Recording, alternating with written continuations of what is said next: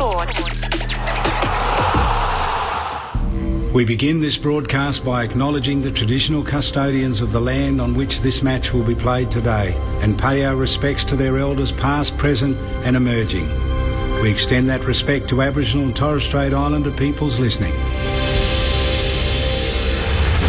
It's all on the line. Here we go. The moment of truth has arrived. What a matchup this is. What a game. The umpire holds the footy up. I wouldn't want to be anywhere else on earth. On ABC Sport, this is the AFL. Oh, there's a bit to get inside of the boundary. The intensity and the pressure in the ball is unbelievable. Take your moment. This is that moment of the game of footy. This is just football at its best. And that'll be it.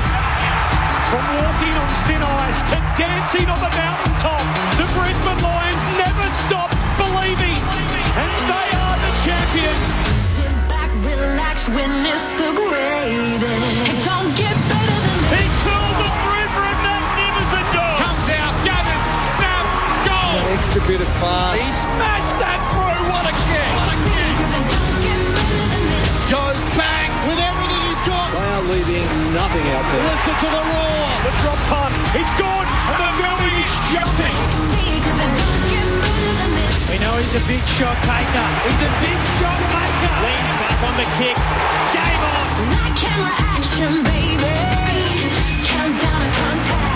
From the right forward, off it. Oh, he's a sharpshooter, all right. Step up in the big moment. Close to the man on the mark. Drop punt. He's there. Gathers. Snaps. He'll bring the house down. Sit back, relax, witness the greatest. It don't get better than this. He'll put it on the boot. Kick up towards the leg. You take a seat, 'cause it don't get better than He this. defies the laws of gravity. He runs onto it 50 from goal. He's in Dusty's pocket. He shoots. Oh, he's as bloody good as Dusty. Oh, yeah. Rose snaps goal. The drop punt. It's good. And you can hear that body roar. See, 'cause it don't get better than this. Walks one way and the next and the snap. There's the finish. 60 out. Oh my goodness. That's a massive kick. Big time spot. Big time goal kicker. That's Why we love football. Brilliant to watch. From the centre wicket. Whacks it for six. Scores level. Running pass. Throws it on the left. Could that be the sealer? Seconds ticking down. We're not done yet. What a finish. Welcome to the 2025 AFL Premiership season on ABC Sport. Take a seat, 'cause it don't get better than this. On radio, on digital and on the ABC Listener. You take a seat, 'cause it don't get better than this. Two teams are on a multiple-game losing streak. For Geelong, they're on a two-game losing skid, but both those losses by single digits. While for Melbourne, it's a little more urgent under the Friday night lights. They are zip and 3, and if you want to extend it a little bit further back, this is a team that has now lost 8 of their last 9 games and has a lot of the footy world questioning, is the era over? The Premiers from 2021 up against the Premiers of 2022 as round 4 continues in the AFL Premiership season. Great to have you with us on ABC Sport. My name's Corbin Middlemass. Callie Underwood here alongside me to call the footy. The whole gang for Friday night. Cameron Ling, the legendary Cat, and the Hall of Fame coach, the coaching icon in Mick Moldhouse. Ben Cameron is with us on the boundary tonight in place of Tim Hodges. And as we often say down here at Cardinia Park, death taxes and a late change. And that's exactly what we got again tonight under the master coach and Chris Scott. So they've pulled another late change. Mark Blitzarves is out sick, so he will not play, out with illness. And Reece Stanley takes his place in the Geelong 23 tonight. Mark O'Connor is the sub for the Cats. And for Melbourne, it is Charlie Spargo who will start as their sub. Premierships in the not too distant past for both these teams, and probably speaks to a little bit on where they are in their journey. Melbourne still have 15 from the Premiership side, despite having won it a year earlier than Geelong. The Cats only have a dozen Premiership players in tonight, so maybe speaks a little bit as to the cycle that these two teams have been on in trying to regenerate somewhat. I mentioned Callie Underwood's here. Good evening, Cal. Good evening, Corbin. My first trip down the highway for 2025. Always do a few for the women's competition as well. And I love the drive into the city of Geelong when you go up over the bypass and you see the stadium for the very first time. And the lights were on. It was about 5 o'clock, low clouds in the sky. And just that realisation that all eyes of the AFL world right across Australia, wherever you're listening from, are on Cardinia Park tonight, the centre of attention for the next few hours. So last night we had the oldest team ever in VFL AFL history win a football game. Tonight we've got the two oldest clubs in the competition going head-to-head. So a lot to look forward to, and I love coming down here and getting out of the city. It takes an extra half an hour every time you do it, I think. But, it's wonderful to be here. Perfect position right above, right up high. It's fantastic. 1858 and 1859, the two teams established. It's a long time ago, and of course the competition that we now know at the VFL-AFL competition starting back in 1897, and these two of the original 8 way back then. So here we are again at Cardinia Park, a legendary cat, the 3-time premiership player, premiership captain in Cameron Ling. Hello, Lingy. Hello, Corbs. Hello, Cal, Mick, Benny, to all of our wonderful listeners out there, good evening. Hopefully we get a good game of footy. I think we should. It feels funny saying that, given there is only one win between these two teams. But I think Melbourne have copped it all week, and probably rightly so, given the performance, especially last week's performance. But there's too many good players, experienced players, and really competitive, proud players, I think, to just go meekly into the night. I think there's a few who will respond, led by, obviously, Big Maxi. You throw in Oliver and Viney and Petrarca and Stephen May and these types of players. Yes, they're a bit older. Maybe they can't do it for the entire game, but they can still do it, and they will come out breathing fire. So I reckon we're going to get a good game of footy, and crucial for both teams that they come out with a win at the end of the night. The Cats have proven they can break a long premiership drought and then remain successful, and Melbourne are hoping to be that kind of club to remain up the top after winning their drought-breaking flag a couple of years ago. I'd say good evening to Mick Moldhouse, but we've been conversing all afternoon. Same car, Mick, driving in from the city of Melbourne down here to beautiful Geelong. It's lovely to see you. Thank you, Corby and Kel and Lingy and Ripper Roast. Yes. What a feed. Yeah, but you talked me into having a plate full of vegetables. I needed the lift to get up this. I normally walk the stairs, and I was struggling. It's an institution, Mick. Ripper Roast across the road. Well, my son come down here. He used to go to the uni down here, and he talked about this Ripper Roast, and I thought, is he talking about a Ripper Roast or the Ripper Roast? Well, there you go. So, I swear by it, and I'm a vegetarian, and yet there's so much on offer there. You can get your roast veggies drowned in gravy. It was unbelievable. Thank goodness I didn't go with you too. It was unbelievable. Just something about the game. I hear what you're saying. I know there's only one win between them, but it's cheese and chalk. I just want Van Ruin and Fritsch to stop looking in the mirror before the game, and stop combing their hair before they enter into a contest and after they've entered the contest. Forget what you look like. Go and get the football. But nothing can change the fact that their midfield is slow. I know that they're going to have a crack, Petrarca and Oliver and Viney, but they are slow and treacle. Now, I know Geelong aren't necessarily Speedy Gonzalez in there either, but they've got more speed there. And this is where games are won and lost.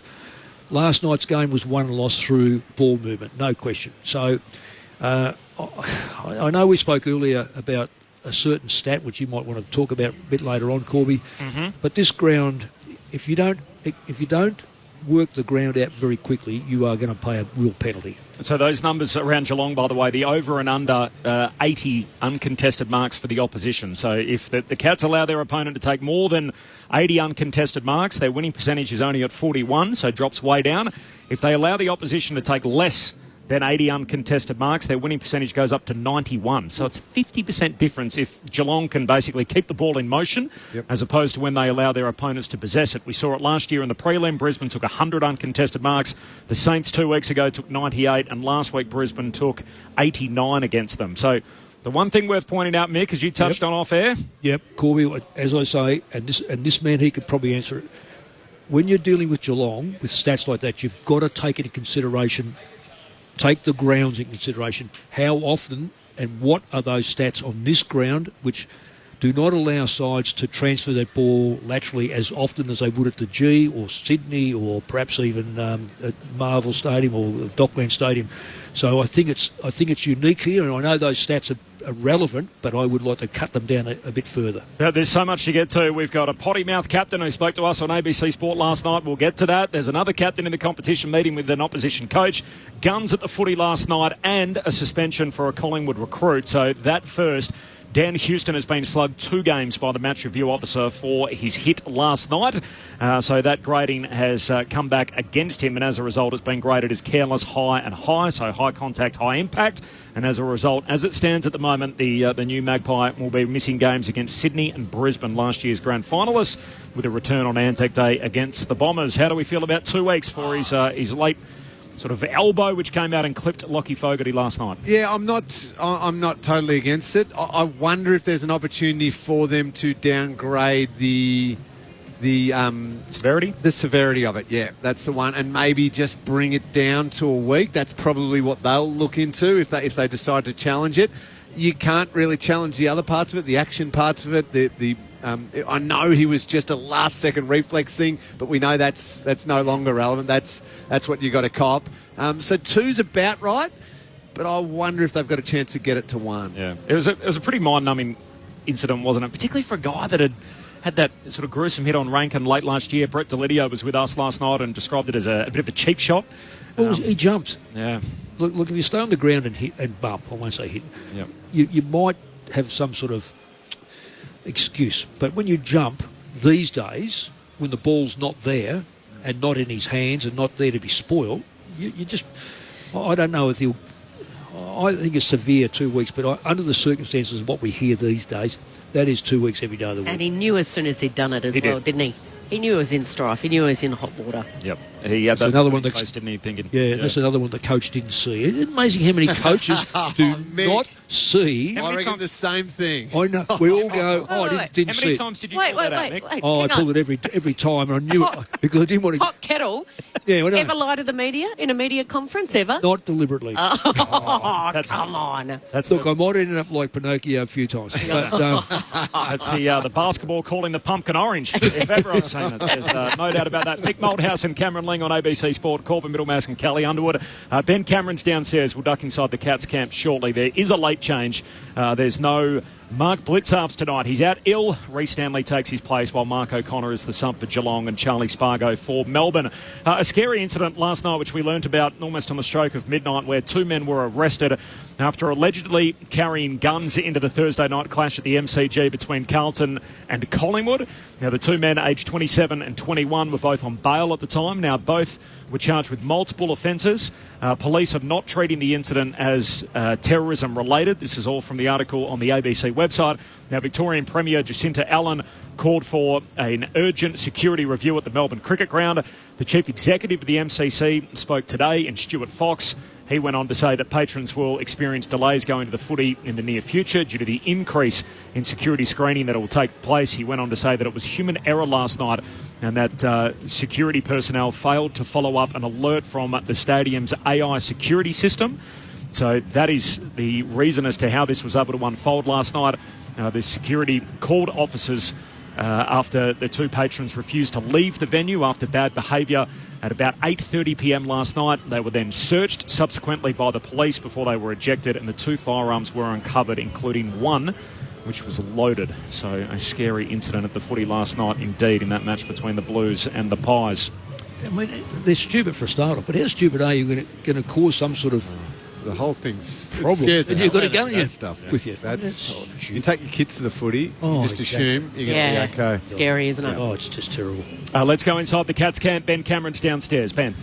Yeah, thank you, Corbin. I'm down here with Stephen King. There's a late change for the Cats. What is it and why? Mark Blitzarves is out with illness. Just was sick overnight and didn't want to take the risk with him or try and push him to play tonight. So out with illness, and Reece Stanley comes in. Back-to-back losses for the Cats. It's not something we see all that often with this team. How do you turn it around? Oh, look, I think, we've been in games at times the last couple of weeks, but I think tonight we turned around by playing 4 quarters of complete football. So get back to being efficient in both phases outside of the contest and make the game a little bit easier than it has to be. So just patches in our last couple of weeks where we've just, I think, broken down with ball in hand, and that's also thrown us out of shape defensively. I'll send you upstairs for a few more questions. Kingy, really appreciate you joining us this close to the bounce. Melbourne have copped it a bit throughout the week, obviously starting the season with no wins so far. What are you expecting from them? What do you reckon they'll throw at you guys?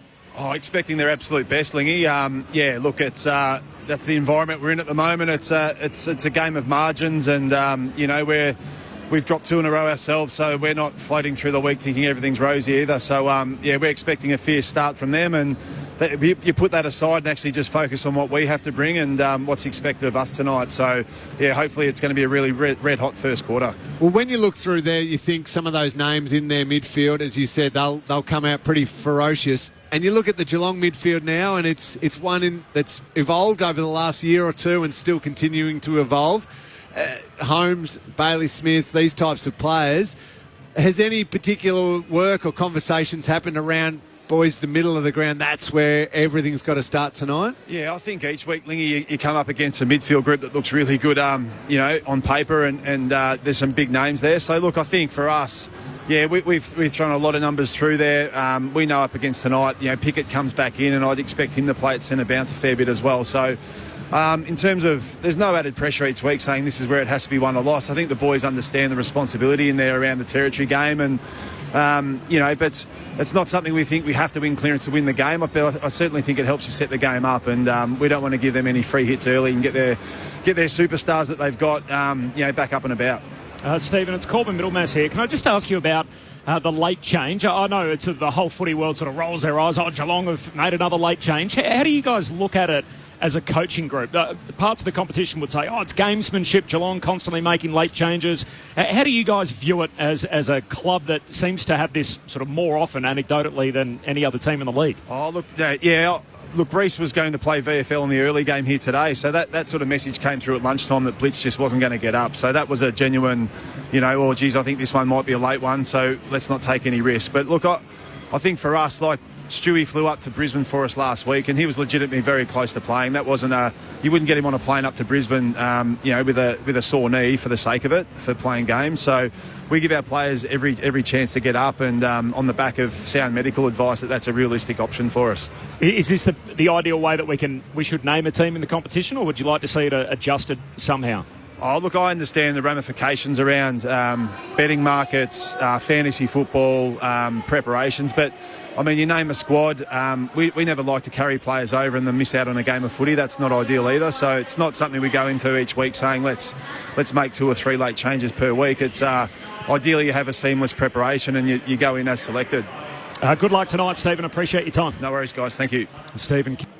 Stephen King, assistant coach with Geelong. How's that? That's my technical mind. I just turn my own mic off. And when I'm farewelling Stephen, as if that's going to do anything. That's not my job. That's Stu Hollywood Baker, who's all over it at the back.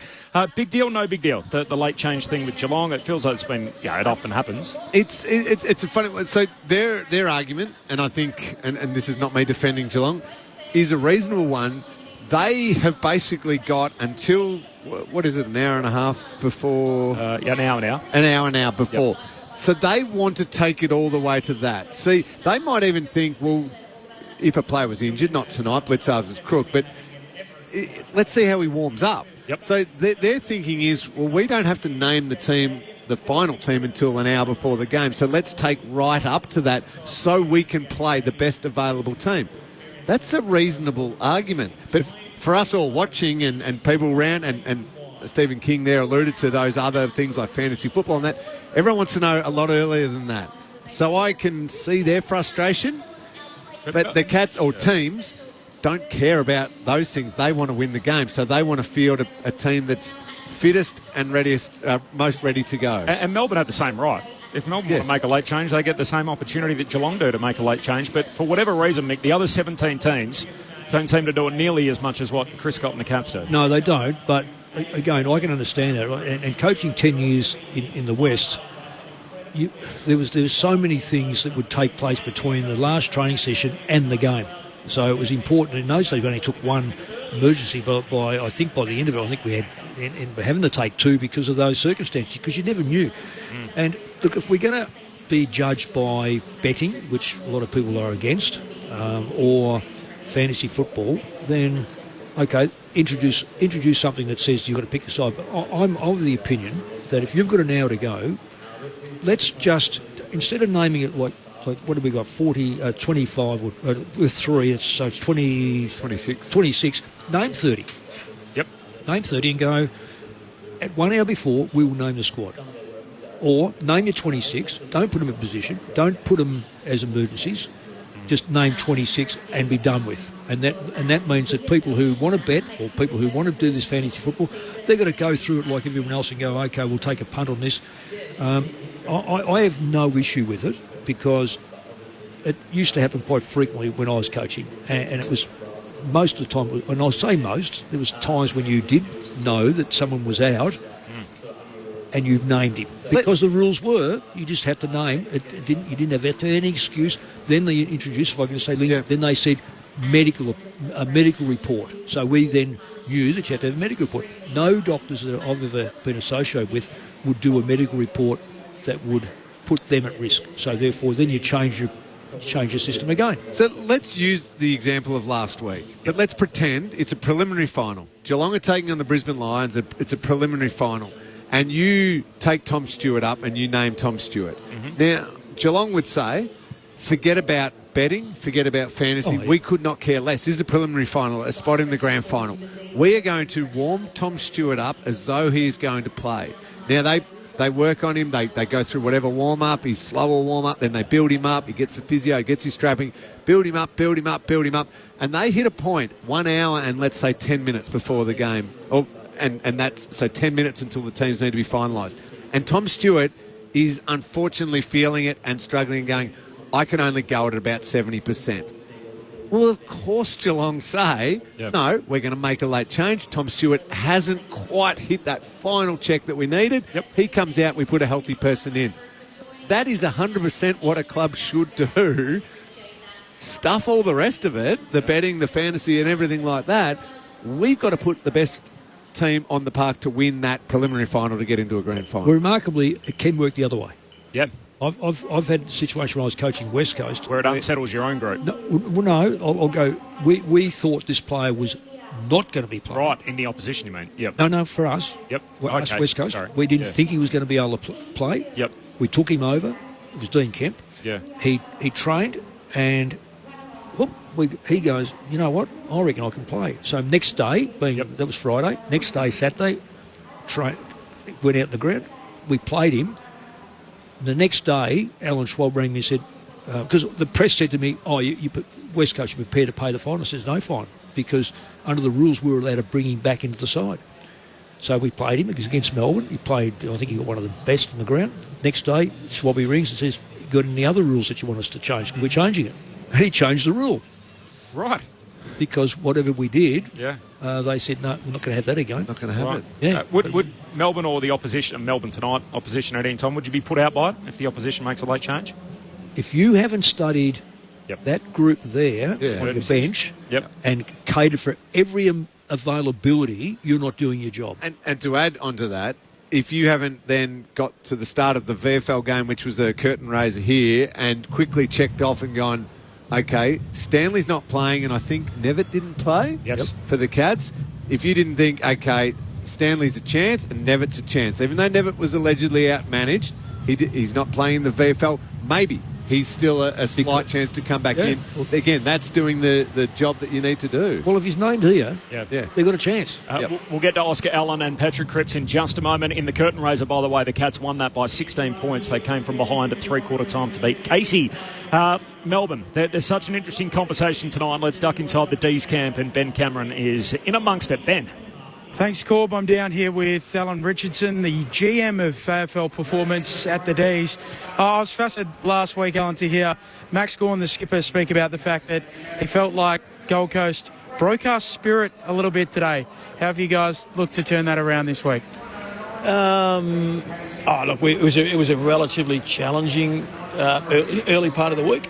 There was some division that most clubs would go through when you don't quite get what you're after, the challenges, the way we went about it, the game. I mean, taking nothing away from Gold Coast, they were fantastic, but we didn't quite live up to our expectations. From that meeting onwards, it's been focused on what does it look like going forward, and we've had a really strong week on the track, quite an aggressive week on the track, and we'd want to see a performance that looks like that tonight. So, without looking at the scoreboard, what will we see to know that is happening then? In defence, it looks like there's real urgency. We haven't had 120 points kicked off on us very often. We've had 2 already this year. So that's a massive focus of ours to make sure we have more intensity there. we've been beaten up pretty badly also in its stoppage, whether that be centre bounce or stoppage, particularly between the arcs. And we've got some pretty proud guys in there, so I'd expect to see a response in there, and not just in terms of numbers, but in terms of the way we go about our footy in there and play with a little bit more instinct. They're probably the two things that we'd like to really get an obvious uplift in. Oh, I've interviewed you a few times. You're a good bloke. I'm looking at you here. I feel like you've got a little bit of fire in your eyes and a little bit of something in your belly tonight. It does feel like that for me here. Yeah, look, I've been in with the club for 6 years, and to have back-to-back performances like that hurts. It hurts all of us.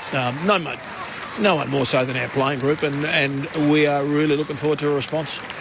The midfield group, last week, we know the names, and we look down at the team sheet and think, gee, how good's that? You've got Gawn, Petrarca, Oliver, Viney. Mick Malthouse, the coaching games record holder and guru, spoke about potential lack of leg speed defensively. Is that attitudinal, or is it just with their leg speed at the moment? And will we see Cozzy Pickett in the midfield mix tonight?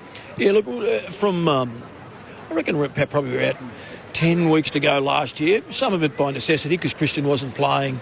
Clayton was at his best. We made a philosophical decision that we needed to change the mix in there with Rivers going in, and we thought we found another midfielder there.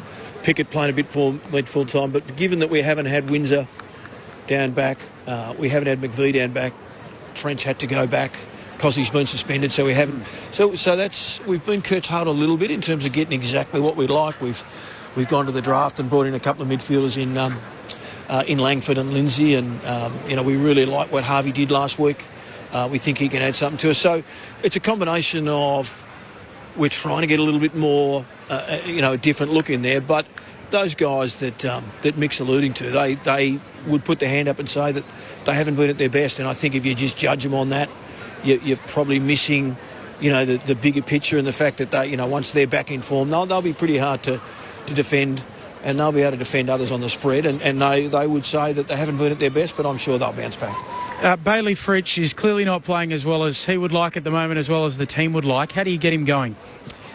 We thought last week was a little bit better. He at least got to contests where he dropped a couple of marks. He missed a couple of shots that he doesn't.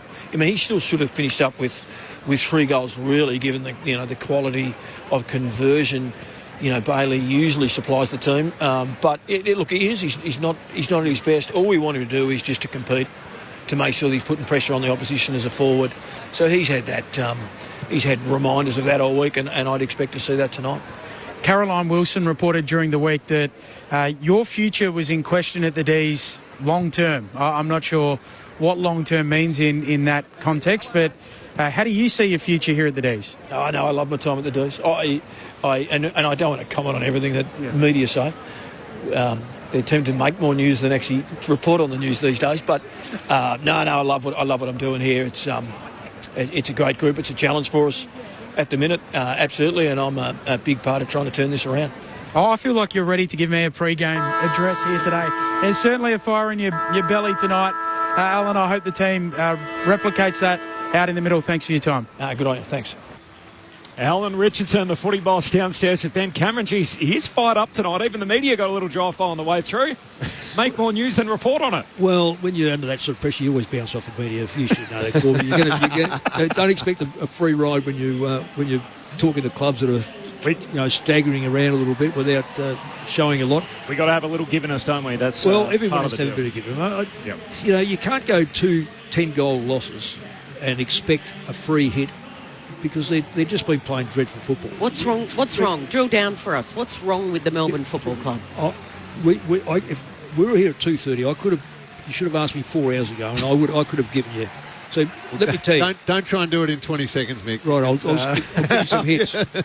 I just realised I asked him a question with 20 seconds to go before the join. we will drill down Silly on the D's. Was that just to stress Corbs out? Yeah, it was. You just see him and the bead of sweat on his forehead. We will talk more about the D's, who are 0-3 for the first time since 2019 and just the second time under Simon Goodwin, trying to avoid an 0-4 start as we edge a little closer to the bounce. There's a late change. There's no Blitzarve. Stanley takes his place. The subs O'Connor and Spargo for the 2 teams. We'll get into a bit of Oscar Allen next. On ABC Sport. You're listening to the 2025 AFL Premiership season. AFL. Don't get better than this. On your radio, Sport Digital, and on the ABC Listen app. Friday night footy at Cadinia Park in Geelong as Melbourne chase their first victory of the young season. Meanwhile, for the Cats, they're on a 2-game losing skid of their own, albeit both by single-digit margins. They are back at home here at Cadinia Park, where they had a resounding victory over the Fremantle Dockers in their first game here way back in round 1 by 78 points. They're hoping to get back in the winners list tonight. There is a late change for the Cats, has become commonplace. Mark Blitzarves is out. He's ill. Reece Stanley, his premiership teammate, takes his place in the lineup. Meanwhile, Mark O'Connor is the sub for Geelong and Charlie Spargo is the sub for Melbourne. Corbin Middlemass alongside Kelly Underwood to call the footy. Ben Cameron is on the boundary for us tonight in place of Tim Hodges, the legendary Cat Cameron Ling and the coaching icon Mick Malthouse. There's a motorcade going on around Cadinia Park at the moment to celebrate the 100-year partnership of their sponsor Ford. We do pass the Ford factory on our way into Geelong every year, and that's no longer operational. But is turning into a wonderful area. This motorcade makes sense to old Geelong supporters like me. Each of the people who are in the car are related in some way to the Premiership Cup that they're holding, or the Premiership Cup. So, Mel Hickey's there, who's a distant relative of the great Reg Hickey, plus being a Cats captain herself. Bill McMaster, who sadly passed away recently, was part of the 51-52 team. It's his wife and daughter. Bobby Davis's daughters are there. Freddie Wooler, Joel Selwood, Paul Chapman, Tom Hawkins, Zach Toohey. So as the years progress through of those premiership years for the Cats. So it's good to see them all out there. Absolutely. Friday night footy down at the Cattery. So it is Geelong and Melbourne on our air tonight as round 4 continues. Round 4 did start last night at the Melbourne Cricket Ground, and you won't get a bigger Thursday night clash than Carlton and Collingwood. It was an interesting game of footy. The Blues, though, on the wrong side of it. So Carlton, for the 4th time in as many games to start the season, led at half-time and lost as Collingwood overran them. They kicked 4 unanswered goals in the third term, 10 scoring shots to 1, 4 goals 6 to 1 behind, and that was the game. Carlton, for whatever it's worth, won the last quarter, but never threatened the contest thereafter. So the Pies have won 3 in a row. The Blues are 0-4 for the first time since 2019. That year they sacked their coach Brendan Bolton. They've now lost 11 of their past 13 games. And Patrick Cripps, the captain of the Carlton Football Club, was speaking exclusively to Ben Cameron last night in the Carlton rooms. And Ben asked him what Michael Voss had to say to the group after the game. It's a month of footy. There's probably a bit of a pattern emerging. So, we've been in every game. It's just, what do we do when when the opposition comes at us? So that's our biggest work on. It's pretty clear. At the same time, we know some of our best footy does stack up. Like, we've been in every game against some really good sides. So it's not losing that belief, but how can we be consistent for longer? The second half fade-outs are an interesting point for those of us watching on. I mean, you did win the final quarter today, but really the game was lost in that third term. Why is that happening, do you think? Mate, if I had the answers, I wish I'd know. I think it's just that fight and that contest stuff and still being brave in moments. I think when the opposition comes at the moment, you can probably see it. When you watch the game back, voice probably a little bit tight. So that's a hurdle we've got to face, and I know we'll get through it. It's just frustrating at the moment. Are you confident that this year isn't wasted at Zip 4? I'm very bullish on what we can still do. Obviously, you don't want to be zipping 4, but that's where we're at the moment. So we got to get better. We'll have some honest conversations where we can keep improving. But number one thing is, like I said before, you never lose hope. So in 2023, mate, we're playing a lot worse than footy than that, and we found a way to turn around. So we've been here before. We sort of know what to expect, but we're really going to have to dig in. It's 2 50-cent coins in the square draft for Paddy Cripps last night on ABC Sport. But a fired-up captain, so they're 0-4 to start the season. Interestingly, since the start of 2024, so started last year, this is after their preliminary final run the year before, 15 times a side has kicked a run of 5 goals or more against them. Happened again last night, the 15th time since then. And this obsession with this 2-week run that they went on 18 months ago during the final series, and again, Patrick Cripps referenced it last night, it feels like a lot of what they're leaning on is what they did in the final series of 2023, and yet they've lost 11 of their last 13 games. Yeah, that's a good point. It's a great point. You can't keep living back there, and they did get on that bit of a roll, and I think it's been a similar theme through last season, but certainly to start this season. Too much is left to too few. And even last night, Paddy Cripps himself was down on his best form. Who stood up and thought, okay, Cripper needs me. My captain needs me. Who am I going to be the one to do it? There was no one. And those runs of goals that you talk about, Mick, as soon as I hear that, I straight away think of on-field leadership. Because... You know, and structure, though, also. Yeah, so what's taught and trained, and, hey, when this is thrown at you from the opposition, this is what we need it to start looking like to get the game back on our terms. So it's certainly from the coaches through the players. But I think you know this better than me, that when an opposition team gets a run on, there's not a lot you can do from the coach's box that's going to make a change straight away. It might take a few minutes for whatever moves you're trying to make to actually play out on the field. So you need the on-field leaders taking over those moments and understanding what needs to be done then. And it just doesn't feel like it happens at Carlton. Lee, it's an old saying, and we're in that category now where we're old apparently, and not only we're old, we're behind the scenes. We're behind as far as all this modern stuff goes. Apparently, I used to say 2 goals in a row is a run-on. Instinctively, I would have liked to have thought that all my players who are particularly in the leadership group understood. Mick says 2 goals in a row is a run-on. Right. Sacrifice the fact that we want to get the goal back, but at least not let them get the 3rd goal in a hurry.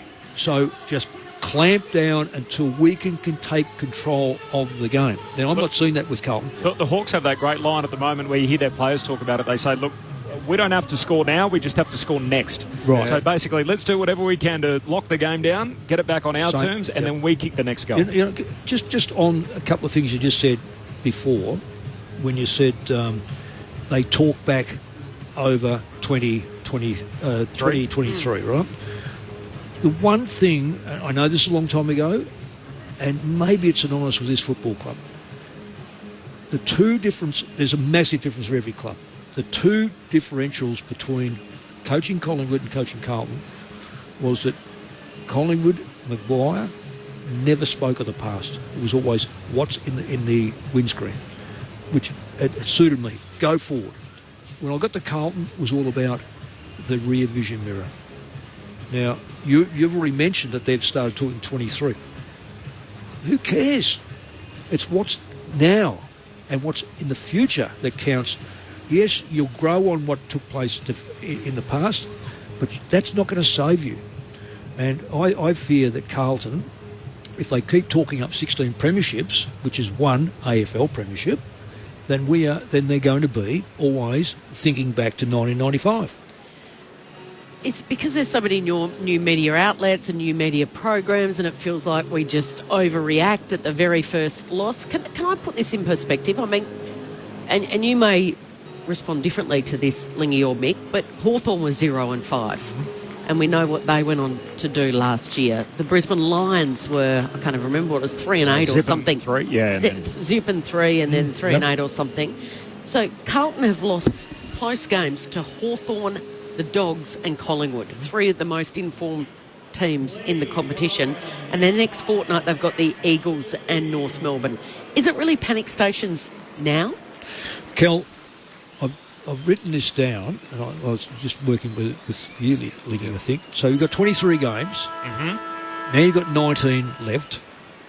To make apparently, the roundabout, to make the 8, you need probably 13 wins. A roundabout. Yep. So they've got a leeway of 6. They've got 13-6. If they go 13-6, they probably make it. 6 is not a lot of, 13's a lot of wins, and 6 is not a lot of losses. It's not a lot of wriggle room, is it? No, it's not. And unfortunately, as every week goes by, you can't help but go back to the Richmond game. It gets worse for them. That loss is a worse loss every week that we've played. Yep. If on your points, a good one, Kel, if they were 1-3 and you could say, oh, gee, it was Collingwood. Oh, Hawthorn are very, very good. Dogs were pretty good. Oh, it's not the end of the world. But that, instead of being 1, there's 0. And it includes but a Richmond loss. every club has a blowout at some point, an upset loss at some point. So, well, Sydney a couple of years ago, lost 6 in a row. Yeah, 0-6 and made the finals. But I don't see Carlton in the same category as Hawthorn, Sydney, nor Brisbane. Which is what I was after. Yeah, is it panic stations? And I don't say panic stations. No, the inevitability is that Carlton won't make the 8. Teams about to run out. Geelong and Melbourne Friday night footy on ABC Sport. Just repeating the late change. Reece Stanley in. Mark Blitzarves out with illness. Mark O'Connor is the sub for the Cats and Charlie Spargo for Melbourne. I did promise we'd chat a bit of Oscar Allen. We'll get more chance to do it across the weekend, but we'll just squeeze in a quick little few thoughts here from Cameron Ling and Mick Malthouse. Firstly, the Geelong coach Chris Scott spoke about it yesterday at his weekly press conference. Here's what he had to say. I mean, I sort of rail against this idea that we need to modify all our behaviour because of the perception that other people dictate. I mean, grow up. Like the old-timers who just can't bear this stuff that opposition teams could be talking to their teammates. And now the narrative seems to be, as it's been related to me, well, we all accept that it's okay and that it happens, except if you're the captain, then you can't do it. Well, that's a nonsense as well. So is it a good look? Oh, well, the people that don't like it, I reckon, don't really understand the system that well.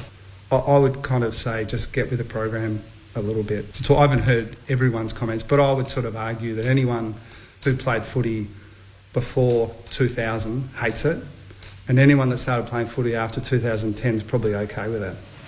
If you don't like it, get with the program. You don't understand the system that well.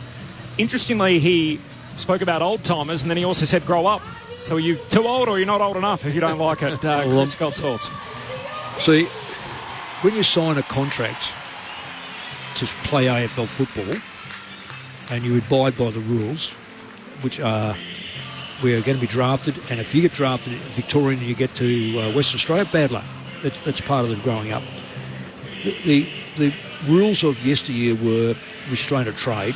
The AFL tried to get rid of that by having the draft and so forth. There's only one solution to this, is if you want to go after your contract, you go into a pool and you're drafted by... Like a redraft?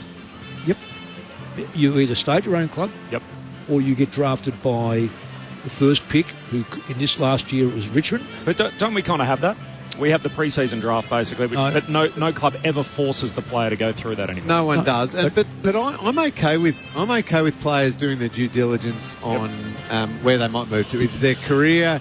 They may not have long in the game. They've got to maximise everything like that. I'm completely comfortable with that. The captaincy one is I know Scotty dismissed it, but the captaincy thing is bigger. You do have to hold yourself, and you are held to a higher standard, a higher account. If you're going to meet, be smarter about it as well, though. Do it at a private house. I think the only thing they did wrong was that it was obviously so public that it got leaked. That's right. So be really super professional about it. Organise at a trusted place. Go and have the conversation. Go and do what you need to do, and do not get caught doing it. So is that at the feet of the player, the manager, or Sam Mitchell, the coach? I think Sam Mitchell would love to do it. He's happy to do it. I think that's where the player manager can guide it a little bit more and say, hey, if you're serious about meeting with this person, then let's do it here and let's do it in this format and make sure it is as tightly held as we can possibly make it. So did Oscar Allen do anything wrong, Lingy? Well, yes, because he was so public about it, so almost blasé. He didn't realise the repercussions of it. And you are the captain of the club, and you are held to a higher standard. Therefore, no, it is not okay to just... Gee, that club hung him out to dry, I thought. West Coast? Yeah. How so? In the fact that, he wouldn't have put his hand up to say, I'll go out and speak to the media. I wouldn't have thought that the club has said, out you go, and, made him sort of this public shame job on something that every single player in the competition does. You can't tell me that that's the first time a club has sat down with an opposition captain. Ryan Griffin left. We know that Collingwood had talks with Jonathan Brown years ago, Mick, so it's not the first time it's happened. This might be another one we can pick up as the night progresses. Friday night footy on ABC Sport. Teams are on the ground. The game preview coming up next. ABC Sport. ABC Sport. You're listening to the 2025 AFL Premiership season. Don't get better than this. Footy's biggest weekly stage, Friday night footy. Pulls the trigger on goal and goes bang! Lightning stuff! Unbelievable! Oh, he makes the impossible look easy! Snaps across the body and the party continues. It's on Elliott! Jamie Elliott! He launched into the night sky! Sit back, relax, witness the greatest. It don't get better than this. This is the 2025 AFL Premiership season on ABC Sport, on radio, on digital, and on the ABC Listen app. You take a seat, cause it don't get better than this. The two oldest clubs in the land, it is Geelong and Melbourne. Friday night footy right here on ABC Sport. Corbin Middlemass and Kelly Underwood to call the footy. Ben Cameron is on the boundary for us tonight. The bright lights of Cardinia Park. And the coaching icon, Mick Malthouse, is in the house. The man who's coached more games in VFL AFL footy than anyone else. And the newly minted legend of the Geelong Football Club, the three-time premiership player, premiership captain, in Cameron Ling to talk you through it tonight here on ABC Sport. Mark O'Connor is going to start as the sub for the Cats. For Melbourne, Charlie Spargo is going to be the sub. He's returning tonight. He's coming back from concussion, the 25-year-old. Played his first game, by the way, in round 2 in 381 days. So he was coming back from a knee reconstruction on that occasion. He celebrates a milestone tonight. It's his 100th game. He becomes the 173rd player in the history of the Melbourne Football Club. Originated way back in 1858 to get to the 100-game milestone. And he starts as the sub to do it tonight down here in Geelong. Just repeating the late change, Reece Stanley's in. And the man that makes way is Mark Blitzarve. So he is out ill and won't be there for the Cats tonight. And tomorrow's Paddy Dangerfield's birthday. It is. So he'll turn 35 tomorrow. So happy birthday to I was just looking at all the players that are over 30, because you said about Collingwood last night. But yeah. So Geelong have got more players out of the side that are over 30 than that are actually playing, and they're all, I think, injured. I would say that most of them are injured or ill or whatever the case may be. Interesting that Mitch Duncan played in the twos. He's over 30. Yes. Mark Blitzarve's laid out, obviously. Hughes. They've only Hughes is a finger injury. That's long term. Guthrie 5 to 9. Guthrie's had quite a way. Achilles surgery. Yeah. Colleges. He's got a groin. Another 1 to 2. Martin. He's calf. To be confirmed. There you go. So they've probably got more players out of the side, or close to it anyway. Well, they've only got 4 there tonight that are over the age of 30, and Dangerfield, the oldest of them, turning 35 tomorrow. 5 30-year-olds for Melbourne. The big question about them this week is it the end of the era? Interestingly, they won a premiership a year apart, so Melbourne in 2021, Geelong in 2022.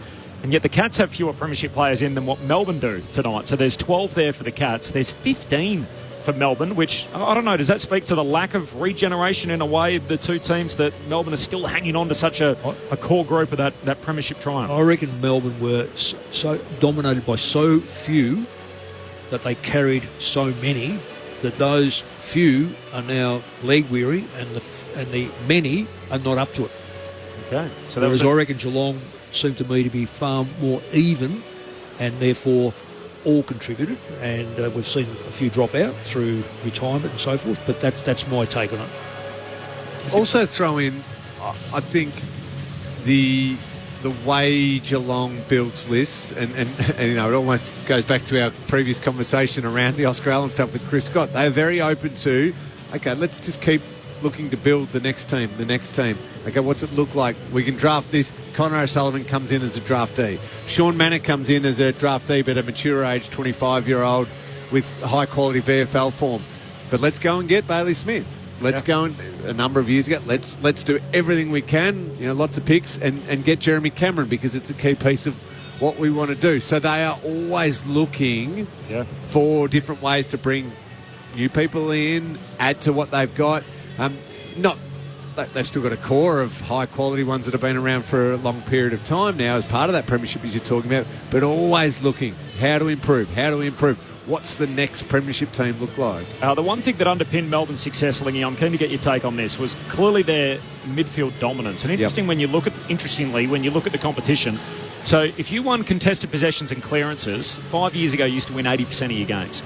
That number's now dropped to 68%. So it's a very different game. And you look at Melbourne, even their strength, which was once their clearance work, -12, -12, -16 through their first 3 games. So what should their midfield mix look like tonight? Surely they can't go back to the well with Oliver, Petrarca, Viney, Gawn as the same four. Totally agree. No, I agree. I do agree, because the game does evolve, and those stats you read out there highlight it perfectly. You still, given the choice, do you want to win contested ball or do you want to win clearances? Of course you do. Take it. But from those, how are you either set up, or how do you choose to move the ball super efficiently so that the ball doesn't come back? Because if you're winning clearances and it's a clearance or a contested ball through a hack kick forward and the opposition is set up beautifully behind the ball, they intercept mark, take it off the line, bang, bang, bang, bang, and it's a goal down the other end of the ground. Well, that clearance was completely useless. Yeah. And it's a pretty number, but it's not a good number. But if you can have other systems and other ball movement in place, that means the opposition never touches the ball. Great. Fantastic. So Melbourne have to have a different element to the game other than just battering ram midfield. Now, you've got to have moments of Viney and Oliver in there doing that, but how else are you going to complement it? And it's we probably want it to be Cozzy Pickett with some high-quality ball use and some outside run.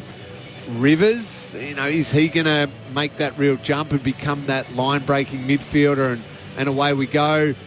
Those sorts of players are the ones you ultimately probably want ending up on the end of the clearance. So if Oliver wins it, Mick, or Viney wins it in close and hard and tough as they always have been, but it then ends up in the hands of Pickett or Rivers, that's a much better result for Melbourne, and they could get some efficiency with ball movement. Well, I tell you what, it's going to be a very big get to get Oliver to get the first kick. Unless it's bad bounce and ends up on the bench. Is that where he's starting? Okay. Yeah. Just so on. Forget about him. But it's interesting, isn't it, that they start him, and also Fritsch is on the bench. Yeah. Wow, he's not going well at all. Because Pickett did warm up the centre bounce crew, so he was there with Harvey Langford. Well, that might be that little change up the Lingy's talking about. You can't keep going. So what happens when those blokes need to replace you? You're going to have 3 fresh blokes going in there who may or may not have had that same combination working together. It's important, don't you think, Lingy, that the players in the middle understand each other's movements? Oh, yeah. You've got a fraction of a second to make a decision, whether it's an offensive decision, defensive decision, or a contested decision. Yep. And you've got to just know that player is going to turn that way when confronted in that split second. Therefore, I need to be on that angle to receive that handball so we can go bang, bang, bang, straight out, and we've exploded from the contest. And the winger and the half-backs are also on song because they know to either back off or Cameron Ling's got the football, bang, we go past. Yep. Because we're comfortable that the hand pass is coming out, whatever. So if you don't work together often enough, there will be a real breakdown. So for the first couple of minutes here, guys, what are you looking for from Melbourne? I went back and watched their opening quarter against the Suns last week, and they were just second to the ball. They had a couple of opportunities. Petrarca missed a set shot, and it was about 5-1, I think, at quarter time. The Suns were all over them. I can guarantee you Melbourne will be ferocious at the start. Okay. But that's just one step. Yeah. So Gawn, were Carlton last night. Yeah, and Gawn and Viney and that, they can't help it. They'll be so angry. They'll be frothing at the mouth to get in there. That's one tiny element. We'll see it though, Cal. We're going to see that. What else have they got? What else can they throw at it? And that's an efficiency and ball movement type thing, which I don't know if they've got. That's yet to play out. Cameron Ling and Mick Moldhouse, your experts on ABC Sport tonight. This is Friday Night Footy. Corbin Middlemass and Kelly Underwood. And the 5th member of our team in the front row of the grandstand. He's already been hard at it tonight. Ben Cameron is on the boundary for us. Hello, Ben. Hello, Corb. It's going to be a coolish night down here at the Cattery, 14 degrees Celsius. A great night of 100-year celebrations with this partnership between Ford and Geelong. Understanding we are on the ABC, but Kind of cool that Bill Ford, who is the executive chair of Ford internationally, tossed the coin. Now, he's the great-grandson of Henry Ford, the founder of that company, and played such a role in the automotive industry as well. They've announced a 5-year extension to that deal. Max Gawn has won the toss. He's elected to kick to the Joel Selwood stand end of the ground. The subs, Mark O'Connor for the Cats and Charlie Spargo for the D's. And the late change, of course, was Reece Stanley, who comes in place of Mark Blitzarms, who's out ill. Thanks, Ben. One of the most remarkable things I've just seen, that circle all gathered around, Bailey Smith delivering the speech, which I find extraordinary. And he's lining up against the youngster in Langford. Langford's in the centre for the D's, along with Viney and Cozzy Pickett. Holmes alongside him, Dangerfield alongside Viney, and then hunched over the late inclusion Stanley to go toe-to-toe with Gawn. Gawn gets both hands to it. It comes down to Viney. Viney couldn't take it clearly. Gawn flicks it out. Langford's involved, gets a handball over to a teammate who's tackled to the turf. Going nowhere is Bowie. Manor laid the tackle there. The Cats have been desperate to get him back into this lineup. Was very good in the VFL last week. This time Stanley palming it down only as far as the D's. An awkward little left boot kick from Viney, only as far as Guthrie. Gets a handball out to Humphreys. He stood up in a tackle, including Pickett, so we'll reset. Another ball up just on the edge of the centre circle. We haven't got anywhere so far. Geelong home game, and yet they're in the premiership white shorts with the blue and white hoops from the stoppage. Viney, surge kick forward, and Guthrie back takes the intercept mark. Well, I can tell you how that worked out, because Melbourne player ran straight up and barreled into Dangerfield to make it an extra at the stoppage. You lose the ball. Goes wide to Lawson. Humphreys kicks long down the wing. Broadcast side spills to Rivers of Melbourne. Hand pass to Gawn. Dangerous handball. Put it straight away Sullivan, who's gang tackled and taken to ground. So Melbourne, despite being the road team, they're all in navy with the red V. They've got the navy shorts on and the red socks. It's a much better contrast than last night's game. It certainly is. And look at that, just a little tweak of the short colour, and we get two very different looking teams. And yet they can stay in their traditional jumpers. So Petrarca's started up forward by the looks, Mick. He has. Yeah, well, I'm looking at more the fact that the midfielder from Melbourne, I think it was, I'm trying to think who it was now, just... Boundary Sparrow walked up. Right in front of the interchange gates. Viney goes without it. Loose ball in dispute. Pickett fires it out to Bowie. Bowie gets it off. A little quick kick there was good by Henderson. Over to Petrarca. A couple of kicks out. One-on-one. Van Rooyen over his head. Can he keep it in play? Left forward pocket at the Joel Selwood stand end, and it's well played by De Koning, who has the match-up on Van Rooyen. And obviously Reece Stanley coming in as that late change for Mark Blitzarves means De Koning can go back and play as that deepest defender, which is probably where he would love to play the most, but he's just been very, very good in the ruck as well. Forward 50 stoppage for the D's. Van Rooyen got rid of the opposing ruckman. Melcham to Van Rooyen. Hand pass away to Henderson to Pickett. Kick smothered. Petrarca gets some clean air. Snaps it through for the first of the night. Dream start for the D's. And Christian Petrarca, 2.5 minutes in, kicks the opener. Melbourne 1 straight 6. Geelong yet to score. Friday night footy on ABC Sport. Mick Malthouse and Cameron Ling. Lingy, I don't know whether you noticed that the fullback and the full forward did the ruck work. Yeah. So no Stanley going down there to help out. He stays out. Interestingly, he's staying right out. I'm saying 70 metres out, staying on Gawn. So Gawn can't set the wall up. But what it does do, it dilutes Geelong's or the Melbourne forward line, which means more space. That's why Petrarca found the space, because there wasn't another number in there. And Jack Henry, we mentioned, has got the matchup on Petrarca. He's got to be careful of those stoppages just drifting off him a little bit. Exactly. He doesn't need much room to hurt the opposition. 19-year-old Harvey Langford standing alongside Dangerfield at this centre bounce. Gawn takes it out cleanly, and then he lost possession. Smith's involved, over to Holmes, picked up by Dangerfield. Driving kick will land inside 50. It's a 2-on-2 down there. Off hands, off the pack. Rivers just toe pokes it, trying to get it to his own advantage. He can't. Ripped off the ball down there is close. And now Melbourne pounce through Viney out to Langford. Can't keep it in play. It'll be a boundary throw in half forward here for the Cats, kicking to the Barwon River end in this opening term. First goal came at the 2-minute mark through Christian Petrarca. 1 straight 6. the Cats yet to score. Yeah, extra numbers at the stoppage again by Melbourne, which is really... Zach Guthrie's the spirit for the Cats. That's Geelong's bread and butter. Gorn and Stanley share it down. Atkins for the Cats. Hand pass away to Myers. Kick smothered. Myers gets a second look at half forward. Hand pass, though, a turnover.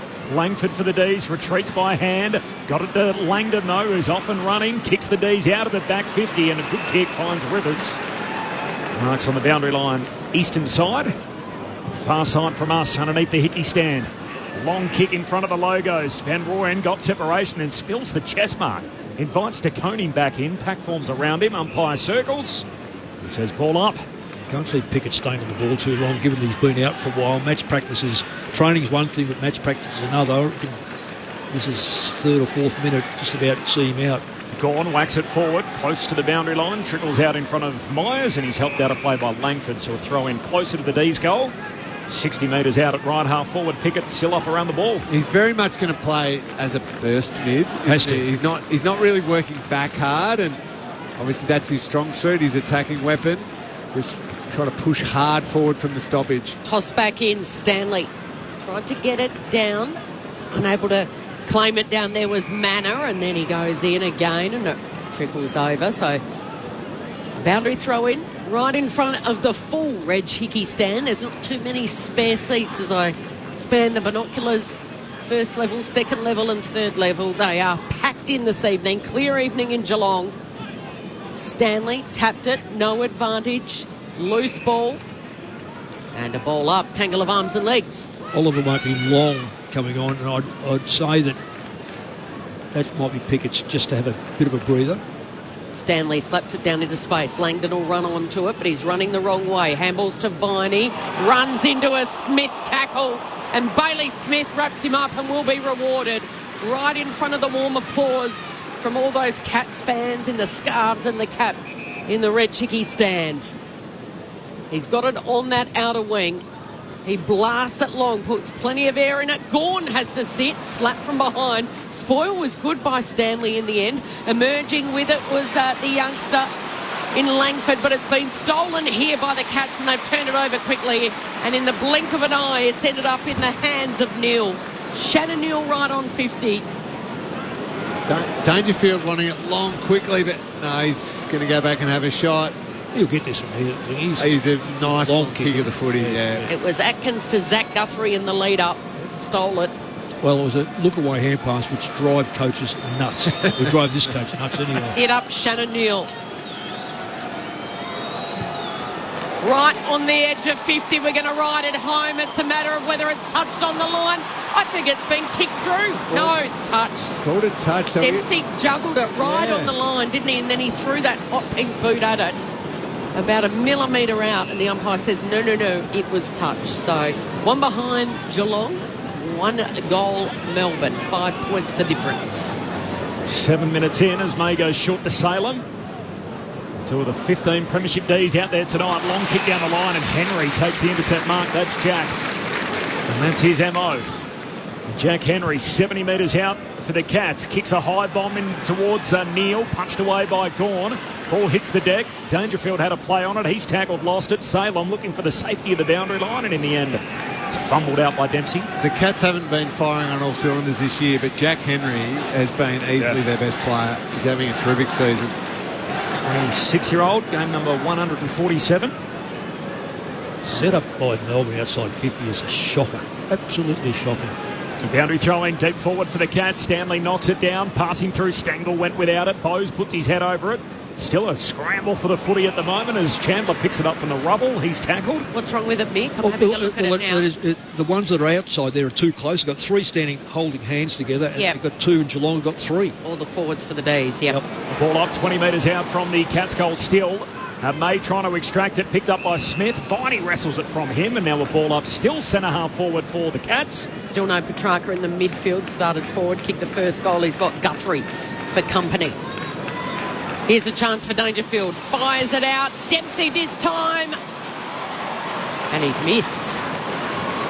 Did he get the minus score before, or was it touched and rushed? I think it was rushed. Yep, okay. So that is his first score officially for the night. A behind. 2 behinds for the Cats. And a 6-pointer thanks to Petrarca. Salem to May, his kick smothered, close onto it, kicks to full forward, Cameron competes, no mark, but he's getting a free. A front on contact and Cameron will get it in the goal square. And that is a bad turnover from Stephen May in the back pocket. Yeah, came from break close, brilliant smother. Cameron wastes no time, hooks it through for the goal. And that's the perfect way for him to start his night. After a down couple of weeks, he's now up to 7 goals on the season. And Jeremy Cameron kicks the Cats opener, and it's a lead change. We're 10 minutes in, Geelong 1-2-8, Melbourne 1 straight 6. Cameron Ling on ABC Sport. Yeah, just to complete what I was saying, Close got the smother and then the composure and the skill to, instead of just throw it on the boot thinking, I'll have a shot from here, just to pop it up on the left foot and give Jeremy Cameron a beautiful little mismatch on Christian Salem, and Salem had almost no choice but to give away the free kick. And a good start. Unsurprising, Mick, we said that Melbourne will come out winning contested balls. So it was only about a minute ago. The numbers have gone up a little bit. It was 13-6 contested possessions, now 13-9 because of that last passage. So Melbourne are winning the contested ball, but Geelong are owning the territory already. They are. And it's set up. Petrarca in the midfield now. Gawn easily wins it, but he's given it to Dangerfield, who bursts clear of Oliver. Penetrating kick. It's going to fall short of the intended target down there in Neil.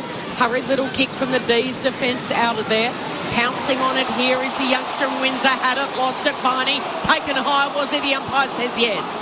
It'll be a free kick to Jack Viney at half-back. And here in the background, the response from the Cats fans. Viney goes long down the line. Getting involved, Jack Henry. Went for the safety of the boundary line. They did well to keep it in play, though. Chandler gets it over to teammate. Hurried kick in, and Pickett's on the end of it. It was a Melcham kick that's able to hit up Keziah Pickett. And he'll have a kick, 45-degree-ish angle, just inside 50. I don't think Chris got to be overly happy with that. Well, let's wait for him to have a shot, but it was a terrible setup by Geelong. So Pickett makes connection and hangs it out to the left. In his first game of the year, of course, suspended for the first 3 games. And what Started in the midfield and now up forward. Sorry, Kel. And what I meant by that was that Geelong had the extra number and he was really in no man's land. Stewart the 1-2 with Jack Henry. Kicks out to half-back. It's broken up. D's did well. Langdon on the end of it. Gets a kick towards full forward for the D's. Up goes Holmes. Look to spoil and in the end completes the mark. Over the top of Sparrow. Can send the Cats out to half-back. And here's Cameron. Kicked their first goal tonight and their only goal in the contest so far. 1-2 to 1-1. 12 minutes in. Cameron from half-back. Long kick for the Cats down the wing. McDonald got hands on it, no mark, spills to Chandler, and Atkins locks him up on the wing. The player that Lingies that's had the most touches out there is the 19-year-old rising star this week, Harvey Langford. Doing a good job. Had the 4 disposals so far. Gone down to Oliver, got a kick away. Viney, hand pass, but to no one in particular. Manor skills it. His handball, a turnover 2. Melcham, hand pass away to Sparrow. Drives a kick to full forward. Good work to Koning. Knocks it away at the last moment from Turner. And a boundary throw in forward pocket for the D's. So that's a different... That's what we were talking about pre-match about Melbourne. If you're going to be hard and give a couple of quick, close handballs, you've got to then have somebody breaking away from that congestion. That there was a terrific passage of play and almost ended up with a mark inside forward 50. Boundary throw in right in front of the D's goal. Stanley gets there first. A cool little tap straight down to Koning, who then teamed up with Dempsey. Kick around his body was smothered by Chandler, and they'll keep it. The D's here locked inside their 50. But they're going to have to be better, Kel, inside this stoppage, because at the moment Geelong are controlling all the stoppages on this side of the ground anyway, what we can see. Left forward pocket. Twirling ball back into play. Again, Stanley goes at it. Comes down to Chandler. Kicked into his teammate. Ricochets the way of Myers. Dumping kick. Delivering outside 50 was good because right place, right time was Dempsey. And he can hit up his teammate Manor, playing his first game for the year. Short, sharp passes, all by foot here for the Cats. Finds Guthrie, runner-up in last year's best and fairest to Max Holmes. He goes back to Lawson Humphries. What a kick there. That is his not preferred left boot. Out towards De Koning, and the switch is on. Left back flank finds Jack Henry. Short kick down the wing to O'Sullivan. There's Connor O'Sullivan, the rising star nom Round 2 goes very short to Myers, not 15, runs back to O'Sullivan. Now that's a little further afield, and Humphries again. His second touch in the chain. Underneath the Hickey stand, kicks the Cats down to half forward. Gawn leaping up, slips to his hands, invites Neil in for the Cats. Hand pass to Smith, kicks into the forward pocket. Close runs onto it. Short kick, retreats back to Cameron. He's still in range. He marks 48 out at left half forward. Brad Close is an important player for the Cats. He doesn't get a heap of the footy, but he just always stays dangerous. And then the moment he's got the ball in hand, Mick, it usually ends up in a teammate's hands. Yeah, and particularly Cameron's. Yeah. Well, Cameron, just sort of talk about teamwork. You know your teammates. So as soon as you see something like that, just run to space. Well, Cameron now has had a bit of the football, and his man has been trailing him in. There's a few question marks about his game during the week, and he's slowish. Start to the season, he's got one already. Cameron's kicked right to the behind line and off hands. It's through for a minor score. Still averaged 2 goals a game through the first 3 weeks. But coming into this game tonight, they'd target him just 5 times inside 50 for the year. That behind, by the way, puts the Cats on top by 2, so 15 gone opening term. Friday night footy on ABC Sport. May to McDonald to Salem. Still inside the defensive 50. All kicks. He cautiously guides it to Langdon. Unsure what to do. Through the centre or short and wide. He goes short and wide to Petty, bearing down his Cameron, and they run it out of bounds. Yeah. A little panicky moment there because of the pressure put on by Jeremy Cameron. And they went from possession, Mick Malthouse, to now a boundary throw in half forward for Geelong. I reckon that was 15. That's one of the ones over the weekend that I've seen. A bit stiff there. Cats by a couple, boundary throw in, Gawn moved out of the way by DeConey, upsets, it's all legal, kicks to full forward for the Cats, the double fister from May finds a safety at the boundary. Moved, Corbs, you are a very, very generous man. I would say shoved fair and square in the back. You free kick? Absolutely. Feels like the in the back free kick is a dying art, isn't it? It's supposed to be you can maintain your position, not push him out of the way. He's playing from in front again here. Gawn, he decides to grab it out of the ruck. Fumbles. Ollie Henry collects. He's tackled. And now another ball up. Another stoppage inside the forward 50 for the Cats. Left forward pocket. Geelong by 2. 16 minutes in. Friday night footy on ABC Sport. Umpire doesn't waste any time. Flicks it up. Atkins has it. He's lost it. And Viney happy to see it over. Will reset and go again. The goal kicker's Petrarca at the 2nd minute of this opening term. And then Jeremy Cameron at the 9th minute. 2 number 5s. Geelong by 2 points. Toss back in. Neil has a go at it. Brings it down to Smith. Throws it on the boot, but May, floating backwards and sideways, takes the relieving defensive mark in front of Ollie Henry. Goes short to Oliver, who started on the bench for the D's. Back pocket. He goes round the outer side.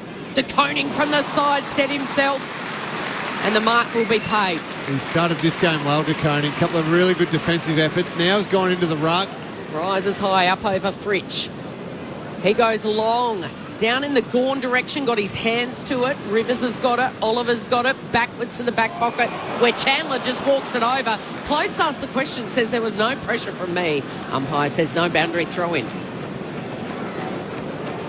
Good start to the year, Cade Chandler, and a team that's zipping 3. 25-year-old top 10 in last year's BNF. Boundary throw in deep forward for Geelong. The ruck share it on the way down. Oliver collects. He's tackled heavily by Bailey Smith. Oliver and Bailey Smith are going head-to-head, in close, in tight. Could have been teammates if the off-season played out differently. Gawn knocks it close to the boundary line. Ed Langdon paddles it out in front and out of play. Plenty of hair between them, isn't there? Ben Cameron's on the boundary. I just want to note, so Patrick Dangerfield comes off. He does tend to do this quite regularly, but got a bit of work done on his right hamstring. The manipulation coming from hamstring guru Steve Saunders. Thanks, Ben, from the boundary throw in. Cameron's onto it again. Kicks to the goal square. Chandler down there knocks it into the post. A critical punch, able to kill it through for a minor score. So 1-4 to 1-1, but Geelong on top around the ground. 18 and a half minutes into this opening term. Cats by 3 points. Kelly Underwood on ABC Sport. Where Petty this time assumes the kick-in duties to May, who goes long down the line. Is that out of bounds on the ball? The umpire says yes, it was. We say it every time we're at this ground. There is so many out on the ball. Is that the first one of the night? Yep. I'm going to keep track of them. So Ollie Dempsey accepts the free kick, drives it back inside 50. No one can mark it in the air. May good at ground level, over to Windsor, to Bowie, and then drives it on the right boot out towards Fritsch. Beautiful use of the body. Took the mark. His handball was sloppy though. Missed the intended target of Sharp. Pickett's there to mop up, and getting down low was Henderson for the D's. He moves it inside 50 and Dempsey chops it off. Ollie Dempsey starting this game well.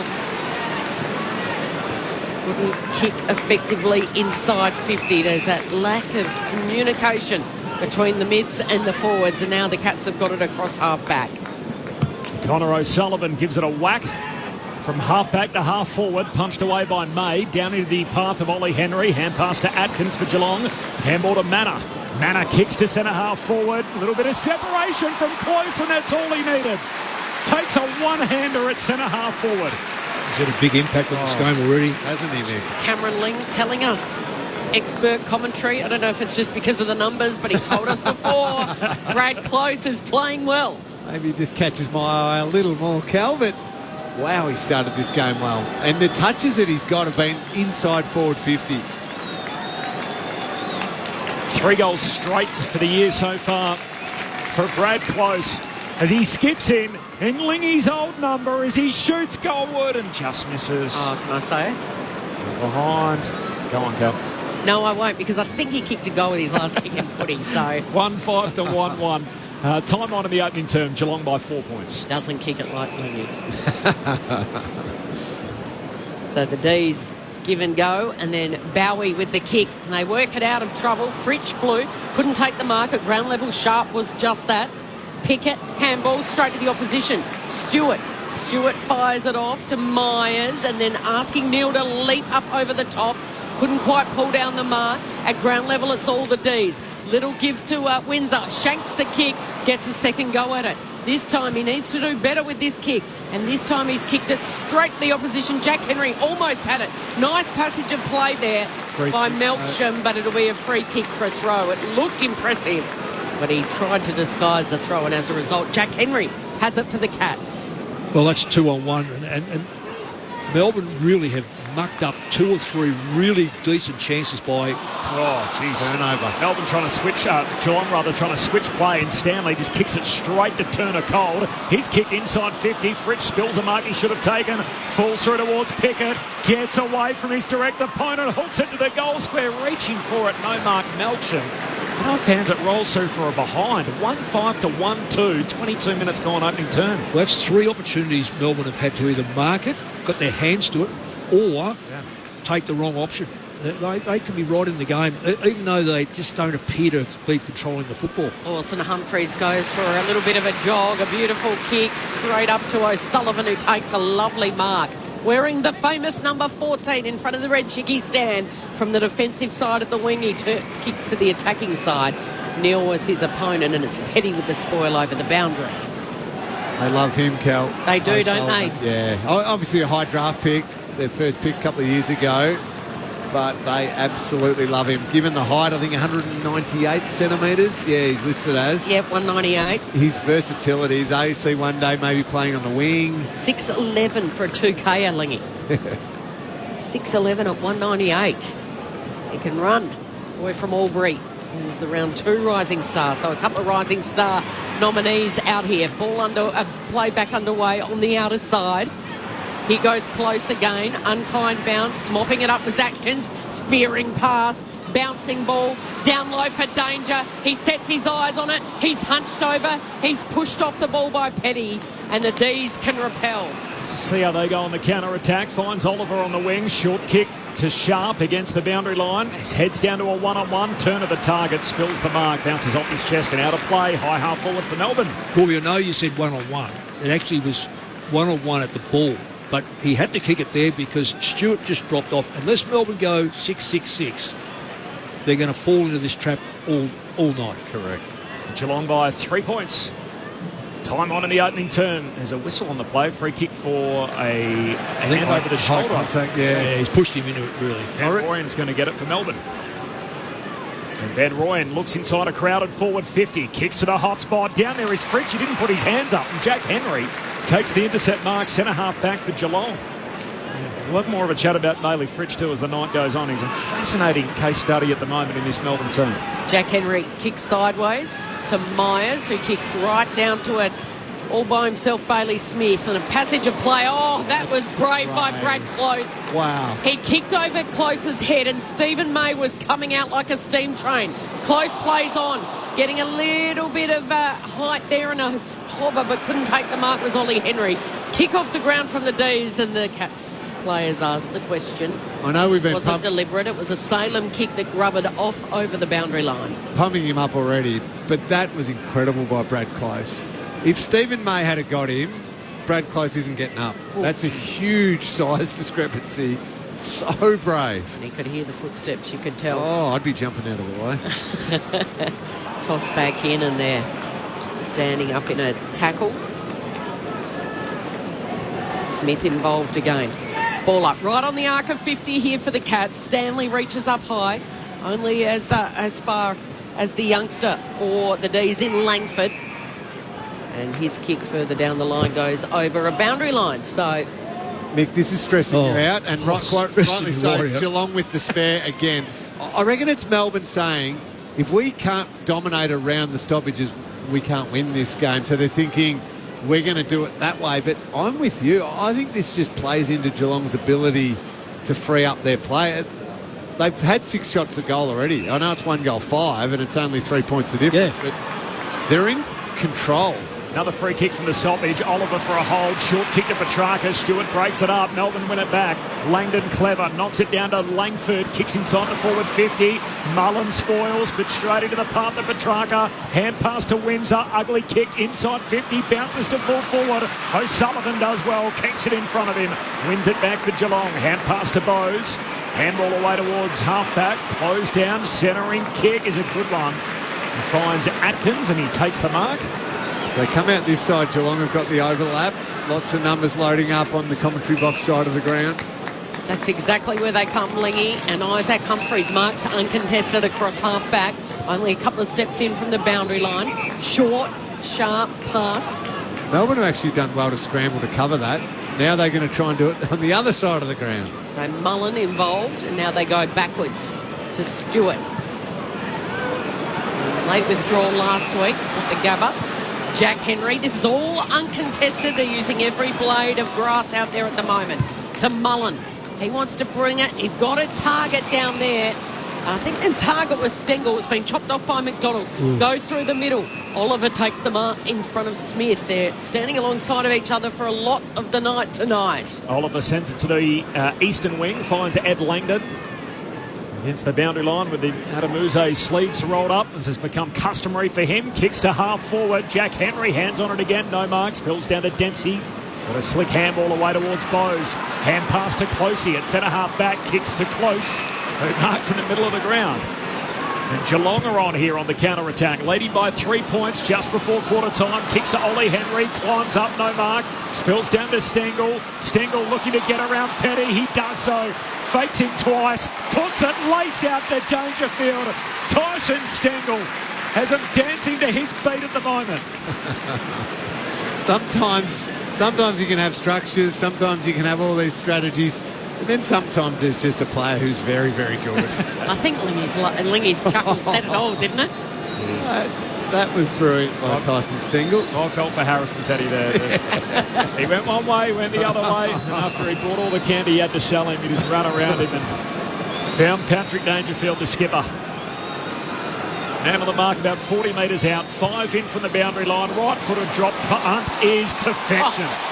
What a finish from Dangerfield. Cats with a couple on the bounce, and Geelong's lead swells on the quarter break. 2-5-17, Melbourne 1-2-8. And the margin is 9 points in favour of the home side. Friday night footy on ABC Sport. I know Ben, before the game, went and spoke to Alan Richardson.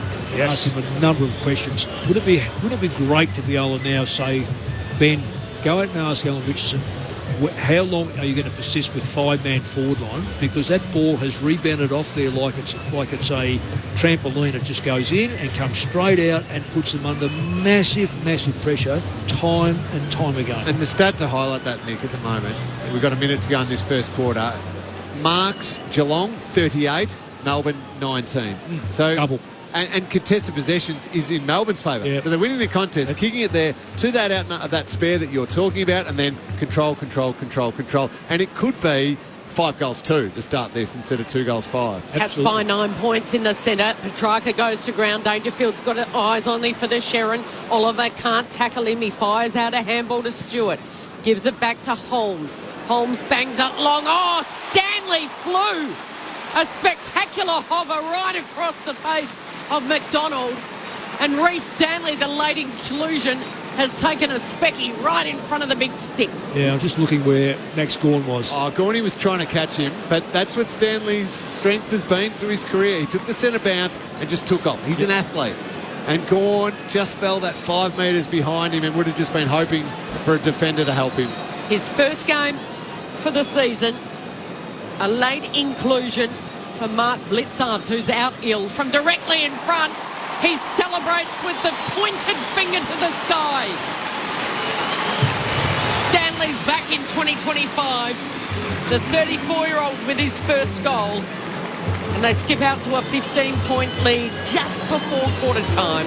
3-5-23 Melbourne, 1-2-8. The D's kicked the first goal through Petrarca, and since then it's all been Geelong. Certainly has, Cal. Just looking at the inside 50s. Again, Nick, the inside 50s are even-ish, 13 to 11 in Geelong's favour. So it's not out of control. It's been more just how much Geelong have been able to generate from their extra in defence. And it's a rolling extra too. We automatically think it's going to be Tom Stewart, but it's not. It can be Zach Guthrie who floats back. Lawson Humphrey takes it. So Melbourne aren't sure who the spare is going to be, and Geelong's comfortable with multiple players doing that. Stanley's first game since last year's preliminary final against Brisbane, of course, had that ill-fated shot late in the piece. 30 seconds to go. There's Mac Ruck in here and shares it down with Gawn, a stoppage again. Up goes a loose player.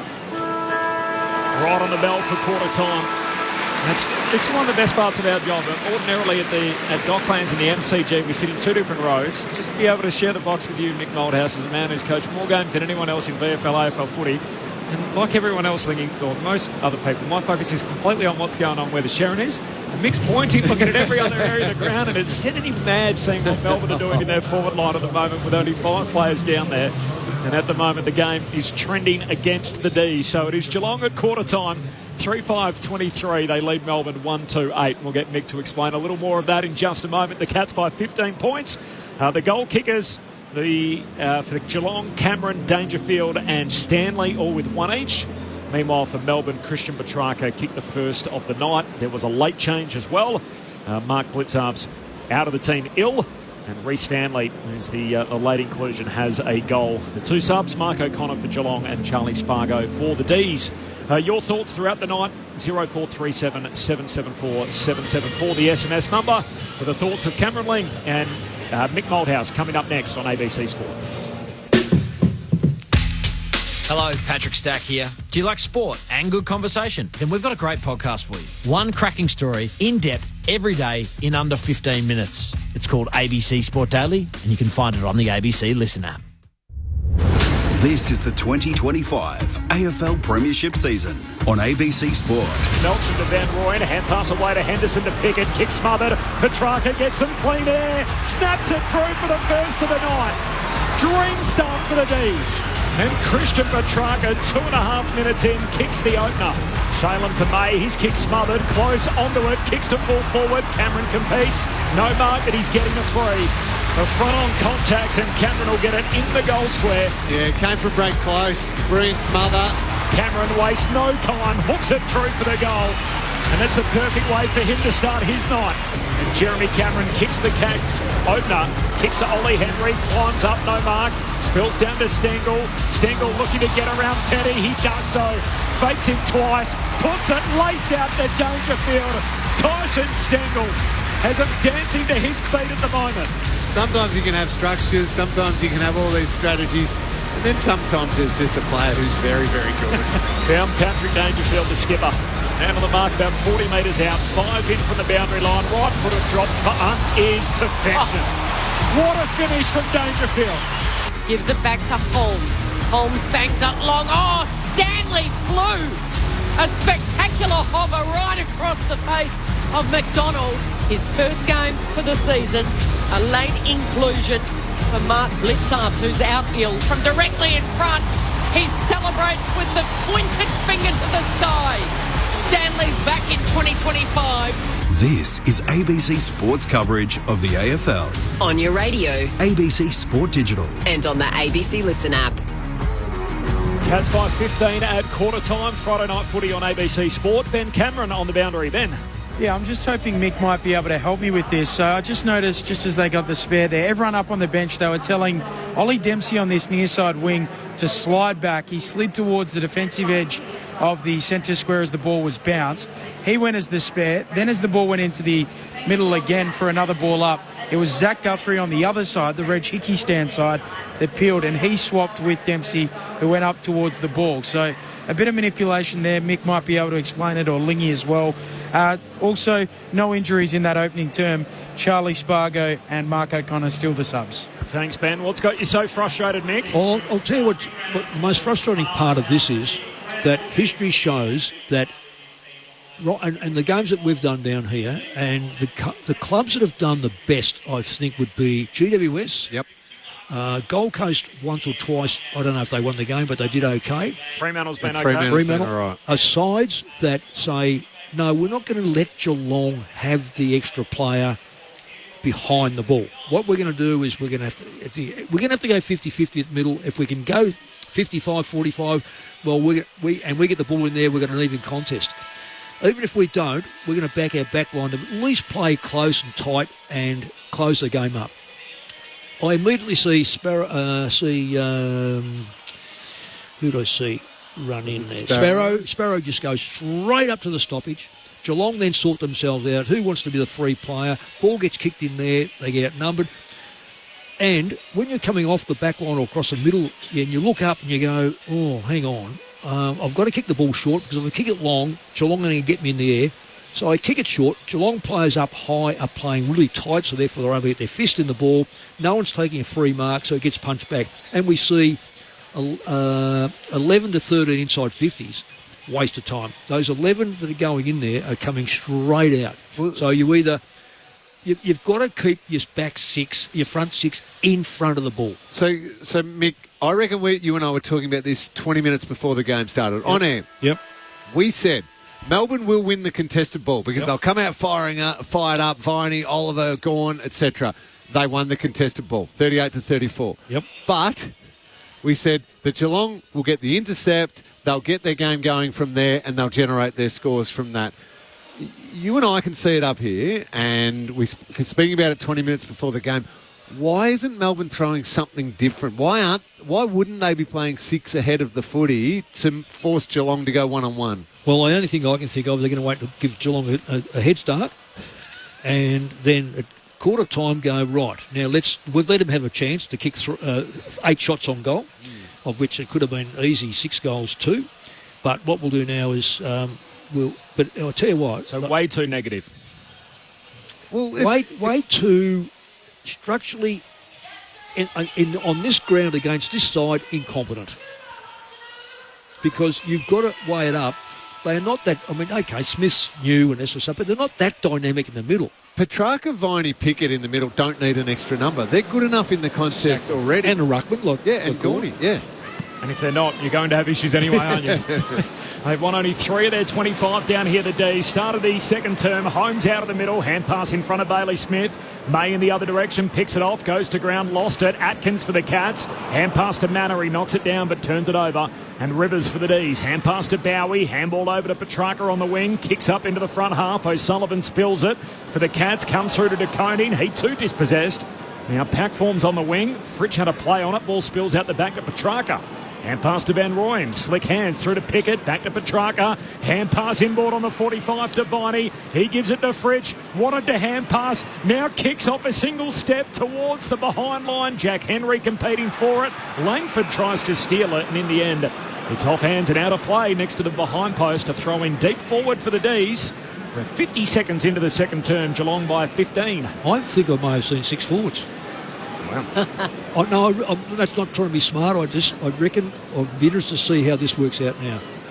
So flick back into play. Stanley's there. Hand it off.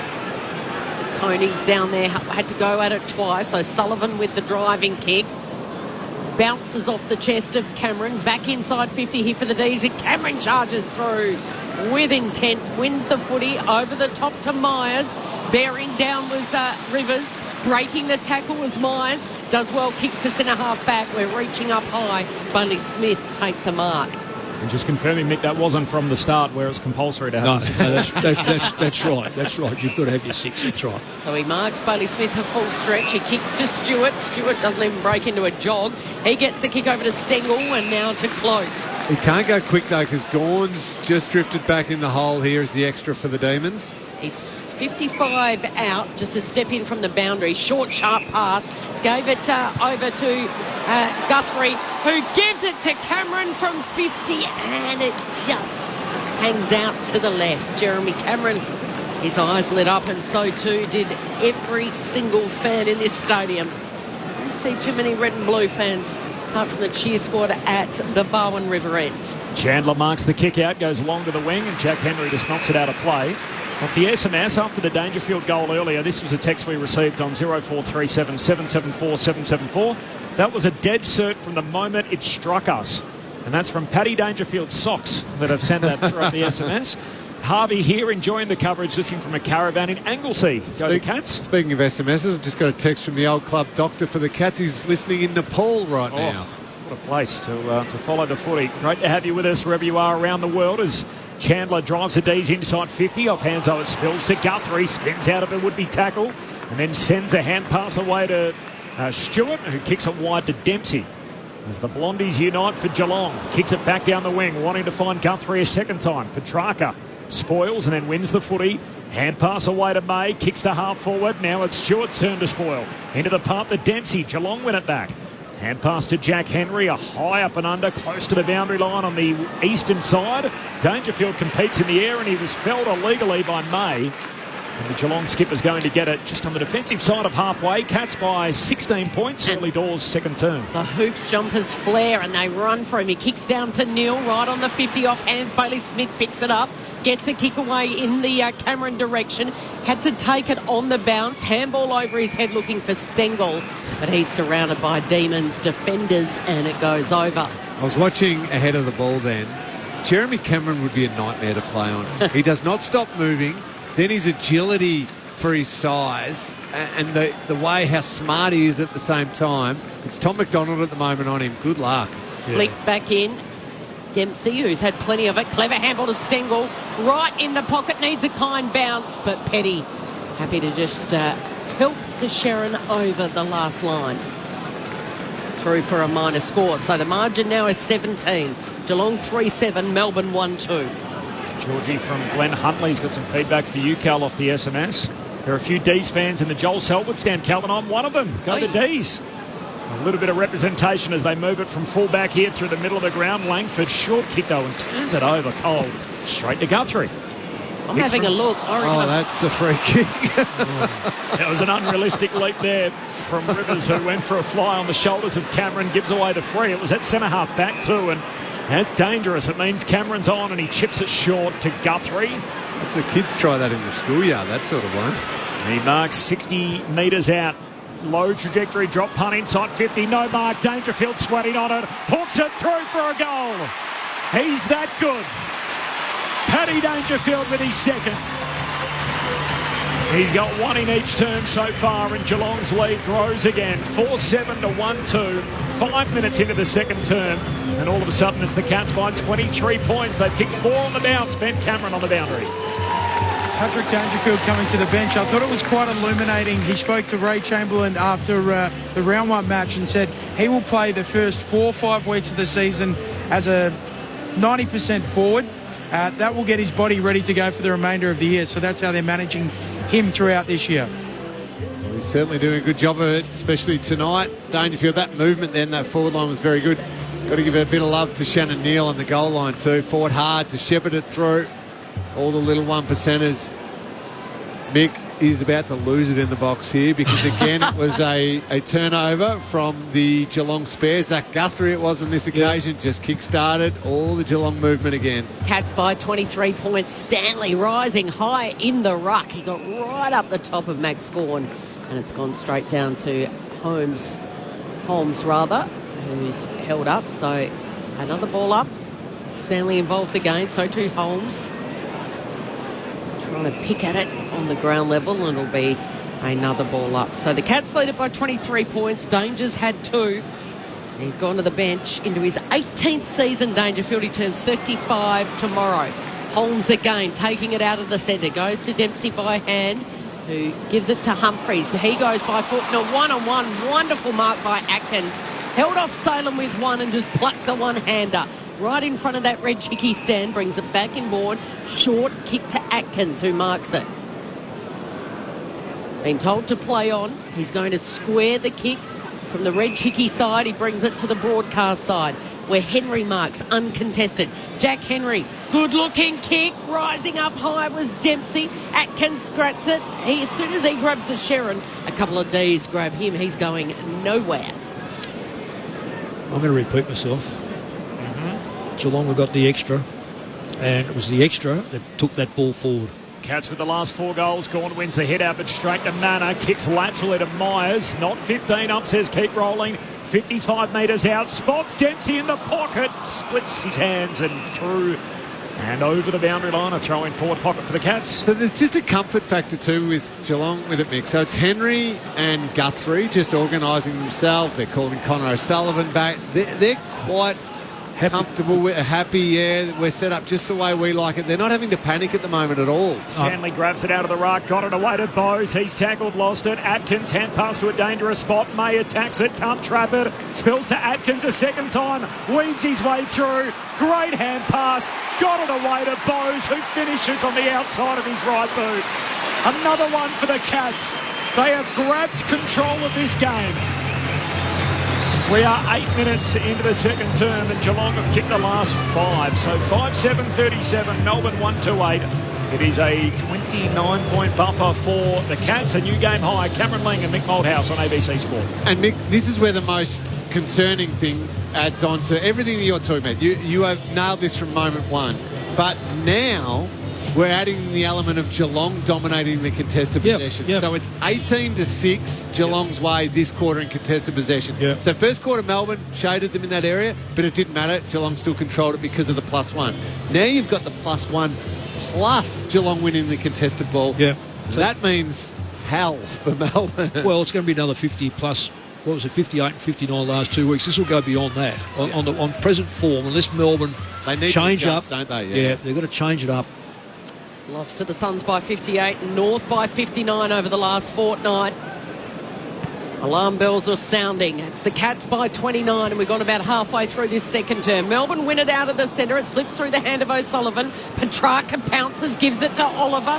Coming in was Guthrie, a little nudge. And then the Chandler kick is smothered by O'Sullivan into the second row. And don't these Cats fans absolutely love the new number 14? Connor O'Sullivan from Albury. I actually called the grand final. He played for Albury in the Ovens and Murray League in 2023. He played forward? Did he play forward? He did, yep. And he's actually managed by our very own Brett Delidio. So that's his agent. If you remember too, he was the one who was being interviewed on draft day, and he heard that a mate of his had just got drafted, and he was talking with Shannon Burns and Joel Selden and all those, and said, "Can I run off? Am I allowed to go and celebrate with a mate of mine?" And go for it. So he's just that really excitable personality. Boundary throw in on the outer side. Oliver grabs it out of the air. And now Langford has it. And he's tackled to the turf. Humphrey spare for the Cats, Mick. Yeah. Well, and worse still, Melbourne are letting Geelong break tackles. Geelong are not letting Melbourne break tackles. Gone to Oliver. Little one-handed kick, just throws it in the air. Wasn't effective, and then it's Viney who's got it, and they've grabbed him. Yep, just no space for Melbourne to work in. Tossed up in the air, right on the arc here for the D's. Slapped forward by Pickett. Pickett runs without it. Myers just charges through a couple of standing Melbourne players, and then the leap up over the top from May. That's a wonderful contested mark up over in the back, really, of Neil. That is a good grab. You're right, Cal. Stephen May's got it on the centre wing on the red chickie stand side. There's been a couple of moments. May takes that mark. Gawn got the clearance before from the centre bounce. Gritting their teeth. Short kick to Windsor, kicks to Chandler. Windsor kept running, accepted the handball. Handball's over to Fritsch. Fritsch, that's better by the D's. And on the end of a long lead is Petrarca, marking in front of Guthrie. And he'll have a set shot 45 metres out. Tough angle, though. He's stepped back over the 50 line and back over the boundary. But just a couple of their leaders, Nick, just stealing themselves, saying, come on, we can't have any. Well, they've got to do that. They almost ran out of room again. This ground is really just not made for Melbourne. They're just getting caught, narrow, can't get rid of the footy. Petrarca kicked the first goal of the game. Since then, the Cats have rattled off 5 consecutive goals. Can Petrarca kick his second? On the approach, he's a class act, and the class rises just when the D's really need him. They eat back into that margin. It's back to a 23-point ball game. 2-2-14. Petrarca's kicked the 2 goals, and the Cats 5-7-37 after 12 minutes in the second term. It's a very good pick-up, Kel, you know, that he's the one, and the class comes to the top. That was a 3-step kick. He's got the leg to go 60, but summed it up beautifully. But 6 and 6 inside 50s, and yet you just look at the game and you think, I know we're harping, but there's no play on, so you're giving Geelong a chance then to settle. If Melbourne can pick up the pace of the ball and ball movement, I'm talking speed on the ball, it's going to put that Geelong back line under a bit more pressure than what they are, and this is what takes place. Back in the middle, Ruck share it down. Pickett got a hand pass away as he went to ground to Oliver. Likewise, Windsor. Hand pass for Melbourne away to Pickett. Backs in his own speed. Got a hand pass away under pressure. Turns it over. Myers for Geelong. Hand pass to Atkins. He gives it out to Cameron, who kicks wide with the kick and finds Close. Close goes all the way back to Stewart. Tell I've been hard at it during the week, Lingy. I've got one for you tonight. Oh, good. I love it when you've been working on something. Geelong have the fewest amount of left footers on their list in the league. Melbourne have the most. So Geelong only have 2, of which one of them's playing tonight in Jeremy Cameron. And Melbourne have 12 left footers, more than any other team in the league. They've got 6 playing tonight for whatever that's worth. And here is one of them as Cameron hits up and can't quite complete the mark. Spills it out of play. I reckon they've paid him. Pay it? Yep. He's going to get it. So Cameron to take it, defensive side of the wing. Who's the other left footer for the Cats? Do you count it as Lawson Humphries? No. So he's counted as a right footer, despite how adept he is on both sides of the body. It is Keaton Matafai Forbes, currently on the injury list. He's the only other guy, a left footer on the list, because Geelong work it up to the wing. O'Sullivan, big towering mark. Hand pass to Humphries, kicks out wide, and Neil marks. They're on over the top. Short kick to Wally Henry. Marks pressed up against the boundary line in front of the Ablett Terrace. No, there's a classical case of not adjusting quick enough. We've watched, and I don't want to keep pumping up Geelong, even though they've had 12 shots to 4. Geelong get back quick. Melbourne there was so pedestrian getting back. It was inevitable that pass was going to go across and find someone. Difficult kick, but he loves him from out here. Ollie Henry pressed up against the boundary line. His right foot up. Well, of course, he was going to miss the whole set completely. Out of bounds on the full. So no change to that score. A 23-point lead for Geelong. 5-7 to 2-2. We're 15 minutes into the second term, and this is Friday Night Footy on ABC Sport. Oliver's got it in the back pocket, and again they go round the outer side. Big leap in there was Fritsch. Takes the mark, and problem is he's taken it at half-back. He's off to Bowie. Driving kick from the defensive side of the wing to the attacking side. Melksham, nice mark. Tidies around. Looking for Van Rooyen, finds him, shoved his opponent in the back. Wasn't legal. In fact, he didn't take the mark in the end, dropped it. Sharp, off to Viney on the left foot. Oh, brilliant. Brilliant smother down there by Zach Guthrie. And now there's a loose ball inside 50 here for the D's. Huge blow for the Cats, though, off the ball. Jack Henry in that last marking contest, I reckon he's done his hammy for sure. He's trying to make his way to the bench. Benny Cameron will keep a close eye on him. Good start to the year as well, Jack Henry. Umpires picked out a free here in the ruck, and it's going to Van Rooyen against De Koning. And he's in range. He'll kick from within 50 on the slightest of angles to the southern end or the Bowen River end, right in front of the D's cheer squad. In fact, one Melbourne member of the cheer squad down there has put up the darts board and said, aim for this. For back-to-back goals for the D's. With 10 minutes to play before half-time. He crosses the arc. He strikes that to perfection. It's got the trip. The D's go back-to-back. And it's back to within 17 points. 3-2-20 after Geelong controlled most of this match. 5-7-37. 17 minutes gone in the second term with the latest on that Cats injury. Let's get down to Benny. Yeah, this is a real blow, as Lingy said. So Jack Henry, a high hamstring injury, pointed sort of just to the bottom of the glute there, so that could be a significant injury. Steve Saunders, their hamstring guru, has sent him away to the rooms with the other doctors. Yeah, he knew it straight away too. He was involved in the marking contest in the outer wing, but he basically just walked himself away from that. He was gone. As he jumped, Liggy? As he jumped, yeah. Oh, we're just watching it again now. It's his right hammy. Well, hard to say was he jumping, but he was approaching the contest. It's a huge blow. As I said to you. Yeah, very steady. Yeah, he's been excellent so far this season. Okay, back to 17 points. Melbourne with 2 in a row for the first time tonight. Out of the middle, Petrarca, first clean touch. Drives it down to full forward for the Demons. Van Rooyen down there, bounces off his chest. No mark, but it was after he shoved Guthrie out of the way, and the umpire says free kick for the Cats. And Guthrie's going to get it at full back.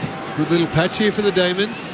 Well, they're winning the ball at the source, Lingy, at the stoppages, and they're getting those clearances.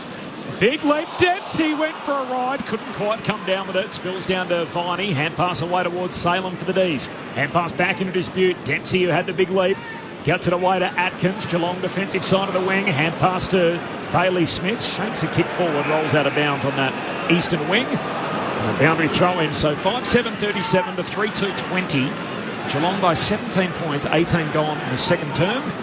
Yeah, the boundary umpire has to have a look around and make sure the ruckmen are there. All the big names have come to play. Danger's got 2 and Petrarca's got 2 as it's flicked back in. Chandler's pushed off the footy. It opens the door here for Viney. His kick was smothered. Good hustle applied by Geelong in and under. Smith squeezes out a kick only as far as Salem. And Salem marks uncontested defensive side of that eastern wing. What's it telling you if Viney keeps getting his kicks smothered, Lingy? Yeah. Salem aimed into that boundary line. The target was gone, and the umpire spots a free kick in that marking contest. It was a 2-on-2, and emerging with it is Holmes. He just can't get any separation coming on an that's opponent. Exactly right. Kicks back to Bowes. Has a little bit of a trot through that inside centre square. At the back, waiting for it. Was close, handballed over his head to Smith. The party tricks have come out. Stengel needs it to sit for him. It does just that. He wants to reel back onto his right boot. Over to Myers, over to close, quick hands. Now Bailey Smith, brought down by Clayton Oliver. Comes back. Myers, awkward take. Half volley by Ollie. Gets it over the top. And De Koning couldn't quite get his boot to it. Well, he does. Oh, great tackle applied. De Koning might have a second attempt here. And he does. He snapped it from directly in front.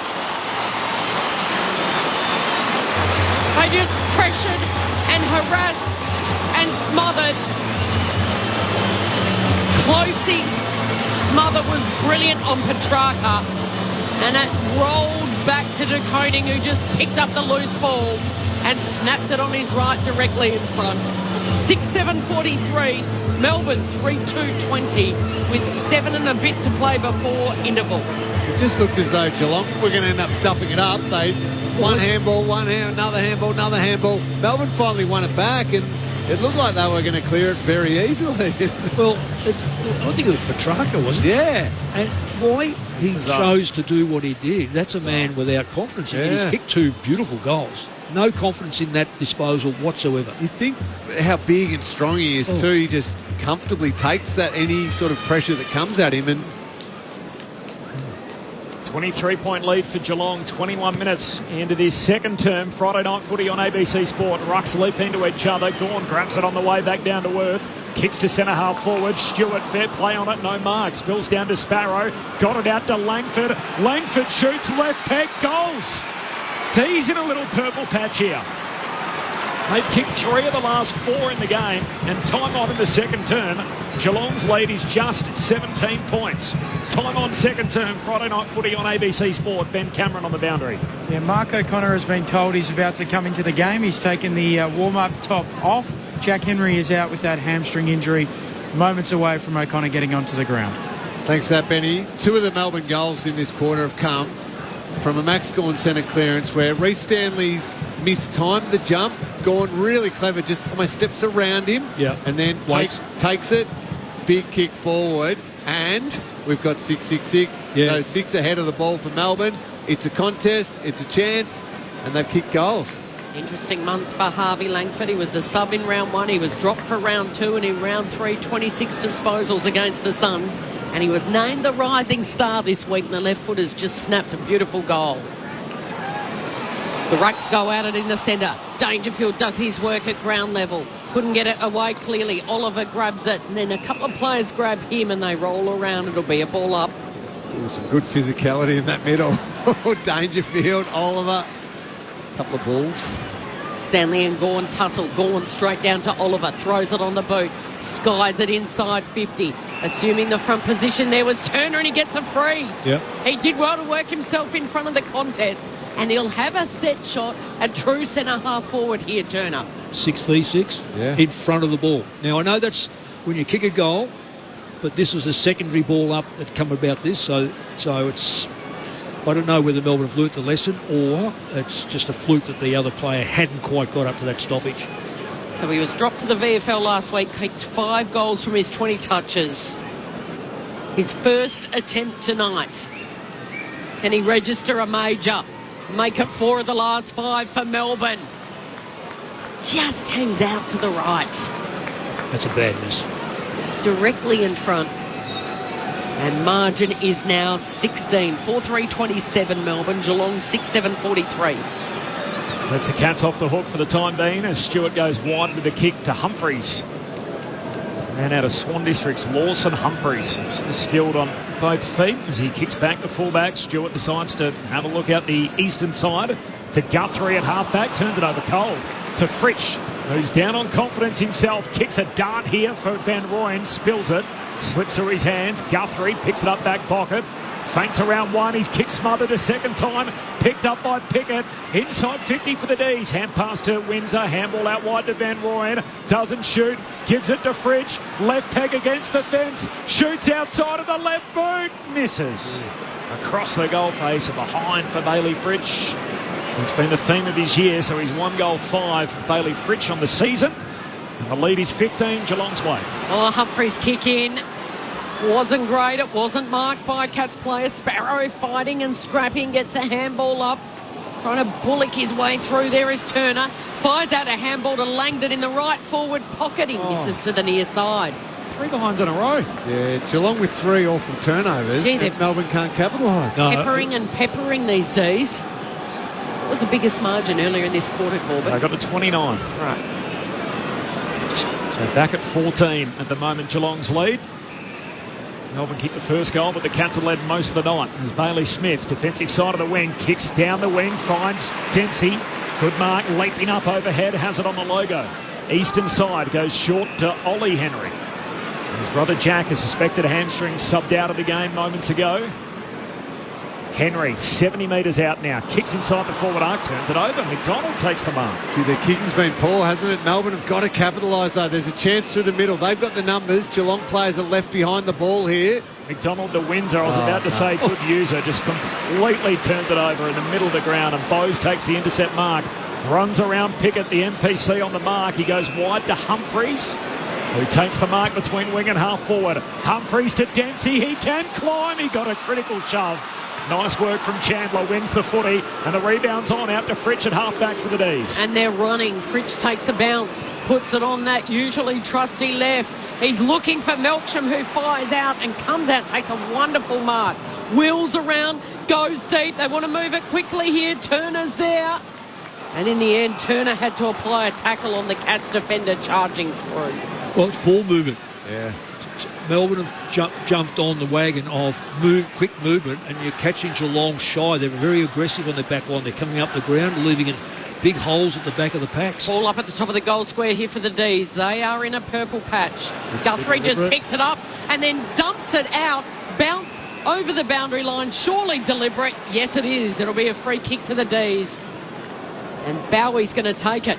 And it's Jack Henry's absence. Oh, absolutely. Causing so much of that confusion behind the ball for the Cats. So Bowie right up next to the fence. Yeah, a lot of panic. You're spot on. He's over the boundary line. Or short to Pickett. Oh, the Cats went to sleep. That was sneaky. Oh, wasn't to go the required distance. He's forced into panic to handball it back to Bowie, who handballs to Pickett, who comes back inboard looking for Langdon, but it's picked up by Bowes. Hurried kick to Dangerfield. Takes on May. May dumps him into the turf. Loose ball inside 50 here for the D's. Umpire blows his whistle. High contact on Stanley. It was a Melbourne goal if it went play on. He was a bit lucky with that too. He had a little fumble at the worst time, and in the end, Gorm was a little sloppy coming to tackle him. Cossum. What a tackle by May on Dangerfield, and that's why it's spilled clear. And Geelong have lost all of their composure and all of their organisation, and Melbourne just yet haven't been quite good enough to capitalise. Yeah, that's about it. They're just not quite good enough for him. Holmes to Cameron, who marks at half-back. 27 gone, second term. Geelong by 14, having led it by 29. He goes long down the wing. Where are the climbers? Gorn goes up, no mark. Slips out the back towards Rivers. Surely a throw from Salem. Picked up by Dangerfield. Got it to Myers for Geelong. Back to Dangerfield like a bull. He works his way through. Got a shove in the back. Free kicks coming back to Dangerfield. They had a mark in the forward pocket to Stengel, and the ump didn't pay the advantage. Salem's, he's a pea shooter now, Salem, and his hand passing is very sus under pressure. That was a very, very sus handball. Oh, it's a throw. If, Danger's got all these faculties. I haven't seen a replay of that May tackle on Dangerfield, but it looked like very much a dumping tackle. Right. So it's a good one to note for the postscript. Jack Henry out of the game with a hamstring, and as you heard from Cameron Ling, the Cats losing their shape on the back of it. Melbourne back in the game. Dangerfield, low trajectory drop punt into the pocket, but picked up by McDonald. He gets in front of Cameron, takes the intercept mark. So Geelong by 14, Melbourne with the momentum as we close in on half-time. Friday night footy on ABC Sport. Feels like we were just going for a casual Sunday afternoon stroll drive, and now we're in a Formula One car. It's revved up, this contest. Gone from first gear to four in a matter of a couple of minutes, with the D's kicking 3 of the last 4 goals. Sparrow has possession. Knocked down by Viney. Goes the way of Gorn. Oh, it's like volleyball. Slapped it down there by O'Sullivan. Now the Cats have got it just outside 50. The all-important kick to the top of the goal square. Was there an umpire whistle? Yes, there was. It'll be a free kick to Geelong. A free kick to the superstar in Cameron. And it's against McDonald. Just on the edge of the goal square. McDonald cannot believe it. He cannot believe it. That one's been pinged. So Jeremy Cameron, who kicked the Cats first tonight in the 9th minute of the game, is right in front of this packed Joel Selwood stand. He's only 20 metres out. In the left forward pocket, has to kick on his right. Oh. And it's a problem. Yeah. Just sprays it wide. Gave a little bit too much of it. Needed a little bit more curl late, and it's not the case. Cats by 15, a minute before half-time. May takes some ground, and then a long kick in front of the benches. Oh, going up Petty. Comes off his scone and rolls out of play. Tell scones are on my mind too. Lingy down here in Geelong. It's always a half-time offering. Still do it? I hope so. There weren't a lot of drinks in the pre-game. You call the last minute. Call me on it to go to the bathroom. Well, Stu's giving us the word. They're here, Cal. Okay, there we go. The Cameron Ling Media Centre, Lingy. You might have to jump on top of the lack of liquid. Boundary throw-in as Bowie's locked up from the boundary throw-in. 15-point lead now for the Cats. Approaching half-time from the boundary, from the ball up. Not Langford. Hand pass in front of Adkins, who pushes it out of play, and the ump says insufficient intent, as it is strictly applied, and Viney gets the free for Melbourne. Kicks down to high half forward, passing through Disco Turner, couldn't quite take the mark, and that's paddled out of bounds as well by Bowes, and now umpire Rosemary says, no, spin it in, and it was Mullen, by the way, so a throw in between wing and half forward here. What have we got? 46 seconds to go. A goal here to Melbourne would be priceless. They have played so well this quarter. Just that little bit more reward would be massive. Between wing and half forward for the D's. Gawn knocks it forward, but straight to Myers. Tumbles a kick back in the other direction for the Cats. Sits up. Dangerfield tackled. Nice work, Rivers. Somehow got a hand pass out. Close. Sockers it 40 metres further afield, and one bounce trickles out of play. Boundary throw in. Forward 50 for Geelong. 31 and a half gone in this opening term. A 15-point lead for Geelong. They have lost Jack Henry, though, to a hamstring. He's been subbed out of the game already. D's, of course, 0-3, trying to avoid a 0-4 start, where they'd be camped at the bottom of the AFL ladder with the Blues. Spinning ball back into play. Oliver grabs it. Stanley grabs him. He lets go. Dangerfield slips as he kicks it. Gawn gets it. Langdon. Salem. Back to Langdon, spiralling ball out of there, and it's going to land right in front of the interchange gates, where it bounces off the chest of Stewart. Stewart wins the free kick in a one-on-one he was with Sharp. Is there time for a late one here for the Cats? A high ball, and it's fisted down by Stephen May. And after the Cats led by 15 points at quarter... Hang on, there's a free kick here. There's a free kick for a Cats player, and they're going to be within range, and it's against Petty. So Petty is in dispute with the umpire, saying no way. Petty's 45 metres out on a slightish angle, and guess who's got it? The skipper. Danger. Did he actually kick the ball away or hit the ball away? It must have been to try and keep Dangerfield out of the hold off it when made spoil. So Dangerfield's kick 2. He turns 35 tomorrow for a kick after the siren on half-time, and hangs that out to the right. Didn't even make the distance. Ball don't lie. And there is feeling in this. It's bubbled. It was a slow start. It was the Cats by 15 at quarter time. But Melbourne finished with a flurry. They kicked 3 of the last 4 goals of the game to make it a 15-point ball game. 6-8-44 Geelong. 4-5-29 the D's. Petrarca's got 2 for Melbourne, singles to Van Rooyen and the youngster Langford. And for the Cats, 2 to Dangerfield, singles to Cameron, Stanley, the late inclusion for Blitzarves, Bowes and De Koning.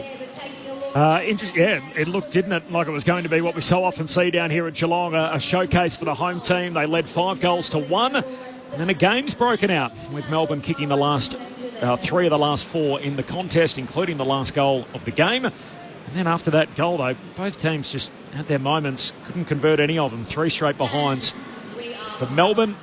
Geelong missed one close to goal off the boot of Cameron, and then Patrick Dangerfield after the bell missing as well. It's another little conference here by the Cats, and before they make their way off the ground, it's Tom Atkins who's chatting to the team, the skipper Dangerfield alongside him. And Atkins now breaks away to fulfill a media commitment as the rest of the team walks off the ground. So it is half-time here at Cardinia Park, a 15-point lead for Geelong over Melbourne Friday night footy on ABC Sport. Now the thoughts of Cameron Ling and Mick Moldhouse. Well, Mick, you were calling for it throughout the entire first quarter for Melbourne to even up ahead of the ball for them. So we're not just talking in centre bounces where you have to be in a 6-6-6 formation, but once there's a secondary stoppage or even the ball's kicked forward and it's in dispute for a little bit, Geelong consistently in that first quarter were getting the spare, which meant Melbourne were happy to have the extra at the contest or at the stoppage, and it was playing into Geelong's hands. Easy. It felt like to us we were struggling to identify Geelong's spare in that second quarter. It wasn't always perfect. Occasionally Geelong would get one there, but more often than not it felt like it was even numbers ahead of the ball. Melbourne win a quick kick or a contested situation, belt it forward, and Melbourne were there to make a contest, and they got some reward for it, and actually made Geelong, I reckon, lose their composure and lose a lot of their structure. They didn't quite capitalise as much as they should, but it certainly got back more onto an even keel in that second quarter. Oh, absolutely, Lee. Absolutely. And there was 6 shots on goal each, but we've somehow come away thinking that Melbourne had a reasonable quarter. And it was after that initial couple of goals by Geelong that they did get back in the game, and they got back in the game. There's a couple of things. I thought that there's no question Max Gawn in the centre square was really on top of Stanley. Absolutely. I thought that that Petrarca and Oliver both picked up. Viney seemed to get, and I made a comment that he got a lot of balls smothered. He's not quick. He's a warrior. He's taken a lot of body hits through his career, so he's no longer got leg speed, but he's got great desire, as we know. As the quarter wore on and players did get tireder, or more tired, he was able to get more possessions and freer possessions. So in other words, he was able to get that 1 yard and kick the football. He doesn't carry the football. So I reckon the dynamics seem to change a little bit there, and perhaps that 6 forwards, if Melbourne persists with it, it's going to give them a chance, because, as you said, as much as everyone thinks in this world that Stewart's controls the back line, and certainly he's probably the premier mid-back, if you like, but without Henry, they seem to have lost a lot of confidence and perhaps decision-making down there. Yeah, and he has been, certainly this year, and was earlier on tonight, he's almost the pivot, the main one going. Everybody else can make their moves from him. Yep. He's the one who can... You're more than comfortable in a one-on-one matchup with any player, because he's quite good at ground level. So he's that central defender. Yep. And then the others, so it can be Guthrie who's free, or it can be Stewart who's free, or it can be Lawson Humphrey who's free, and they will happily flick that around whichever way they like, which means the opposition can't just go, hey, we're going to play someone on Tom Stewart, no matter what, we're going to lock him away. Because Humphreys and Zach Guthrie are just as damaging. But without Henry there, it means Zach Guthrie is sort of pulled into being more of a totally one-on-one defender. Yeah. Connor O'Sullivan is then given more responsibility for such a young player, which leaves only Stewart or Humphreys to be the spare. And it's a little easier for Melbourne to work through it. I agree with you. I thought Oliver and a couple of those leaders, and Gawn in particular, started going. I thought Stephen May lifted as well. Yeah. He took that big, strong mark at half-back. He was involved in a couple of contests where Melbourne were just able to flip it back the other way when it looked like Geelong were having a run on. I reckon a couple of their leaders gritted their teeth and said, okay, we're not going to let this blow out. Can they do it for the whole game? That's probably my concern around May and Oliver and these types of players, and Petrarca. They don't seem to cover the ground. Well, they don't cover the ground as well as they used to. That's Geelong's challenge. Geelong were rattled, though, for a period there. I agree with you. Their ball use was horrible for a patch, and structurally they were out. Melbourne just should have made them pay more. They missed some rolled goal chances and could have really hurt them. For Geelong to have 30 more possessions at half-time, you're expecting a big lead. Yeah. It's a good lead, but it's not a big lead. One rule I absolutely love, but it drives me insane that it's imperfectly applied. The 15-metre rule. Oh, yeah. Already again tonight, I know the first couple of weeks of the season it's been a hot theme, but... You're talking about the Cozzy Pickett mark? That was 15, wasn't it? It had to have been. Yeah. So it gets a short kick from Bowie, would have been a shot at goal, instead it's play on. And usually it's the other way around. Usually it's your distance is discounted in the back 50 than it is up front. And and I know Jared Healy's a supporter of this, about whether it should even be 20 metres. Like, do we just make it longer knowing that some of the umpires will adjust and it'll be shorter than that? But, I mean, it's genuinely a good rule for the game, isn't it, to have a longer distance required for it to constitute a mark. But it's hard when it gets applied differently in different sections of the ground. Well, there's times we get frustrated. Go, that was 8 metres and it's paid a mark. Yeah.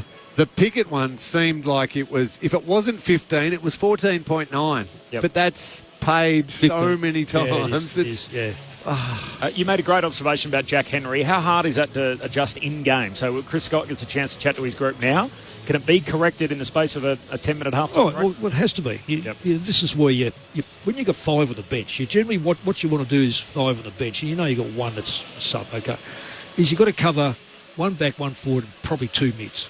And how you distribute that with your height factor is, we've seen Paddy Cripps is 195. He's rarely get. Well, I know they're rucking, but he should never be a rucker. Whereas you get another 195 player who's just a spring jack, he just jumps up and just wants to take it. So you spread your bench around so you cover all eventualities. Corbs, the question on that, the halftime break, it's easier too because they can calmly, they'll go through some vision, do this, do that. During the quarter is when you can catch them out, like we just saw. Yep. What Melbourne had to do was go bang, bang, bang, kick 4 or 5 and go, hey, you guys are cooked here. We're not going to let you get to the halftime break. They kicked 3 behinds in the space of 60 seconds at one stage. Yeah, gee, that's and how they all could have been. How they ended the quarter. So 15 points, Geelong's lead. Couple off the SMS. Thanks for the excellent radio coverage tonight. We are enjoying every minute from regional Victoria. Is it Genoa? Do I pronounce that correctly? You'll know, Lynn. Yeah, I believe so. Genoa? Yep, that's how I would have said it. From Vicky and Rob. Thanks, guys. Nice to hear from you. Hi, Corby. History in the making tonight. If the D's lose, it'll be the first time in VFL-AFL history that both teams are 0-4 at the same time. Thanks, Brett. Appreciate that. Fran from Melbourne enjoying the call and the special comments. Max Gawn is a Trojan. He certainly is. Absolute warrior, isn't he? Ollie and the gang will listen to you anywhere, listening to the footy off the Walkman from the top of Mount Howard Summit after hiking all day. Oh, beautiful. What a day. Love the commentary as always. Thanks, Ollie and the gang. Nice to hear from you guys. I'm with Mick. The loose Geelong player is driving me crazy. Can see it very obviously from behind the goals. Do you fancy a new coaching job, Mick? Oh, Mick snuck off to grab one of those scones. I'd love to put that one to him. We'll pick that up with him in the second half, I'm sure. More from Cameron Ling and Mick Malthouse then. Kelly Underwood and Corbin Middlemass calling the footy and Ben Cameron on the boundary. The Cats by 15 points at the half. The second half action is only moments away, but first, the latest from the ABC Newsroom.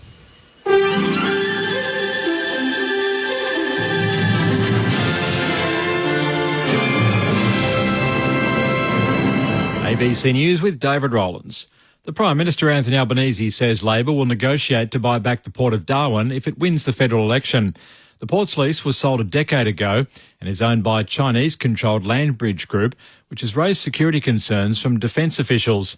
Mr Albanese flagged this week that his government was considering options to end the port's lease. He says the federal government is currently looking for a buyer and has declined to detail how much his government would be willing to pay. We will enter into negotiations to do that. That is what we've been doing informally through potential buyers up to this point already.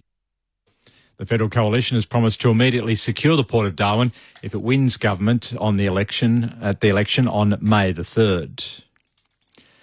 US President Donald Trump's decision to impose a 20% import tax on goods from the European Union has featured heavily at a NATO summit currently taking place in Belgium. The BBC's John Bateman has the details. European anger over the 20% import tax on EU goods to the United States was clear from foreign ministers in Brussels, as the French delegation said transatlantic solidarity was being tested by President Trump's tariffs, while Germany's foreign minister suggested the move damaged NATO's economic security. Concerns were such that they were raised directly with the US Secretary of State Marco Rubio, despite the meeting being about defence. Experts warn that consumer behaviour must change in order to bolster defence against cyber attacks.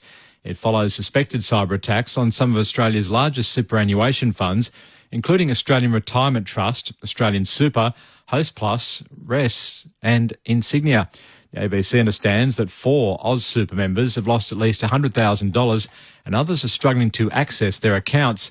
RMIT Associate Professor in Cybersecurity, Nailan Araklacic, says people need to take online security seriously. We really need to think about using unique and strong password to protect our account, using different sort of passwords across the different accounts that we're using, and also using multi-factor authentication as extra layer of security. Also keep monitoring your account. Be cautious about the emails. Myanmar's ruling junta says the death toll from last week's devastating earthquake has climbed to more than 3,100. At least 4,500 people were injured and more than 200 are still missing. Rescuers are combing through rubble in badly hit Mandalay, the country's second largest city, looking for survivors. The magnitude 7.7 quake was one of the strongest to hit the Southeast Asian nation in a century. Back home, and a former Victorian homicide squad detective has criticised the handling of Tony Mockbell's case as the notorious gangland figure walks free on bail midway through his 26-year jail sentence. The 59-year-old was released pending an appeal of his drug trafficking conviction after it was revealed his former lawyer, Nicola Gobbo, secretly passed sensitive information on to police. Former detective Charlie Bazina says the actions of those involved in his conviction were disappointing. The effective processes within our justice system have been abused through Gobbo and the police many years ago, which is now being tested. There is a precedent that's been set. I would say, in my opinion, he's in a very good position to possibly not continue his incarceration in time to come. Staying in Victoria, where 2 people accused of bringing guns into the MCG have been hit with lifetime bans from all AFL games, as security at matches is beefed up over the weekend. Jason Katsaris has more on this story. Manual security checks at AFL matches will be increased this weekend after 2 men were allegedly found with guns at the Collingwood and Carlton clash at the MCG last night. Police searched the men, both in their 20s, after they refused to leave the ground following antisocial behaviour. Both are now facing several firearms offences. AI-powered security screening was installed at the MCG last year, and AFL CEO Andrew Dillon says screening issued an alert on the 2 men, but security failed to do a thorough follow-up search. He says the Melbourne Cricket Club, police and the AFL will conduct a review of security measures at the ground.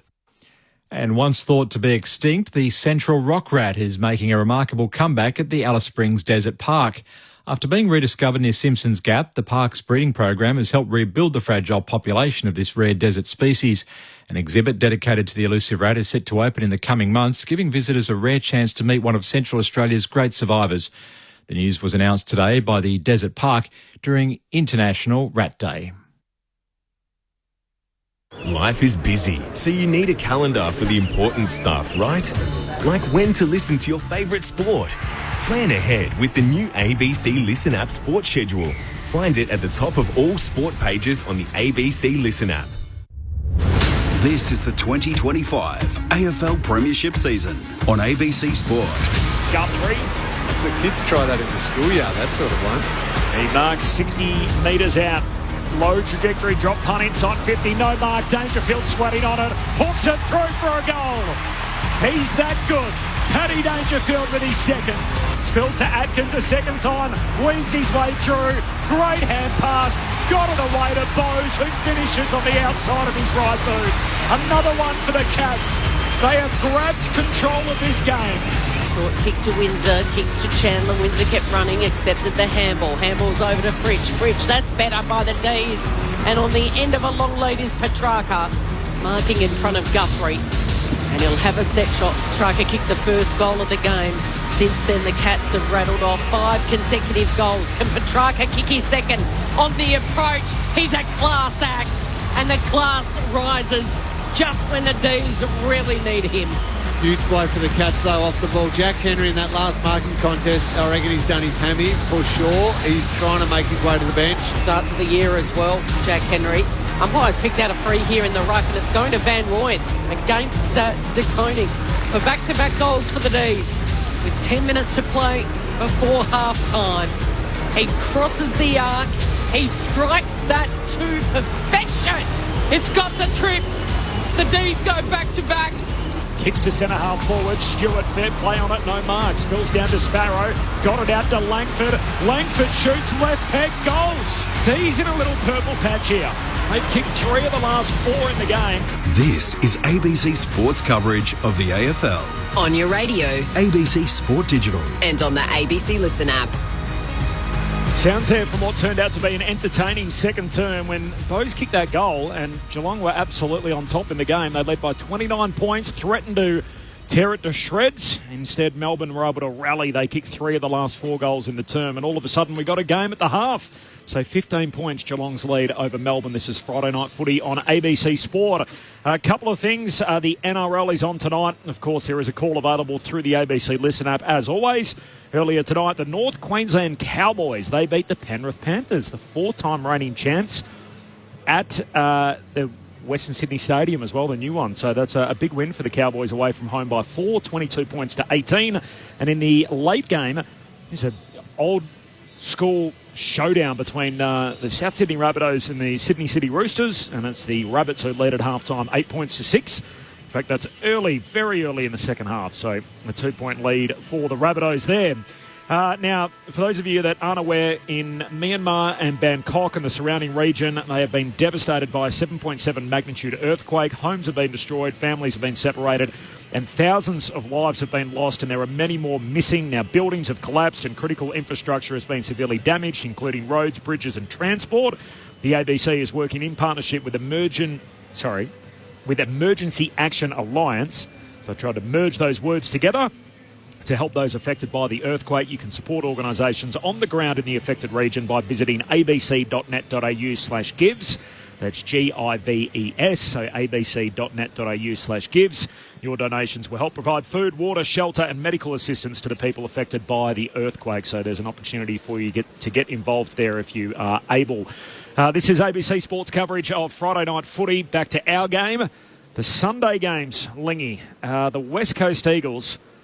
The outs here include McGovern, Hewitt and Ryan. So that's not good for the West Coast Eagles as they're doing their best to try and claw something back in season. They have 4 changes in total. Harry Edwards is also out. And the guys coming in, Clay Hall makes his return. Hamish Davis is on debut.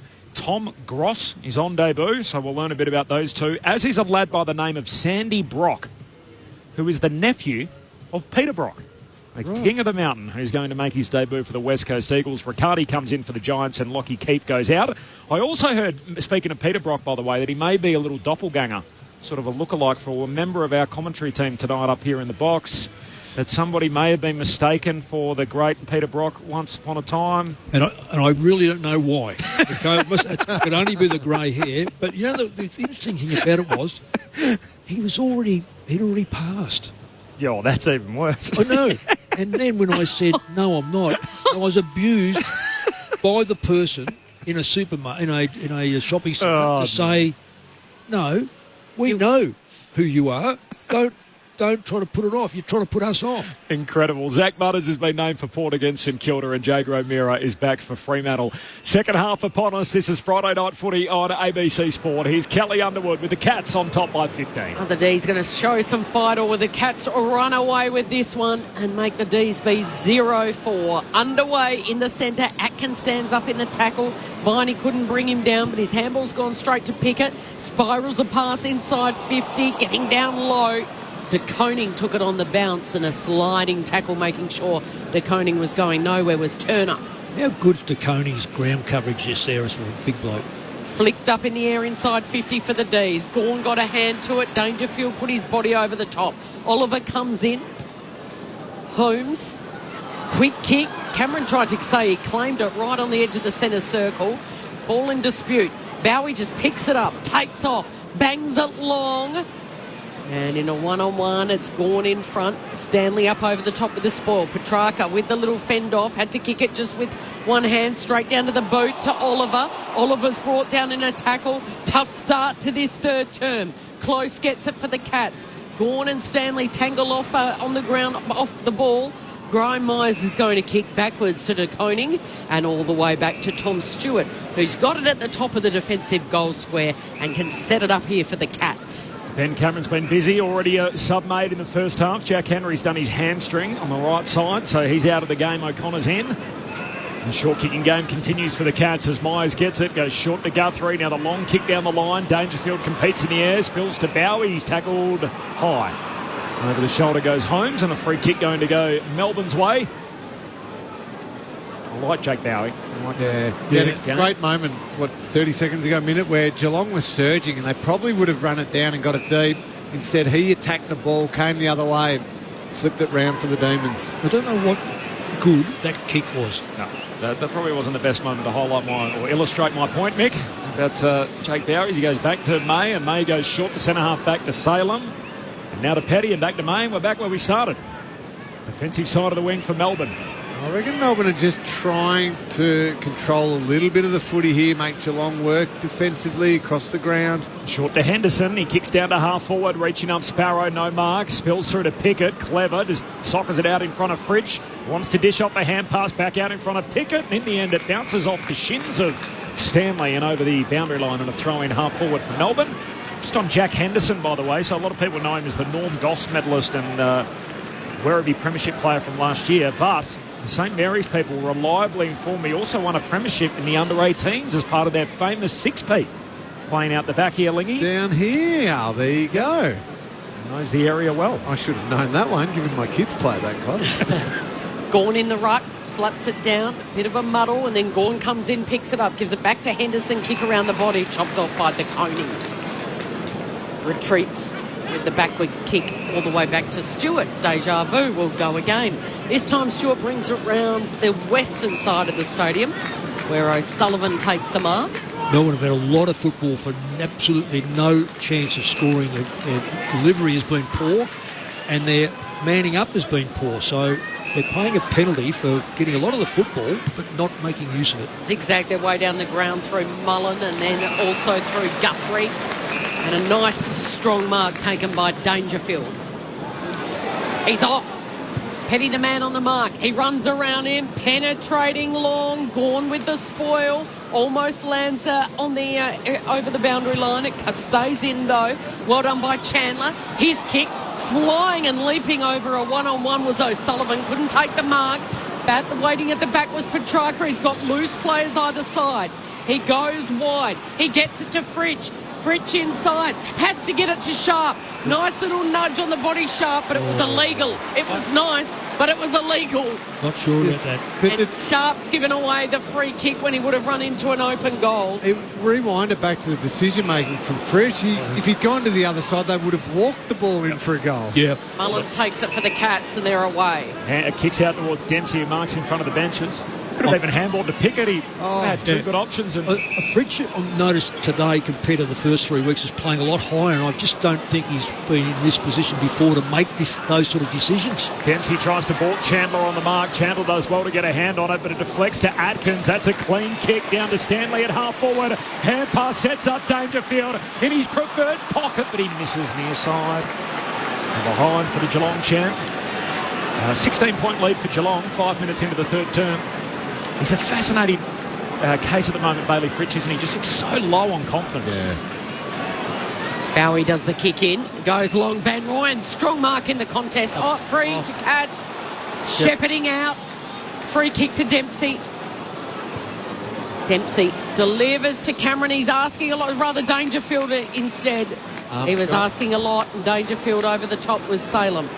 Oh, no, sorry. I thought the umpire was running in quick. When you see the field umpire sprint in. I thought he went with his hands. He did look like he chopped it. So I don't know whether he was overruled by the umpire that was should have been closer. A free kick to Dangerfield. Instead, boundary throw in. Right on 50 here for Geelong. Bailey Smith involved. Quick handballs. Hemmed in against the boundary line. Dempsey back to Bailey Smith. Gets his kick away. Squeezes it. It's all Melbourne down there. And that's easy pickings for the key fullback in Stephen May. Been very good since quarter time, mate. May kicks long to a contest. Fritch outnumbered. Ball hits the deck. Henderson there for Melbourne. Hand pass away to Fritch and they keep it in their hands. Two bouncers running down the wing. Closed down by Humphreys. Looks inboard. Ugly kick, but it works out. Viney continues the shift. Out to Gawn. Takes the mark. Pokes the kick to half forward and Pickett. Leaping up, hangs onto it. He's got it 51 metres out. He's off to the races. Kicks inside 50. Superb. And Disco Turner hits up, takes the mark, dropping to his knees. He'll shoot from 25 out straight in front.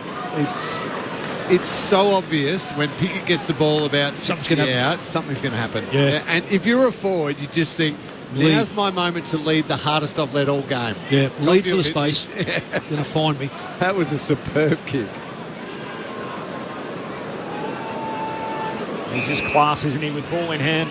Keziah Pickett. First game for the young season for him, and he's been dynamic. His turner to finish off the work from straight in front. He's got a goal, and he does. And keeps Melbourne in the dance. Back to a 10-point game. Melbourne 5-5-35, Geelong 6-9-45. The D's get the all-important first goal of the second half.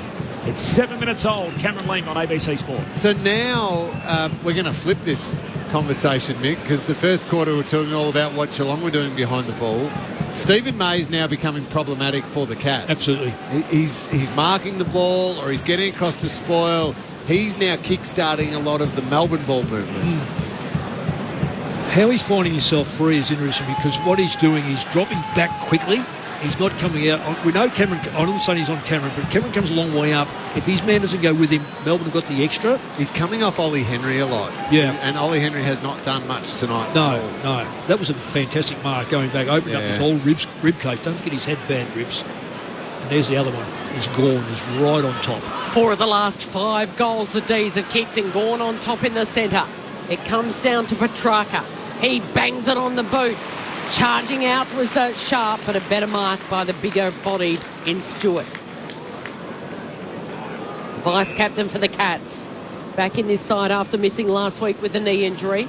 Flares it wide. Petty on the long lead. Couldn't take the mark. Slips through his fingers. Petrarca with the handball to Langdon. Langdon hemmed in against the boundary line. Kicking forward into the right forward pocket. De Koning with a juggling defensive mark. It was an old-fashioned 2-on-2 contest, and De Koning emerged the winner. He's so impressive. De Koning to Humphreys, and now to Dempsey. Goes short along the line, and Holmes looking to try and mark. Bangs bodies in the air with Rivers, and the ball spills out of play. There's a couple of Geelong players now. The challenge is for them to just lift a little bit. Some of their real prime movers not getting much of the ball. Max Holmes has only had the 10 disposals as a key midfielder for the Cats. Gorn and Stanley share it down. Quick hands. Dempsey got it away towards Bowes. His hand pass in the middle of the ground. Picked up there by Closey. Hand pass over his shoulder. Return over. Oliver. Handball to Chandler. Melbourne with it. On the wing. Gives it to Windsor. Cuts back inboard. Hand pass to Langford. Delayed the handball back. Got it to him eventually. Windsor kicks into oncoming traffic. Oliver trying to reel it in. 45 out. Now they set upon him. And the ump says ball up. Half forward for the D's. Yeah, young Windsor just made an error that's creeping into the game where they hesitate, want to find something instead of right in front of you there is a target. Cats by 10 points. Stanley palms it down towards Dempsey. Hand pass away to Smith. Kicks Geelong down the wing, floating through McDonald. Good intercept mark, has it on the logo broadcast side. 10 minutes into the third, 10 points the margin, Geelong leader. Jeremy Cameron went down behind play in that possession as the kick goes inside forward for the D's. Ricochets the way of Holmes, gives it off to Bowes. Bowes' kick wide is precise. Ollie Henry takes the mark, just wedges the kick up over the top of O'Connor, who came on. Toe poked it and then hit by an opponent, goes to ground. The toe poke might come off. Close gets there first. Close wins a free kick. Close was taken high. Who took him? Rivers' efforts there were outstanding. Doubled up, really stiff to give away a free kick. He has stopped Geelong cold just there. Close kicks backwards to Myers. He comes inboard to Humphrey. Spearing pass. Can he get a target on the end of it?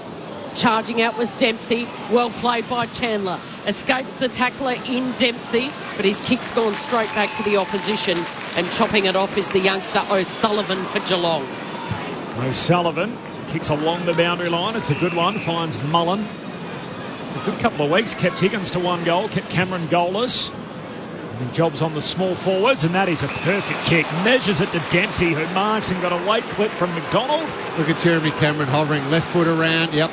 There he goes, gets the hand pass. Cameron snaps goalward. He got it skinny and taken on the behind line by Stephen May. Melbourne should have been onto that quicker, but got away with it. 11 minutes into the third term, it's a 10-point lead still for Geelong as May goes short to McDonald, who marks back pocket for Melbourne. McDonald goes long looking for Gorn. He floats in from the side. Couldn't take it cleanly in the air, Max, but it comes down with a tackle, and it was a good one because it's now a 50-50 ball. Ball alive, half forward for Geelong. They emerge with it through Dempsey, looking to deliver to Neil. Couldn't quite hit him up. Chandler with a tackle. Good Chandler with those tackles. It's a wonderful tackle on Mullen, who's going nowhere. Ball up right on the arc here as the Cats are pressing closer to home. 10-point game, close to the boundary line, and Manor scoops it up last moment and then kicks it out of bounds on the full. I know I'm going to say it again, but Geelong have got the extra in the back line again. Well, McDonald across the goal face just got it into the back pocket for Petty. Petty swings a hand pass back to McDonald, and the D's are going to try out the eastern side. Long kick up to the wing, and O'Connor drops in front of Fritsch, takes the intercept mark. Geelong back with it underneath the Hickey stand. Cats going inside 50, leading by 10 in the third. Into the forward pocket. Ollie Henry, great mark overhead. Had to beat McDonald in the one-on-one. He did just that. And had to be clever, had to jump early to get McDonald off balance and then somehow still hold on to it. He hasn't had a great night so far, Ollie Henry, but that is a terrific mark. Of course, he was at the Pies. And now in the Geelong jumper as the snap goes goalward and misses near side or behind for Ollie Henry. Of course, he was at the Pies the year Geelong won, and then he was at Geelong the year the Pies won, so he's hoping to be able to break through. Still got plenty of road in front of him in his career at just 22. 11-point lead for the Cats here, 13 gone in the third quarter. Stephen May's been the general down back, and he's got the Sherrin in his hands. He's going to go straight down the ground. He's looking for his captain in Gawn. Gawn had to beat 3. Now it's a loose ball, and Gawn tackles. It'll be held in, ball up. Almost centre-half forward here for the Cats. Tap down from Stanley. Straight down to his teammate in Manor, and then the high kick lands right at the top of the goal square. Dangerfield barges through, tries to fire a handball to Ollie Henry, who gives it off to Bowes, who snaps his second.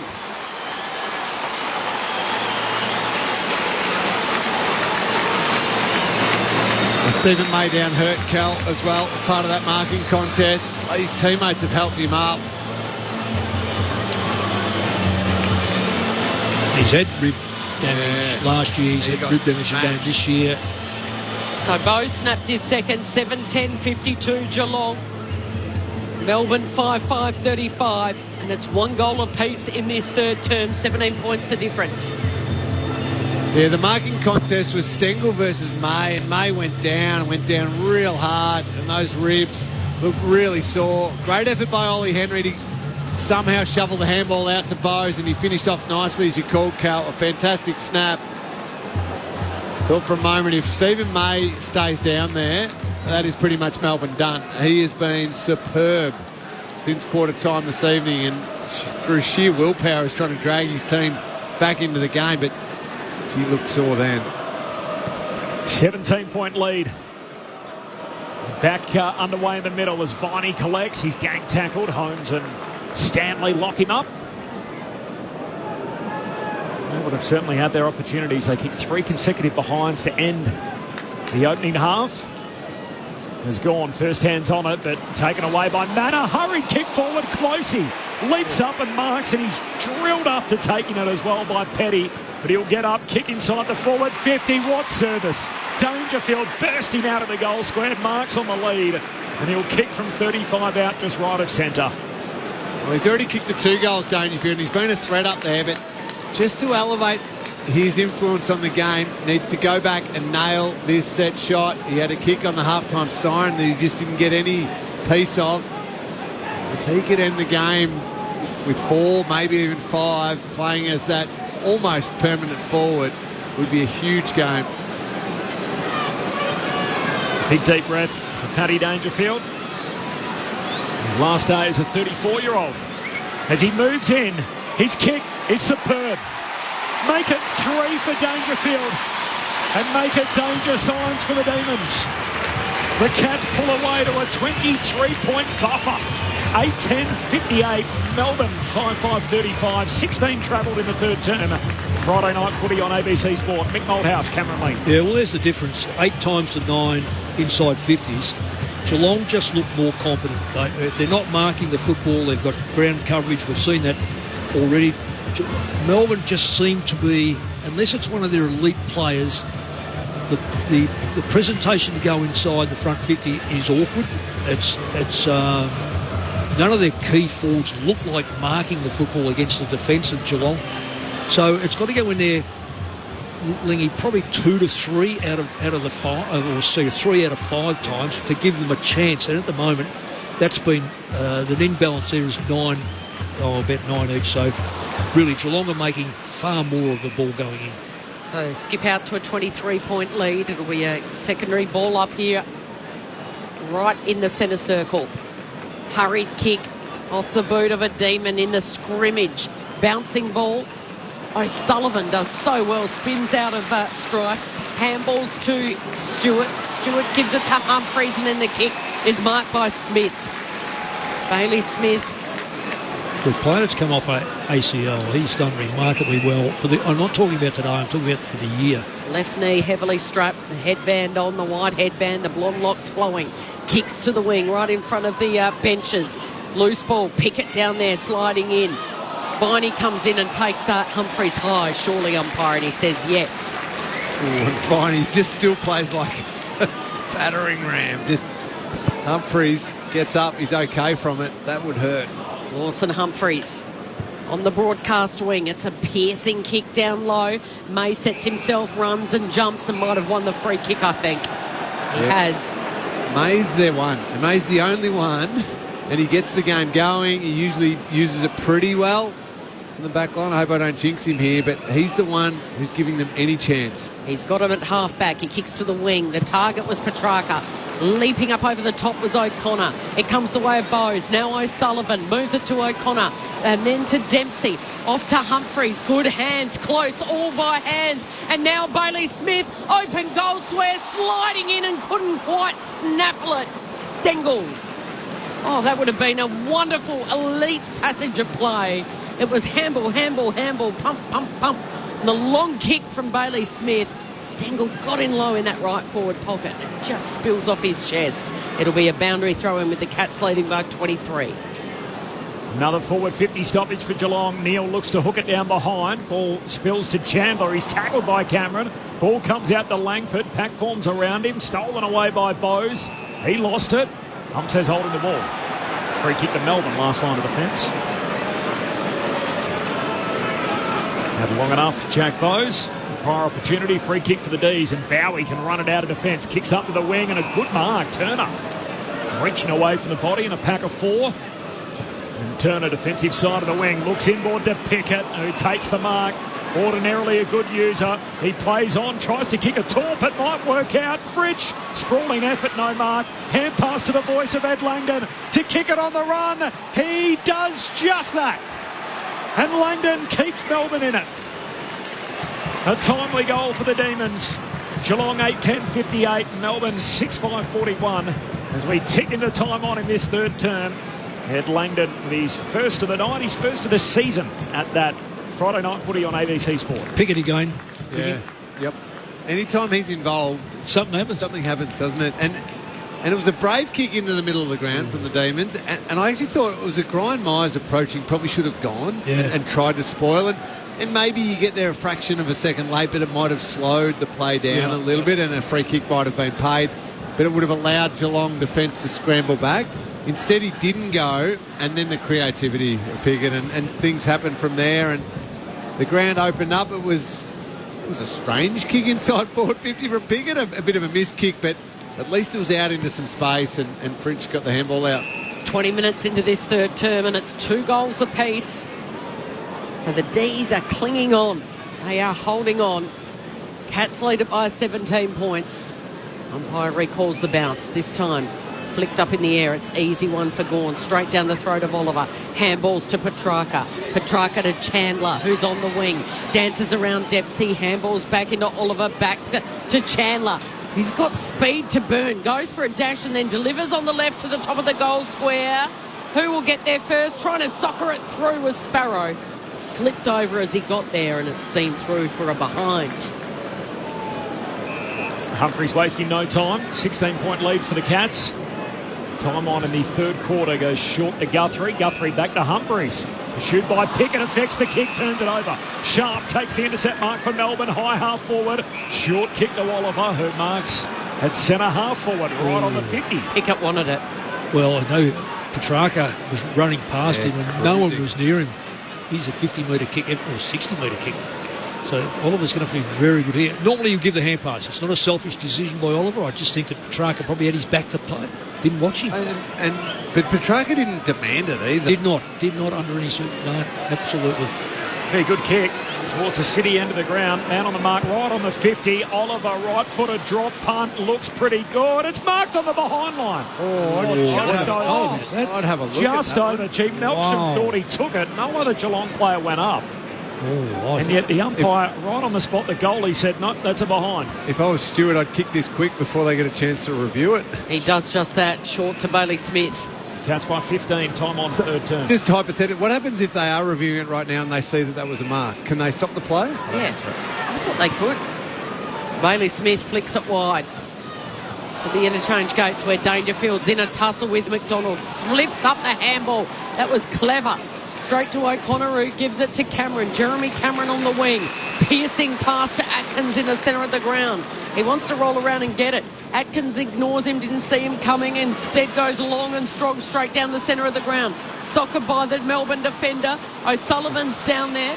Now Ollie Henry tries to backheel as he was tackled. That was clever. Still a loose ball. Comes up the way of Atkins. Atkins picks it up and just throws the ball on his boot. And he misses through for a behind 10 metres out. Boy, they had to scramble there, Melbourne. Geelong had 3 players in the goal square by themselves. Yeah. If it had got to them, it's a certain goal. Cats by 16. 23 gone in the third. Bowie to May, who marks in the back pocket. He goes long down the wing. Sullivan the target, knocks it down. Turner collects, hand pass back inboard. A Melksham critical touch, got it away towards Petrarca. Now the string of hand passes. Rivers to Viney, back to Melksham, down to centre half forward, gives it to Pickett. Clever kick outside of the right boot, gets them running back the other way. He's sharp against the boundary line. He looks backwards, he looks laterally. The kick meant for Henderson, didn't quite get to him, and Geelong win it back. As Myers the hand pass away towards Guthrie, and he can work it out of defence to O'Sullivan. Hand pass back over the top to Guthrie again. He'll swing it out wide by hand. Against the boundary lines, Myers, who's off and running and takes them on down the outer wing. And kicks long and strong. Forced to soccer it to his own team advantage. There was Neil. Waiting at the back was May. May with a handball with Petty, and then he gets it back, and then he kicks to Sparrow, who marks at half-back. In front of that red chickie stand, he kicks long and strong to Sparrow. Oh, with a sit is O'Sullivan. The impressive youngster wearing the famous number 14 is growing and blossoming before our very eyes. Only played a handful of games, and now the Cats are away. The kick from Manor went out wide, looking for Mullen, but he missed the target. Mullen forced to really get on his bike, and in the end Chandler comes through and makes sure it goes over the boundary line. Just a missed kick there. They had options. They had the numbers out this side of the ground, Geelong. I reckon both sides missed opportunities on both entrances. Half forward here for Geelong. Twirling ball back into play, and there's a free kick in the ruck. There was holding on both sides, really, but it's going to Gawn. Stanley thought it was his. Stanley, the late inclusion for Blitzards. Gawn skies it. It's a high ball. Melksham needs to get on his bike. In the end, he had to spoil it down. Umpire says free kick in this marking contest, and it's going to Melksham. Got it right on the edge of the centre square. Wedges it up. He's asked, there's a nasty tunnelling incident there. Going to ground was Stewart. He doesn't like it. It was Fritsch that came in and knocked Stewart mid-air. And Stewart, who took the mark but was not in the backside as he was in mid-air, has been paid the mark. Oh, that's real dangerous. Really dangerous. It's.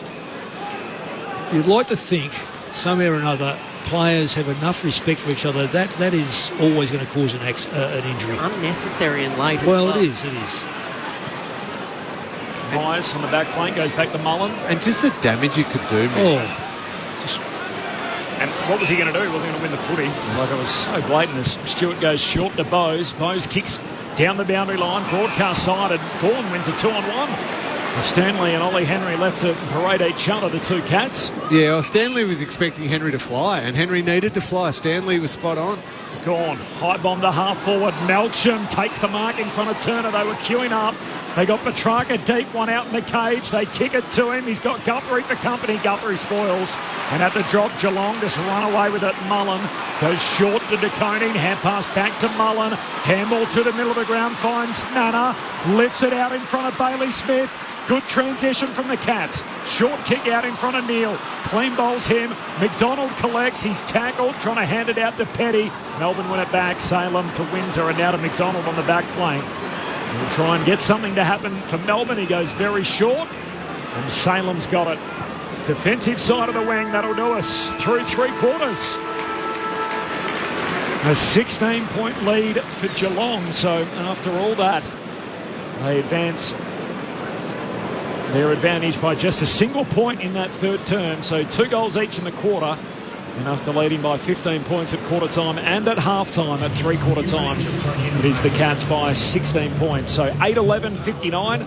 They lead Melbourne, who are 6-7-43, 3/4 time at Cardinia Park. All right, the goal kickers for the Cats. We got 3 for Patrick Dangerfield, 2 for Jack Bowes, and then singles for Stanley, Cameron and De Koning. Meanwhile, for Melbourne, 2 goals for Christian Petrarca, and then singles for Van Rooyen, Langdon, Langford and Turner. Now there's 6 goals that the D's have put through so far tonight. Close enough, you've good enough as we turn for home. Geelong leading on their home patch by 16 points. 3/4 time here at Cardinia Park. The thoughts of Mick Malthouse and Cameron Ling coming up in just a moment. This is Friday Night Footy on ABC Sport. The ABC's Fresh Blood series brings you fresh new comedy from the best new talent. This could be your big break. With Westerners on April 16. For sale, dog shoes, never would. On ABC TV and ABC iView. This is the 2025 AFL Premiership season on ABC Sport. Pickett leaping up, hangs onto it. He's got it 51 metres out. He's off to the races. Kicks inside 50. Superb. And Disco Turner hits up, takes the mark, dropping to his knees. So obvious when Pickett gets the ball about something's going to happen. Here's Turner to finish off the work from straight in front. He's got a goal, and he does. And keeps Melbourne in the dance. High kick lands right at the top of the goal square. Dangerfield barges through, tries to fire out a handball to Ollie Henry, who gives it off to Bowes, who snaps his second. Taken away by Manor. Hurried kick forward, Closey leaps up and marks, and he's drilled up to taking it as well by Petty. But he'll get up, kick inside the forward 50. What service. Dangerfield bursting out of the goal square, marks on the lead. As he moves in, his kick is superb. Make it 3 for Dangerfield and make it danger signs for the Demons. Pickett, he plays on, tries to kick a torp, it might work out. Fritsch, sprawling effort, no mark. Hand pass to the voice of Ed Langdon to kick it on the run. He does just that, and Langdon keeps Melbourne in it. This is ABC Sports coverage of the AFL. On your radio. ABC Sport Digital. And on the ABC Listen app. Cats by 16 points, 3/4 time at Cardinia Park. Friday Night Footy on ABC Sport. The legendary Cat Cameron Ling and the coaching icon Mick Malthouse with their take through 3/4. Mick, we've spoken tactics tonight. We've spoken pure endeavour and contest work. Sometimes, though, you can have as much of that as you like. Skill execution is still a damn important part of the game. A number of times Melbourne went forward and just either chose the wrong option or couldn't hit the right option. But even at the other end of the ground, I think Sean Manor was involved in a couple of them, maybe a little scratchy his first came back in. Geelong did exactly the same thing. When there was that kick that would have just opened everything up, it just missed, and it forced them to pick a ground ball up rather than take it in stride. Yep. And the whole play broke down. Well, it is interesting, Lingy. Geelong have had 220 possessions since half-time. Second and third quarter. 220 to about 160. You'd just say, well, Cats have kicked 5 or 6 more goals. As it's turned out, both sides have kicked the same number of goals. Number of goals. It has been extraordinary. Again, the cream does come to the top. You just... in particular, Melbourne players are getting the ball across the centre line and across the top end of the half-forward line. Their decision-making is just feeding Geelong. Down the other end, as you say, there was 3 Geelong players in the goal square. They just couldn't squeeze the ball over to them enough, and Melbourne had players in front of that. It was like a little layer over a little layer. So I think Geelong should hang on, but Melbourne just appear to me now... They're taking less ball to have a shot. Yes. Whereas Geelong is having a lot of football to have a shot. To only have, those couple of shots. And Stephen May has been huge since quarter time for Melbourne, and he's been a big reason for that turnaround. And Gawn. Yeah, and Max Gawn through the middle of the ground. You're absolutely right. But it does feel like if Melbourne could just compose themselves and settle for a little moment, they can win this game. Yes, they can. Because Geelong has not grabbed it and said, no, you know what, we're just going to blow you out of the water. They're in it, Corbs. Absolutely. 16 points lead for Geelong at three-quarter time. Ben Cameron on the boundary. Ben? It does appear as if the sub has been made for the D's, so Spargo about to come into the game. It looks like Harry Sharp is going to be the one to come off. Thanks, Ben. And earlier today, the Cats, a bit of problems on the injury front, or a problem? Yeah, so Jack Henry with the hamstring injuries up on the bench in that third quarter. Does have a compression bandage high up on that right leg. It's quite a noticeable limp as well, so I don't think that's going to be your garden variety 21-day hamstring. It might be a little longer than that. Have they got a hamstring specialist or anything, Ben, that could help with that? Are you making fun of the fact that I keep referencing Steve Saunders? He is a man. He was at the Adelaide Crows many years ago with Patrick Dangerfield, invented his own technology around hamstring injuries, and now he's here at the Cats, and he's the only one trusted to work on Patrick Dangerfield's hamstrings. And when Jack Henry injured his hammy, he went to the video and looked at how it was injured to make his very own assessment. So, Corb, just for you, they do have a hamstring specialist down here, Steve Saunders. I was doubting you, Barney. So, can you hold of yourself? Can you back that up, Wingy? Very good physio. He was at North Melbourne as well, and when Brad Scott was there, so a connection obviously to the Scots. Very, very smart man. I didn't know it was purely the hamstring that he was specialising in. I like it. He's across it. There's no doubt about that. Ben Cameron on the boundary for us on ABC Sport. Friday night footy. Good to have you with us. Geelong by 16 points in this game. We've still got a fair bit of road in front of it yet. As umpire Brett Roseberry, the best in the game mix, starts the final term with Geelong on top by 16. Gawn wins it down. Stanley the first touch though. Hand pass back into dispute, but straight to Oliver. Kicks inside 50. Good mark. Fritsch puts up the jukes and it sticks overhead. He's got it 60 out. Kicks inside 50. All Spargo gave a little shove to Humphreys. It was in the back, and a free kick for Lawson Humphreys. If Geelong are going to go on and win this, the one who's got to get rolling in the middle of the ground is Max Holmes. Been really quiet, well held by Sparrow, just struggling to break and handle the tags. This man, an emerging star in the back half. Lawson Humphreys goes long down the wing, and every time I've wrapped him tonight has resulted in something like that, a rare error. So the turnover here was gone. It's good enough to pick it off right on halfway. Eastern wing puts Melbourne back inside 50. Leaping up O'Sullivan. Van Rooyen did well to bring it to ground, but Mullen was there. Kicks out of the defensive 50 for Geelong. Straight back to Gawn. Let's do it all again. So Gawn does exactly that. He sends it to the bullseye. We're marking uncontested as McDonald spearing pass. He was looking for Pickett. Had to get down low. Mark's been paid. He marks in front of Holmes. And also Fritsch is the difference. If he gets going on the forward line. Kick from there you go, Kick Nick. from Pickett is on the chest of Bailey Fritsch. And the man that's coached more AFL games than anyone else saw that coming. Well, no, I didn't see it coming. Well, I'll take credit for naming him, that's all. Because he's had more football this game than probably for the first part of the year. But he's getting him high. Now he's got a chance to score, and he's missed goals like this in the first few weeks. So Mick Malthouse says if the D's are to win, Bailey Fritsch needs to hit the scoreboard. He crosses over 50 on a set shot. It's a high degree of difficulty, and he misses to the near side.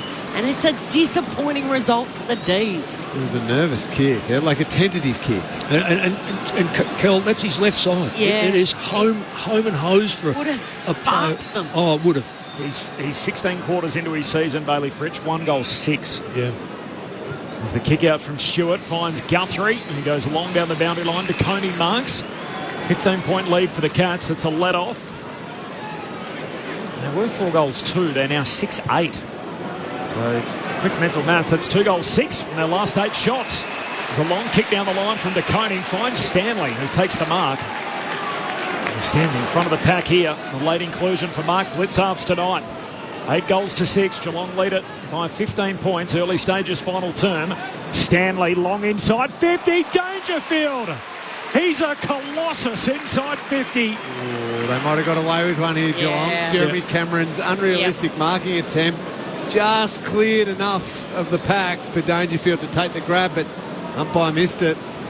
It was there. He looks frustrated, Cameron, tonight. He's been better than what he's been playing, but he still hasn't quite found the Jeremy Cameron rhythm. Patrick Dangerfield, left half forward, kicks from 40 metres out. He's dropped punt, misses. I reckon it's hit the post. Just clipped it on the way through. I think he might be right winger. Yep, the goal umpire and David Roden just whacks the padding. So behind, 16 points, Geelong's lead, early doors, final turn, Friday night footy on ABC Sports. So can Stephen May breathe new life into this game in the final term? Early stages here for the D's. Goes to Bowie, goes long down the line. That's a great mark taken by Van Rooyen. He's got a defensive side of that outer wing. He spears it looking for Gawn at true centre half forward. There's no D's behind him and it trickled behind him. The Cats are there in numbers, able to clean up. Mullen with a short, sharp pass hits up Zach Guthrie. Guthrie right on the defensive 50. What Melbourne are lacking is two pickets. One up the ground and one... Because you put him down there, he crumbs that. Yeah. Guthrie long down the line. Oh, that's a great mark by Manor. Sit into the back of Stephen May, the leap and the nice mark. He wants to move it quickly. Dangerfield marks uncontested. His kick's gone straight to the opposition to Tom McDonald. Just a bit of a casual-looking kick from Dangerfield, who's been brilliant tonight, playing up forward. He's booted the 3 goals, but it's the D's with the possession. The kick finds Turner, who marks, turns and heads down to half forward. Fritsch the target, runs underneath it. Mullen does well to knock it away, close to the boundary line. Van Rooyen and Guthrie, and Van Rooyen just pushes it out of play, and the ump says that's insufficient intent. Oh, he's right on the spot, and a free kick for Geelong. What doesn't he get? The umpire's standing next to him. I think he was hoping he was blindsided, like he might have been in behind him. There was one there as well, but 4 umps, as we know, Mick. They've got better angles than ever before as the Cats work it up the opposite wing, and O'Sullivan takes a powerful mark in front of Salem. At least that's the theory with the 4 umpires. As O'Sullivan long down the wing, May in the pack, or heavy landing for Cameron, and illegal, said the umpire. Yeah, I reckon it's been called for almost a tunnel type thing again, and he landed awkwardly right on, is it the coccyx? Yeah. Yep. There's no easy way to land on that. 16-point lead for the Cats. They did lead by as many as 29 in the second quarter. Melbourne have hung around from that point on. Low-scoring affair. The footy in the Cats' hands. That was barely 15 to Humphreys. Looks back inboard with the kick. Finds O'Connor. Good kick that. 55 metres out. Crowded forward 50. O'Connor deep. Good mark. Neal. Rarely sighted tonight. And Shannon Neal, the Tom Hawkins heir apparent, comes out and takes a powerful mark in the forward pocket. We've got a lot of Melbourne fans who listen to us, Corbs. You're right. That kick there, if that was 15, then the one to Cozzy Piggott earlier on in the game was about 80 metres. Yes. I mean, that's the consistency we get frustrated about. But Shannon Neal's taken a good mark, as you said. Set shot for goal. This is a huge goal. This will make it 22 points if he can go back and nail it. What's been a pretty quiet night for him. Right forward pocket, 20 out, skips in. Shannon Neal impacts the game when they needed him to. He kicks the first goal of the final term. And the Cats bounce out to a 22-point advantage. 9-12 to 6-8. 6.5 gone in the final term. Friday night footy on ABC Sport.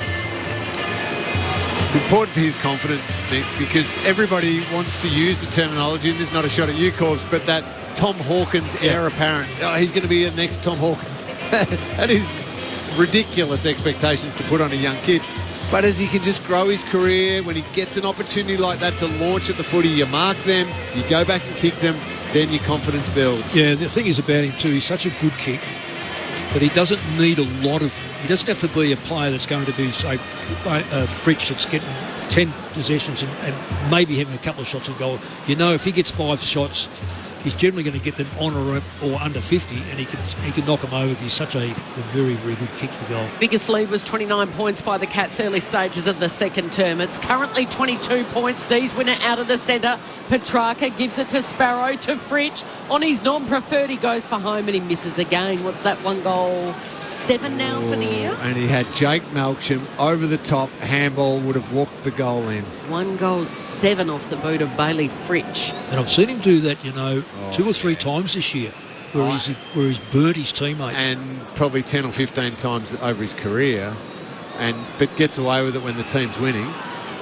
D's, by the way, 2 goals, 7 from their last 9 scoring shots. They've had their moments in this game as the Cats work it up to half-back. Bailey Smith dishes off a hand pass to Holmes.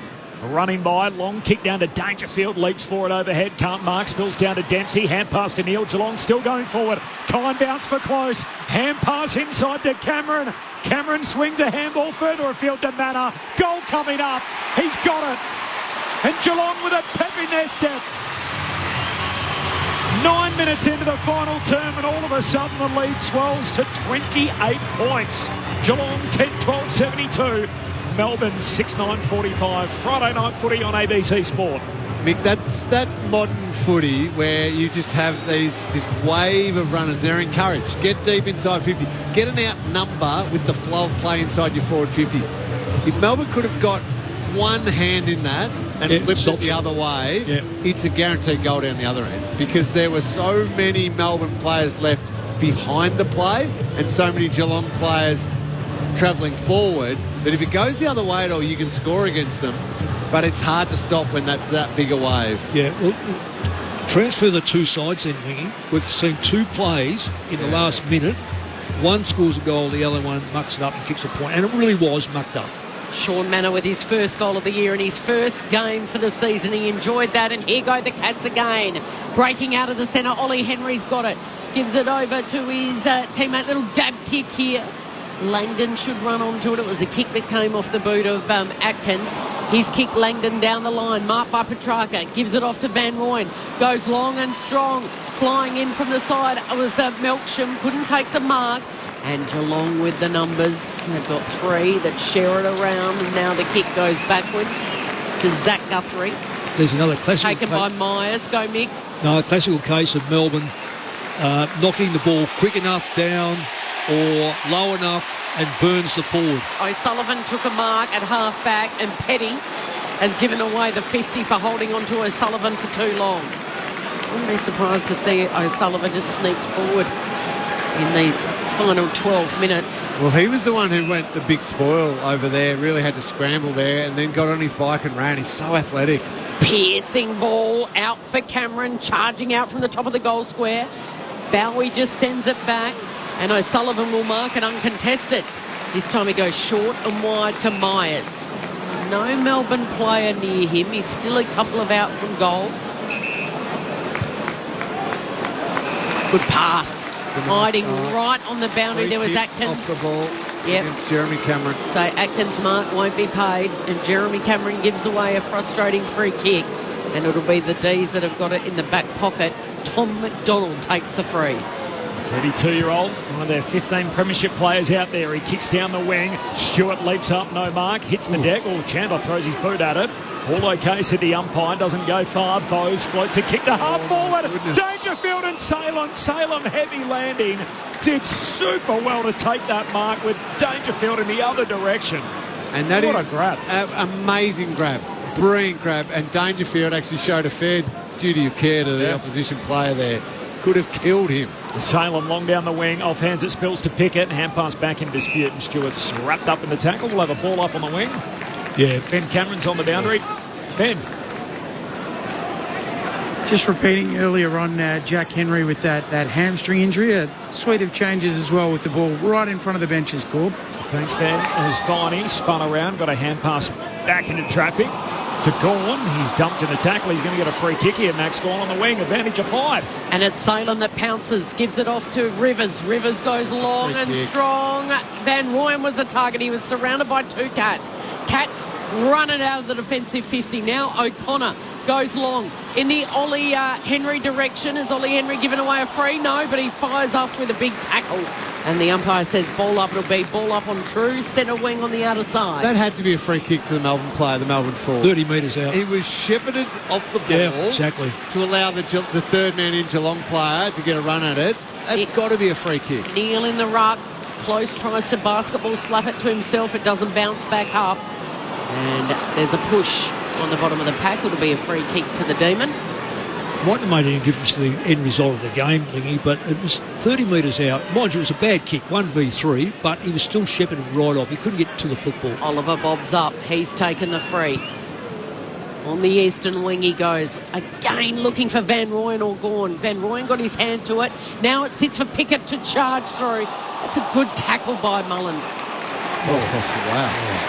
This is a wonderful tackle. He has caught Cosy Pickett, who's been electrifying tonight. Where's the chance? He had absolutely no chance to get rid of that football. That should be that should be a ball up every day of the week. It was a brilliant tackle, I agree with you, but it just should have been a ball up. Kick goes back to DeConing. DeConing one pocket to the other for O'Connor. Kicks against the boundary line and through the hands of Myers and out of play. The boundary throwing between wing and half forward for the D's.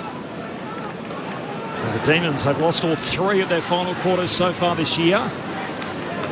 He had prior, Cozzy. I don't think he did. His intent was to go, charge through that tackle. But he was immediately tackled. 27-point lead for the Cats. Go on down to Oliver. Hand pass to Windsor. He's caught holding the ball.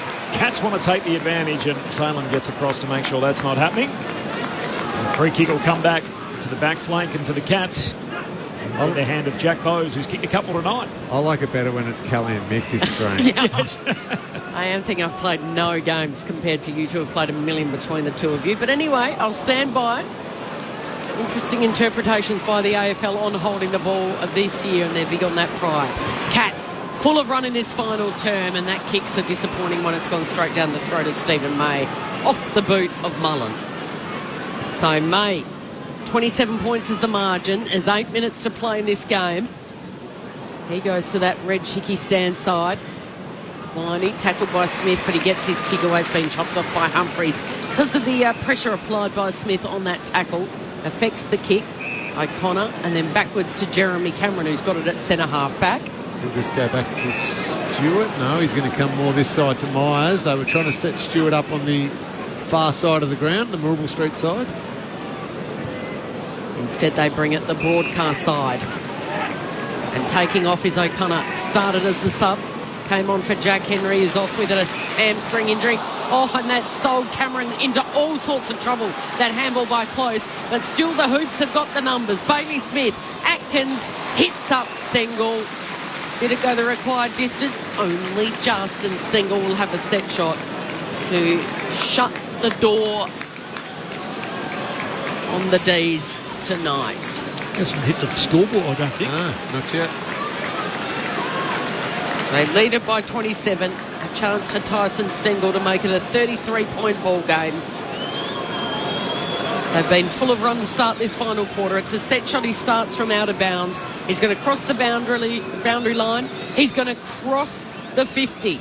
Stutter approach. Perfection! And the Cats are purring on Friday night footy. It's blown out to 33. 11-12-78. Melbourne 6-9-45 in front of a sellout crowd here at the Cattery tonight. That is skillful. I know it's a set shot and it's not the amazing goal on the run or the brilliant snap, but just the ability in a moment to go back, kick from probably 45 metres on a really difficult angle and just to nail it. It didn't even look like missing. To just ice the game. To say, okay, guys, it's all right. Let's just take all the heat out of this. 33-point margin. That is a brilliant skill. Great play. It's been a handy acquisition for the Cats over the last few years. So All-Australian squad last year, All-Australian in a premiership year. What a player he's been. Tyson Stengel, ball in hand, and when the other team's got it, as Gawn gets a hand pass going forward for the Demons, but straight to Atkins. Hand pass away to Holmes. He goes wide with the kick to Dempsey in a one-on-one. Somehow wins that against Chandler. Goes back by hand to Cameron. Pokes the kick down to half forward but turns it over. And McDonald takes the intercept mark for Melbourne. Pulls the trigger back in the corridor. They got to go now, the D's. Time against them to Oliver. Hand pass to Windsor. Kicks over halfway. Finds Henderson. Keeps it moving for Melbourne. Kicks to half forward. The kick's a little short. Turner goes and gets it on the hop. Gee, took a while. Mowed down by De Koning. Gets a kick inside the forward 50, but Geelong win it. And it's O'Sullivan back on the ground. Hand pass away to Myers. Gives it to Guthrie's. Kick a turnover. And Bowie takes the intercept mark for Melbourne.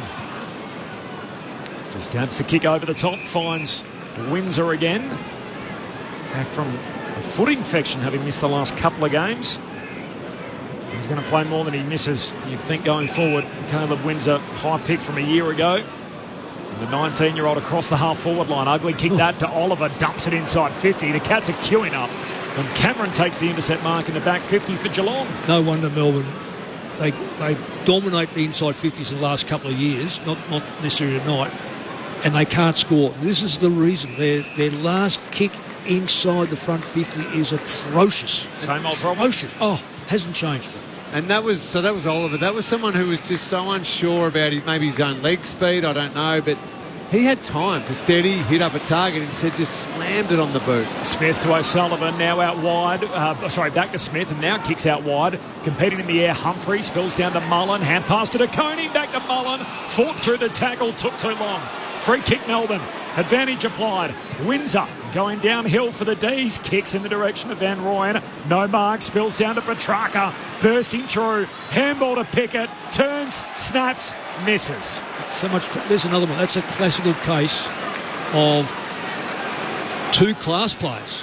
Yeah. Still didn't find enough time to steady. Had plenty of time. Could have sat down and had a cup of tea. So their last 10 shots, Melbourne, they've gone 2 goals, 8. Yeah. 2 goals, 8 after they did draw within 15 points at half-time. The margin at the moment is 22 points. No, in fact, it's 32 points. Sorry, my apologies. 32 Geelong's way as we're about to tick into time on in the fourth on ABC Sport. Max Holmes put that one out in the full. He's just a little off, isn't he? He struggled with the tag against St Kilda. Windhager went to him. 14 disposals for the night. Bailey Smith's had the most with 27. Handy little pick-up, Bailey Smith. So kick inside 50 for the D's has been repelled straight away. De Koning takes the mark, uncontested. He's got it at half-back. So even that ball there went inside, no crummers, and basically just the ball comes straight out again. Neil in a tussle with Tom McDonald. McDonald wins it but gives it straight to Manor. Manor gets a kick away before he's dumped by McDonald to the turf. Only goes as far as the Demons. Rivers goes for a run. His kick intercept as a result of the hustle from Neil. That's what you want to see from your big fella up forward. So intercepted by Manor.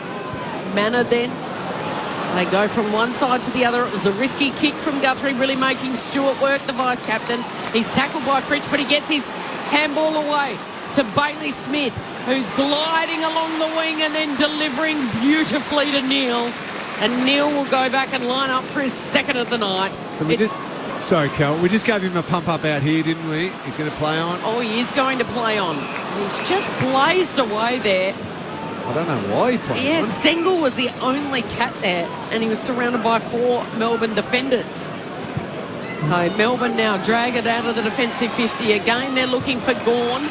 Van Rooyen closes late. It's off his hands. Atkins reads it best to Manor. Oh, and Stengel's got it again. Stengel's going to kick 2 in a minute here. So, someone should be yelling, I'm 50. Oh, because he wanted to go the set snap. Bowie went he moved, the man on the mark. Umpire said, no, you can't move. And so it's just going to take Stengel into the goal square. Top of the goal square. He's going to kick his second for the night. He's going to go back-to-back. And it's going to be good night for the Demons. The Roar will tell you everything here for a 38-point lead.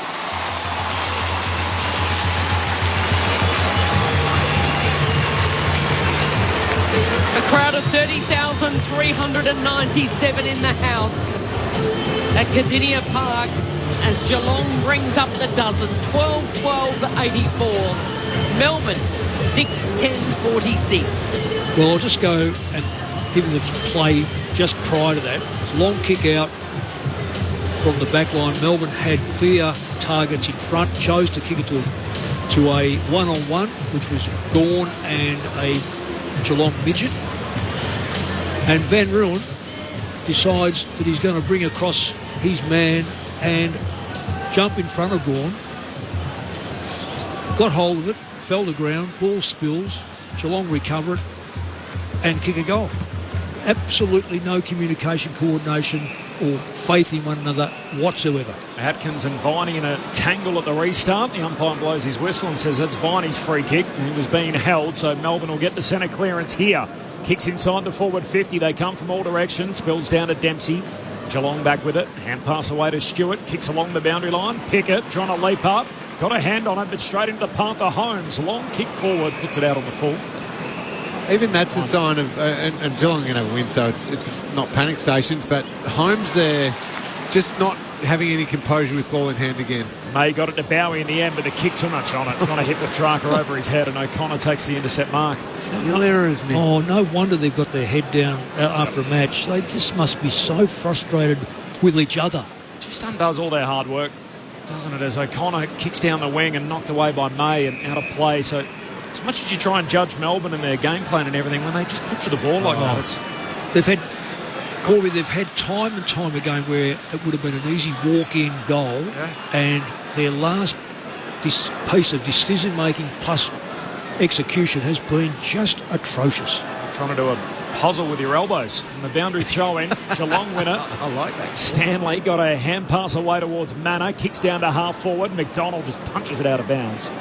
And throw-in 60 out from the Geelong. And it's not just last quarter when it's you're trying to play with dare and maybe there's fatigue and you don't quite hit it. It was the second quarter. They had Geelong rattled. They had Geelong butchering the ball themselves and had Geelong's structure completely pulled apart and wasted opportunity after opportunity. Oliver's had it 29 times. May 25 has been great for them. Petrarca 21 and 2. Two very different sets of stats though, those two. May highly influential with his numbers. Oliver really not much influence at all other than just banging it on the boot. And Geelong kicked 12 points, so he's played on every time. So there's an extra 12. And meanwhile, the May. The Cats with a kick wide has been marked by Neil. Yeah, this will be an interesting kick because he's... Well, it's in the right forward pocket at the city end. He's outside the boundary line. Oh, hit the post. High degree of difficulty, and he couldn't quite stick it. Well, the only thing about hitting the post, he's almost got a wedge between the two goalposts. That's how close that was. Margin 39 points, 1 minute to play. May to Pickett, short kick finds Rivers. Centre half back for the Demons. Handball away to May. Goes long down that outer wing looking for Van Rooyen. He tried to draw the free and the ump wasn't having any of that. And Connor O'Sullivan takes the intercept mark. He's been very good tonight. He's been outstanding. And Van Rooyen just then, that typified him. Connor O'Sullivan's had 23 disposals. He's taken 13 marks. Now, some of those will be uncontested, but... That's a contested one. Yeah, it's a pretty good game for a player who's playing only in game number 5. The Cats will open gather round next Thursday night, so they've got the date with the Crows. Adelaide Oval. Meanwhile, for the Demons, they play Essendon. That's the Saturday night fixture there as the long kick heads up the wing, close to the boundary line, and the ball trickles out of play. Well, it'll be an interesting game halfway against Adelaide because you've got one that's the best offensive side, you've got no defence, that's Adelaide. So it'll be interesting to see how it all holds up. They can slice and dice though, can't they? Get on their terms. Boundary throw in front of the Reg Hickey stand. Can Dempsey keep it in play? He can. Handballs over to Manor. Great to see him back. He's pushed off it by Oliver, racking up another possession. Comes back inboard to Bowie. And the Cats are back on level pegging. 2 wins, 2 losses from their first month, and a date with the Red Hot Crows to go open gather round next Thursday night. We are Geelong, the greatest team of all. We are Geelong, we're always on the ball. We play the game as it should be played, at home or far away. Our banners fly high from dawn to dawn.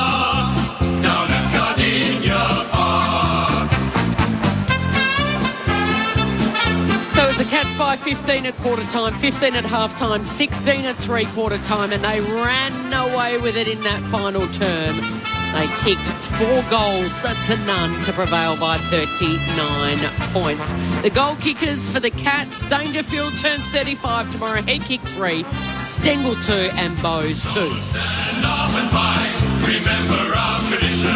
Stand up and fight, it's always our ambition. Throughout the game to fight with all our might, because we're the mighty blue and white.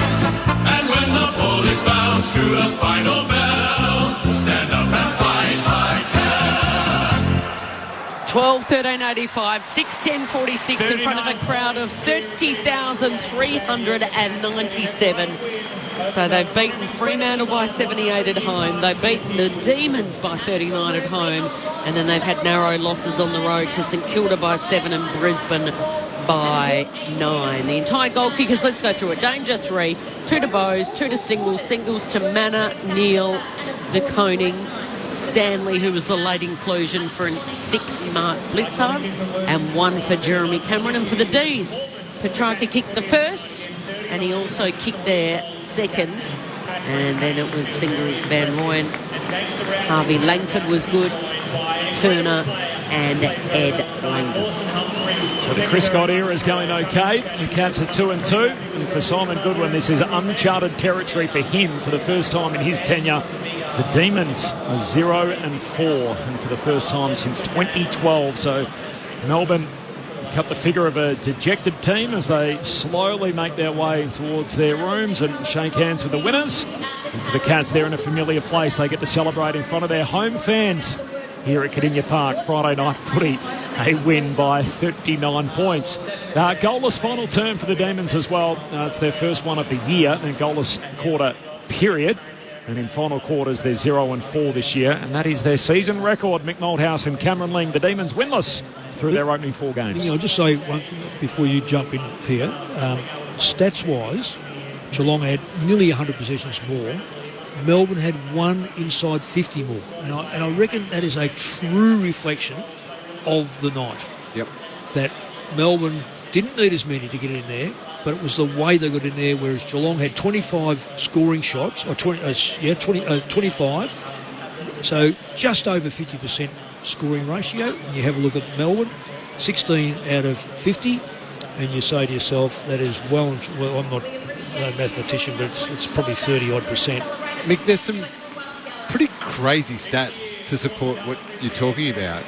Geelong took 165 marks. It's unbelievable. That is a ridiculous amount of marks to Melbourne's 82. It's double. Yeah, and if we look at Geelong's major possession winners, outside of Bailey Smith, who's a genuine midfielder, Ollie Dempsey and Brian Myers both had 26. They're the wingers who work back. So Myers was playing on the wing a lot today. The rest of their top 7 disposals winners are Zach Guthrie's had 30 and took 17 marks. 17 marks. Defender. Tom Stewart's had 24 touches and taken 11 marks. Defender. Connor O'Sullivan's had 23 touches, 13 marks. Defender. Lawson Humphreys, 23 disposals, 13 marks. Defender. So because of what you're talking about, the way Melbourne just butchered the ball going forward and had no system and it just didn't work, Geelong intercepted. And then they went into this controlled, patient at times, possession to work it down.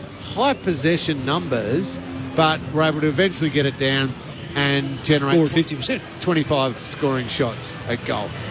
It's crazy to think that Melbourne could let Geelong mark the ball 165 times. But they're going to do that when you don't have an extra play down there, Lee.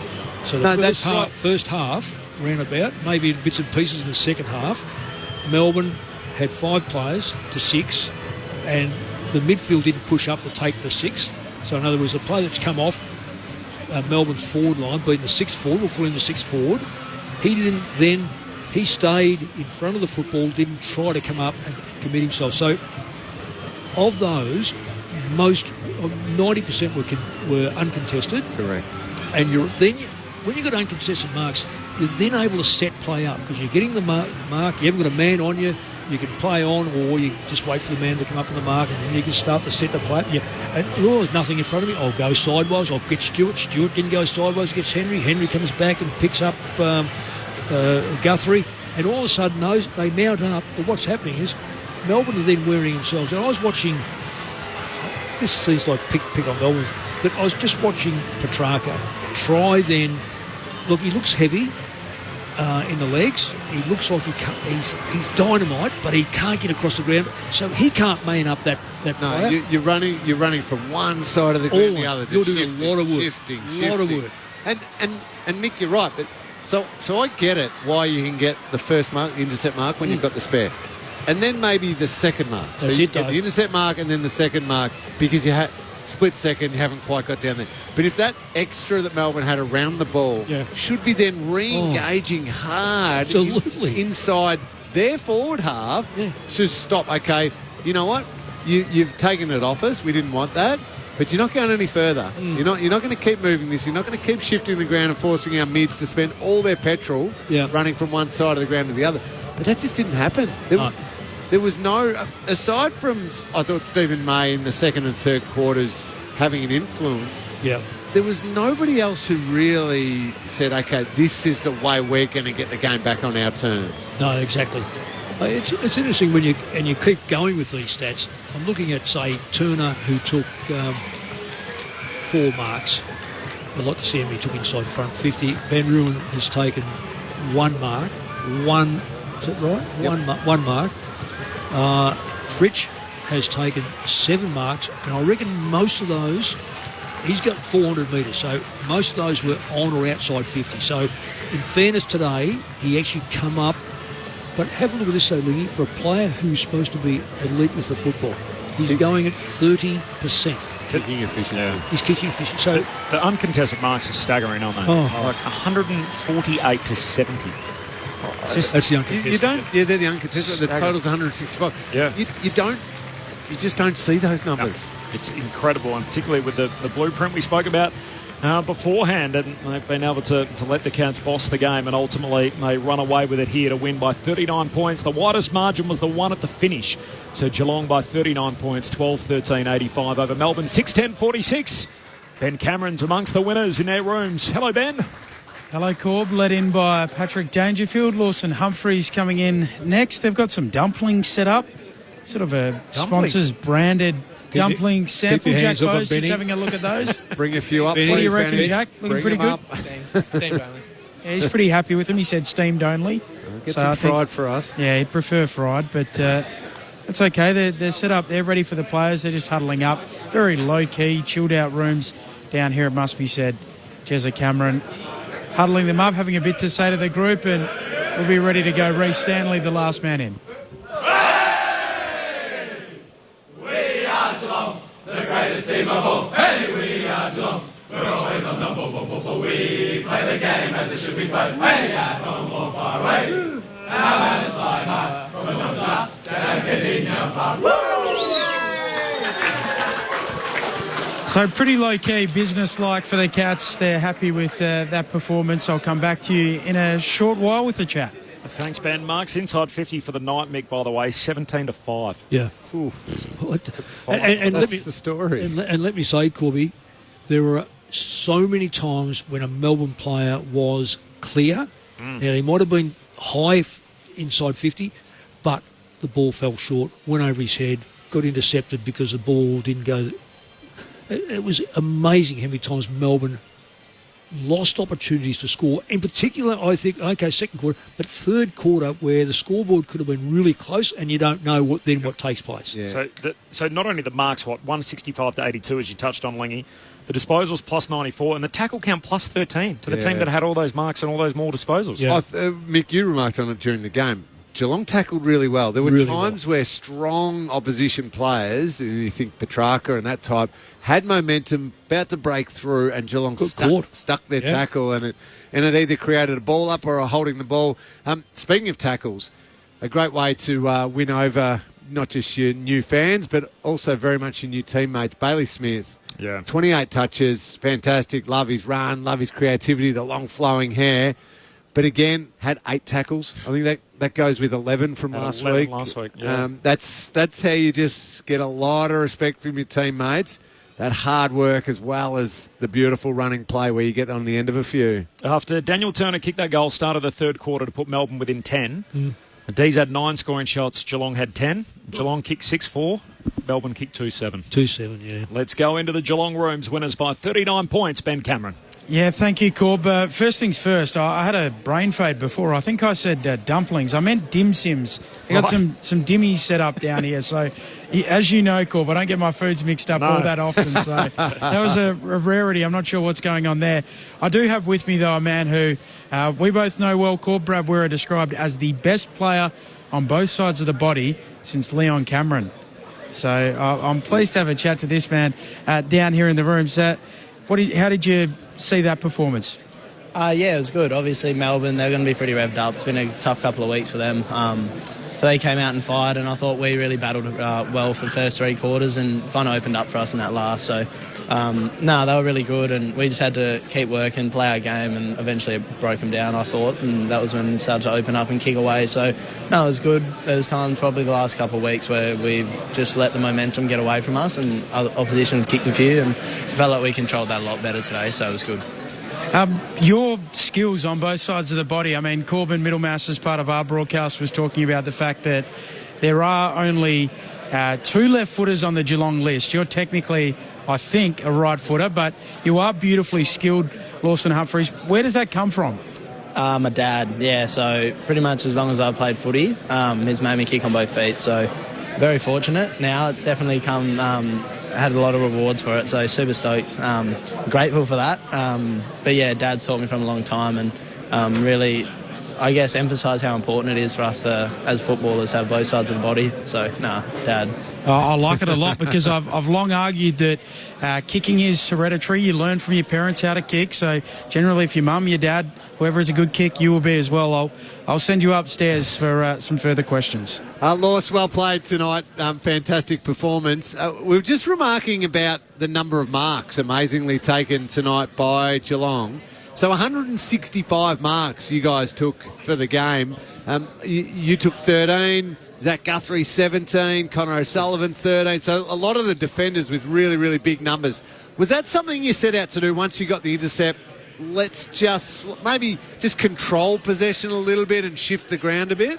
Yeah, 100%. I think our fast play, we do really well. We've got so many good small forwards, so our ability to go fast, we're really confident in. And I think the last couple of weeks we've probably found when momentum's gone against us is that we've kept trying to play that really fast brand and we haven't been able to just stem the flow. So I think today we had that real emphasis from the start that we want to just control the ball a bit more, and I guess it's so easy to go fast after a couple of marks. You just chip, and then you can go. So I think it was just really...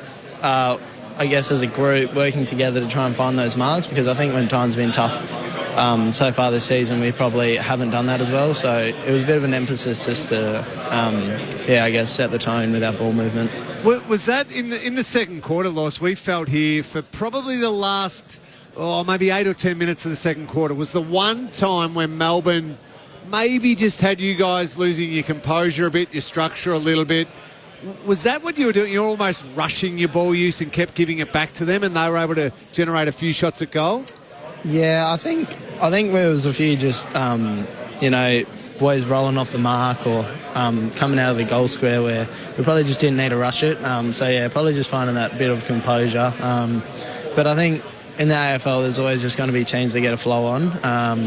That second quarter they did start to get on top, and I think it was really important for us to just scramble and make sure it didn't get away from us. So, I think it's really important for us to just reset and find those marks. And to Melbourne's credit, they defended that really well for those first in that 10 minutes and really forced us to go long and to the contest. And they set up really well behind the ball. So, I think it's just about finding those marks and having a bit of composure. Lawson, you're hardly a veteran yourself, given this is game number 15. But compared to Connor O'Sullivan, you kind of are. Are you just amazed at how well he's settled into game number 5 and 4 intercept marks tonight and just seemed to have so much confidence in the air and playing down back? Yeah, I'd like to treat him like a bit of a rook, and I'm a vet, 100%. Great person, Sully, and not a surprise at all, really. He works really hard. last year he, arguably I think if he played for a few other teams, he's probably playing, and I think he was really deserving of his spot this year. He really earned it, worked really hard during the pre-season, and I felt like it was only a matter of time for him. I guess being a key position 18, 19-year-old is pretty tough, and pretty sure he's still 19, but he just that extra year of development, extra pre-season, bit of gym, and he's really set up well now. So he's a beautiful athlete, Sully, and just good to see him, I guess, doing what he can do. He's been really impressive, obviously, with the Rising Star a couple of weeks ago. So, super pumped for him, and he works really hard, so no surprise for anybody. Lawson Humphreys with us on ABC Sport. The Cats winners tonight by 39 points. Lawson, it's Corbin Middlemass here. I'm a native Sandgroper myself, so I followed your career particularly closely. But a lot of people are learning about your story for the first time. So you only played 15 games, come over from Swan Districts, playing for the mighty Black Ducks over there, and now settling into Geelong, your second year. How are you finding it from a personal experience as a young lad growing up in WA to now all of a sudden be on the other side of the country down in Geelong? Yeah, no, it's definitely been a bit difficult at times, obviously so far away from family, and bit of a change there, but I was living away from family in Perth, and I think it's just a new experience. It's been so exciting. Geelong's such a good footy club, they get around the players so well, so no, I feel really comfortable, loving Geelong. It's a bit cold compared to Perth, but besides that, yeah, Lingy, if you want to buy me a puffer or something, that'd be nice. I'm sitting here in my T-shirt at the moment, Lawson. Yeah. It's beautiful. Nah, too cold. But, it's super lucky. I mean, there's probably not a better club, or I'm going to say there's not a better club in the AFL with their support network, so, made me feel at home straight away and loving my time here. So where's most of the family, and do you get a chance to get back home? Obviously, I imagine that's an extra flight, not just back to Perth, but to be able to see them as well? Yeah, so half the family's up in Wickham, so in the Pilbara, and then mum's up in Broome. So I'll probably try and go back in the bye, which is going to be a big trip, but the club's really good with that. Last year they were really accommodating, and got to go back to Wickham for the week, and they just said I could have I think it was the Saturday off, we had a training, and then back Monday, so they were really good, and I think that's the difference between Geelong maybe to other clubs, just that understanding of people's priorities, but also what I guess makes people tick. And I think it was really important for me last year to just reset and get home, and hopefully I'll do that again this year. I plan on going to Broome in the bye, so excited to go back and hopefully visit some family. All right, I concede that maybe Geelong's a little chillier than Broome. That's fair, all right? I'll give you that. People forget, too, just how big WA is, to think that, it's like going to Melbourne and then saying, by the way, I'm off to Cairns or whatever as well. It's a long way away. Tell us about the Wickham Wolves, where you started. Where is that? So that's just Wickham. I was pretty lucky. I had a really good group of mates, so we grew up playing footy together. I reckon we played from year 3 all the way up to year 8, 9 when I left for boarding school, and super lucky. It was good club. The bloke I live with now, he's from the Wickham Wolves, so grew up living with him, playing footy with him, and now living with him. So I think, it's obviously just super lucky with the people I've met there, and it's all part of my journey, I think, and I'm glad that I'm able to keep it around. And even last year when I got to debut with the Wickham Wolves logo on my Guernsey, I was really lucky. So been a big part of my life, the Wickham Wolves, and my development. So I love How it. far away from Broome? Excuse my ignorance. Yeah, so Broome to Wickham's about an 8-hour drive. So I'm pretty much, we used to do that trip a bit because we got a lot of family in Broome. But I'll probably now just do one over a week, so that's pretty tough. We're looking at it on a map here. That's a fair hike. It's a long way up. There's no doubt about it. And Lawson, I noticed you played in the Indigenous All-Stars game back in Perth in the pre-season. How did you find the experience? Yeah, loved it. No, that was a unreal experience. Really grateful again. Just getting to know other players from other clubs and seeing what they do in their preparations, but also just having that extra trip to go back to Perth and have family. I was really lucky that I had a lot of family that were able to come down and watch. That was really special for me, I guess, I don't get to play in front of them very often, and when I do, very special. So, unreal experience, really grateful, and I think just developing those relationships and being able to play at home is really special for me, and really good way to start the year, I think. Who did you love playing with? Was there one in particular where you just sort of thought I've got to pinch myself that I'm playing with this guy? I don't know, there's so many good players. I mean, I like just kicking the ball on the forward line and letting them do the work because it's such a good forward line. Sonny Walters, I mean, I grew up as a Freo supporter, so the amount of times that he got Freo out of trouble when I was growing up, and I had a lot of love for him because he always would be the clutch man for Freo, so that was really special. And then Liam Ryan, I think he's one of the most exciting players in the AFL. Yeah. So, but I guess you can say there's about 23 of the whole everybody on that game. So it was really good fun and good experience. Keep doing big things, young man. We love following your career so far, and on the up and up, no doubt about it, with the Cats. Appreciate your time tonight. Appreciate it. Thanks for having me. Lawson Humphreys, one of the young stars, and that's a term that sort of gets thrown around pretty loosely in our game, but this guy's one of them for sure. What's so skilled on both sides of his body, won a premiership with Swan Districts in the reserves, got drafted on the back of it, an absolute find, and now he's 2 years into the system and one of the most successful teams of the modern era. They put the ball in his hands. Yeah, and I love all of those stories. You think, okay, you have to be playing for Vic Country or Vic Metro or SA in the championships. You've got to be making All-Australian. And sure, you get your Levi Ashcroft and your Will Ashcroft stories who are just supreme juniors and they get drafted, they hit the ground running. But there's other avenues to this great game and the top level. And to think, even I reckon, I wonder how many people sort of smirked and gone, what, you got drafted out of the reserves of the Waffle? What? Surely he's no good. But recruiters see little things, little traits, little differences, little personalities sometimes to say, no, that kid, when given an opportunity, it can translate at the top level. And Lawson's a great example of that. And I know I particularly follow the Cats closely, but you've got Tom Atkins running around who did something different, stuck at the VFL for multiple years. You've got the famous story of Tom Stewart and going to play local football here at South Barwon, and Matty Scarlett saying, nah, stop stuffing around, get back and be serious. They're all brilliant journeys to all be playing together at senior AFL level. Good on him. No doubt about it. Lawson Humphreys, he's one to follow for the years ahead. A 39-point win for Geelong. In the end, they shut out the last quarter. They kicked the only 4 goals of the final term. And Melbourne, they had their moments. They did draw within 10 points early in the second half, but the Cats powered away from that point on. They kicked 6 of the last 7 goals in the match. And ultimately, the 39-point margin in the finish was as wide as it was in the ball game. Yeah, I still think there's only 5 or 6 sides in the competition, and Geelong's one of them. Mm-hmm. Now, maybe they're not number one, but you can become number one if you end up in the first 4 or 5 anyway over the journey, especially through finals, especially through the experience that the team has, and also a bit of luck with injuries and that sort of stuff. You just need your numbers up. I think next week will be a big test for the Cats without Henry. I know it's funny. This guys will come in and probably play back, and they'll keep standing in the ruck. Yep. One would expect, unless there's someone there hidden I don't know about Lingy, but I reckon that would be the case.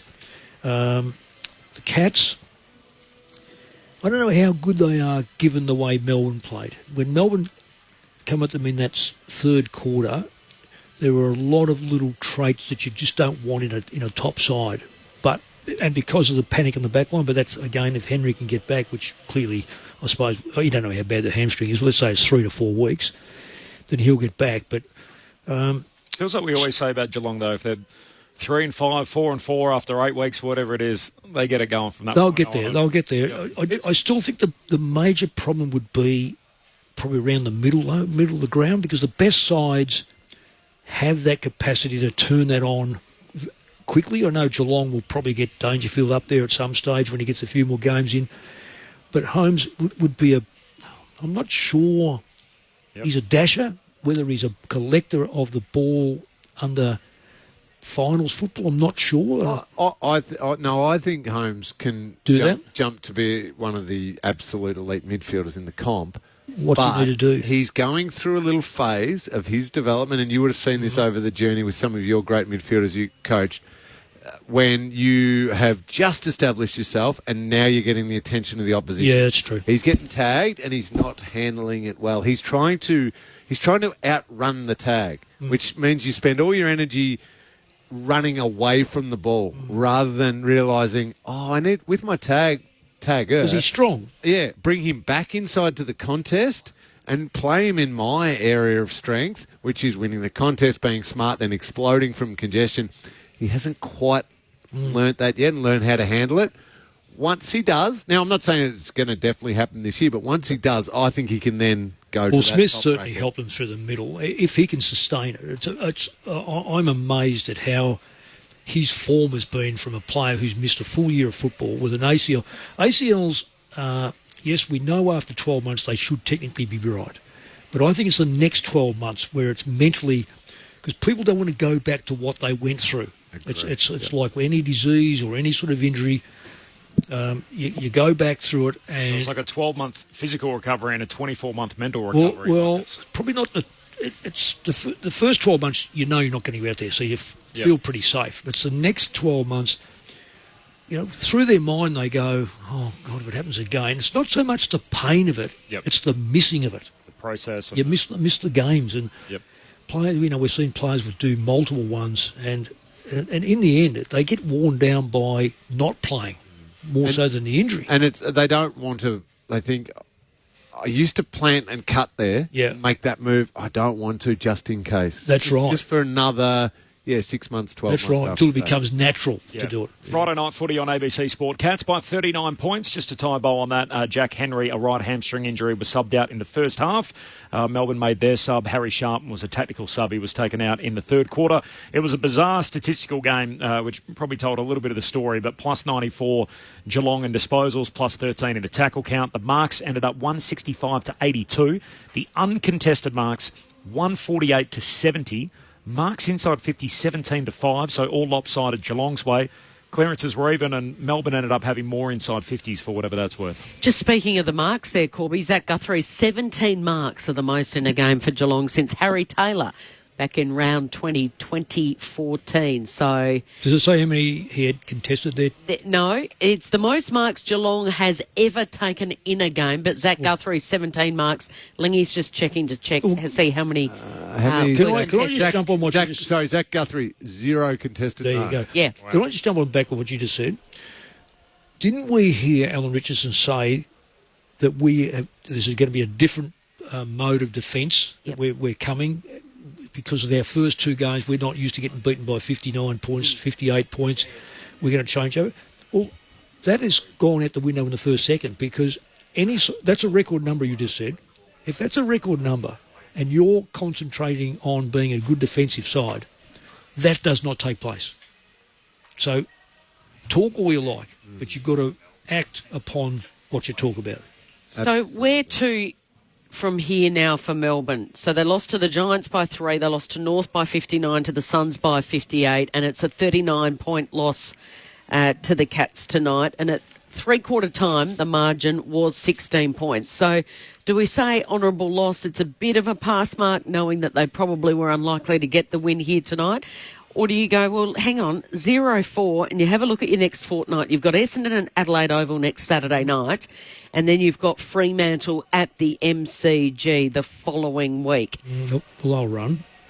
So Kel, So that, you look, I mean, we don't like to jump ahead, but there's every chance they could be 0-6. Well, Kel, everyone talks now because of what happened with Hawthorn last year. Oh, they were 0-5.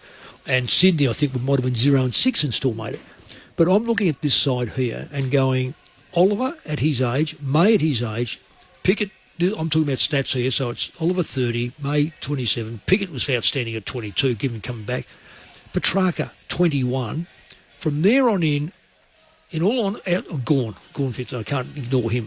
From there on in, you're raffling who's going to be next. We just spoke to a young bloke who would make a massive difference to Melbourne. And he spoke about his mate, O'Sullivan, who would make a massive difference. The difference is they play for Geelong. Because when I look at this and everyone says, Rivers will take the place of Oliver. Well, so he hasn't played in the midfield. Well, he's played a couple. Playing as a defender. Yeah, he's played a couple of games, but what he doesn't do, he doesn't know the people around him. I've seen him now caught 2 or 3 times wandering through the ground.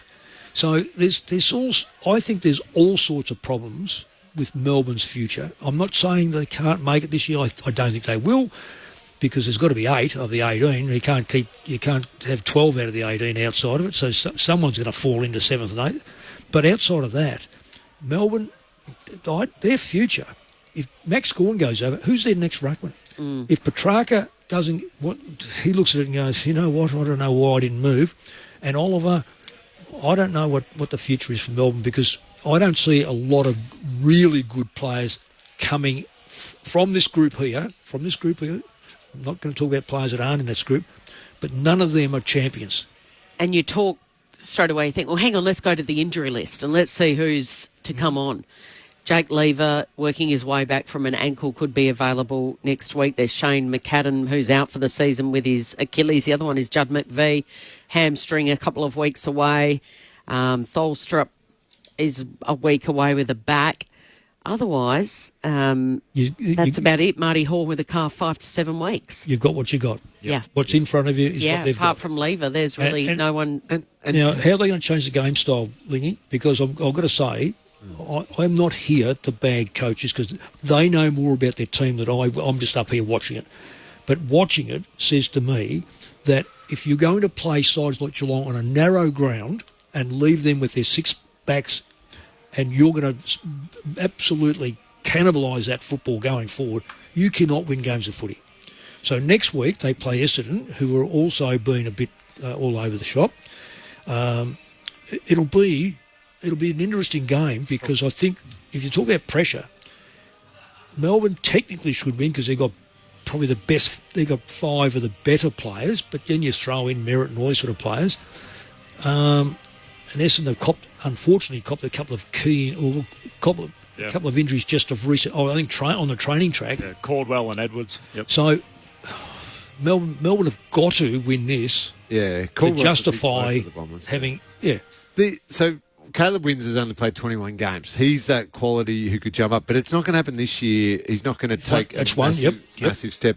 Cade Chandler, they've found something a little bit there on the wing. Yeah, he's got a little bit, yes. Don't mind him. I think you and I both love Cozzy Pickett on ball. Pickett, I mentioned Pickett though, so he is clearly a class player. But but Lingy, when you come out and you say, "Oh, gee, I enjoyed my time in Western Australia when I went across and watched it South Australia?" No, it's WA. WA. Oh, you know what? I think I might stay over there. The report said he was texting Fremantle players, and so he is contracted. He's got another 2 years to run. Yeah, I know, but when you've got that attitude, yep, you just don't need that around football clubs. So it's first. I mean, it's easy to sit here and play Harry hindsight and go, "Oh, they should have moved on from Petrarca and they should have moved Oliver." But clearly they did everything they could with their sort of love, play, celebrate mantra, and they tried to get the band back together and try to solve some of those issues and have their powwow. And yet the powwow, and to think they're 0-4. Geez, all that love and all that bonding, that gets tested a lot, doesn't it, when you're 0-4 through the first month? Yeah, I would never have moved on from Petrarca. I would have done everything I could. I mean, they stuffed up themselves with the way they handled him last year, but they give the love, get him back healthy. He's a match winner. He's a game breaker. I don't think he's anywhere near his best. So absolutely agree. Not getting across the ground at all. No, completely agree. But it's almost like they have to bite the bullet and go, we can't have our starting mid or our main mid being Gawn, Oliver, Petrarca, Vine. Well, they tried not to do that today. Oliver started on the bench. Yeah. And Pickett started in the middle. Pickett's a really good choice there because he's got, and he surprised, not surprised me with his brilliance, surprised me he lasted as long as he did because he hasn't played. So if Viney and Oliver aren't playing in the midfield, where else are they playing? That's where they can only play. And that's why they've got to be those rotation players through there. And because Petrarca right now is not fit enough to play 80% in the middle. He's probably, look, I don't think he'd be surprised if he's only a 50% type player in there because he just doesn't look. He doesn't look right. He doesn't look fit to me. He doesn't look super match fit. So he lost, after that incident last year on King's birthday, lost 7.5 kilos. Couldn't lift over 10 kilos for months. Yep. And then what a lot of people don't realise, in January he actually broke his ribs again. That's where I'm coming from. So he's not there yet. He won't be there this year because he's missed the precedent. I reckon it'll be next year where he gets going. And so to answer your question, where's it come from? Or what do you do with Viney and Oliver? Sorry. So May doesn't rotate. Does not come to the bench. Neither does Gawn, really. And there'll be one or two other players. So you save yourself a handful of rotations for them. So what I would use, I'd go all the way back to Mick, who did it initially to end up jumping over the top of us with those high rotations, and play to the strengths of, you did it with Swanee in that, it was just that power on for 5 or 6 minutes. Yep. I couldn't keep up with him anymore. And then he'd come to the bench, I'd stay out in the ground, go to Pendlebury. Swanee came back on, he'd destroy me. And so it really suited Swanee's way of playing and took me apart. Melbourne should have just a constant rotation of Petrarca for 6 minutes, bench, Oliver for 6 minutes, bench, Viney for 6 minutes, complemented by others in the mid, and only one of them at any given time in a 6-minute burst. Go flat out for 6 minutes. Now it's gonna chew through some of your rotations just doing it with them. But because you've got the luxury of a May and a Gawn and one or two others who you never rotate, it's okay. We'll grab a couple from them and a couple from them, and we can go a little higher on those three. Yeah. And let's play to their strength for a little bit. Or of the three, Petrarca comes out of a goal square. Yes, you could play him. Like he could go 6 and 3. Yes. So 6 there and 3 in a goal, or something like that, or 6 and 6 perhaps, and come off with 3. Yep. So there's ways of doing it, but you're right. Viney can't go there, and Oliver has no other position other than mid. That's right. Sometimes you start to think, because he's such a hand pass person, first thought, coming off a half-back flank is a risk. Because I saw him. Remember that game he played there last year, and it was almost embarrassing. Horrible, Maybe you could have him for 2 minutes forward and then get him to the bench. Yep. And by going forward, go to every stoppage in the forward line. Yeah. So because then you're either going in there and you're taking a half-back who's not familiar with that sort of role, get in, you're the primary player. One of the mids just drops off as a backup, takes their winger, so the winger can't get a feedback, and then you let him go. It's the same with Petrarca, playing forward, make sure he goes to most of the stoppages within 15 metres of goal square. Then you've got this. Then what's the full-back do? It's a massive coaching challenge for Simon Goodwin. It is. But it's the method of going forward. Well, that's what it's his 9th season. The culture's been tested. There's no CEO, so the club's still going through a state of flux off field. They've got a president who's only going to be there until the end of the year, who reinforced with us that he's not an interim pres, despite the fact there's going to be a changeover at the end of the year. Culture's been challenged. Teams 0-4, and now, as you say, Mick, their method again is being challenged, particularly in the way that they go forward. Let's hear from the D's. Ben Cameron is in the losers' rooms. Ben.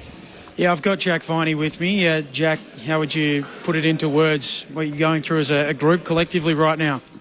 Yeah, obviously facing some challenges. Disappointing start to the year. Another disappointing loss tonight. So, we'll keep looking at ways of getting better and just focusing on that continuous improvement every week. I saw Simon Goodwin speak about the fact that it was one of the most brutally honest weeks he's had in football, Monday to Wednesday, getting ready for this week. How do you reflect on that? It was, low realities, looking at ways of getting better, honest conversations. So, I think that's a step forward. Obviously couldn't get the win tonight, but I think, we keep chipping away. Things will turn for us. I'll send you upstairs. The team have a couple of questions for you. Oh, g'day, Jack. Mick Malthouse. Just on a few things. We spoke to Alan Richardson prior to the game, and you'd been beaten by close on 10 goals the last couple of weeks, and one of the emphasis he was talking about was defensive work and how you're going to make sure it becomes a real fight. No one's ever going to question you. You're a great fighter, a great warrior. Geelong had, I don't know if you're aware of this, 165 marks and 140 were uncontested. Now, I don't know whether the instructions are to fall off and give them the football and then sort of fight from half backwards forward. But does that astound you, that sort of figure, given that there was an emphasis on defence? Yeah, it's hard to win games of footy when you give teams, that amount of marks. They kind of used it in their back half a lot.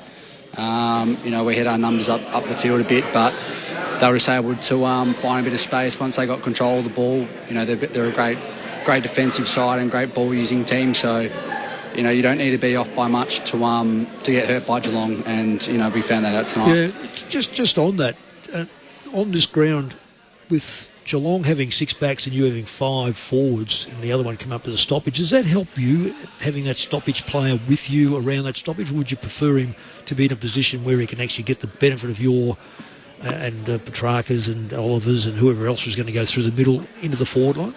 There's a balancing act. There's pros and cons to different strategies. Yep. I thought we were reasonably okay around stoppage and getting it forward, but like you said, when you're one down, when you're going forward, you can get hurt. So that's just what we'll look at. We'll try and find ways of making it work. where the strategy changes, that's for the coach to decide. But obviously going forward, they're able to, great intercept team, and then when they get that stability behind the ball, they're a hard team to beat. Yeah, it's just coming to that third quarter, you guys, were trailing at half time, and we thought, just maybe where's this heading? But the fight on the side was fantastic in that third quarter. It was just a matter of probably finishing off a little bit of the hard work that you guys were doing.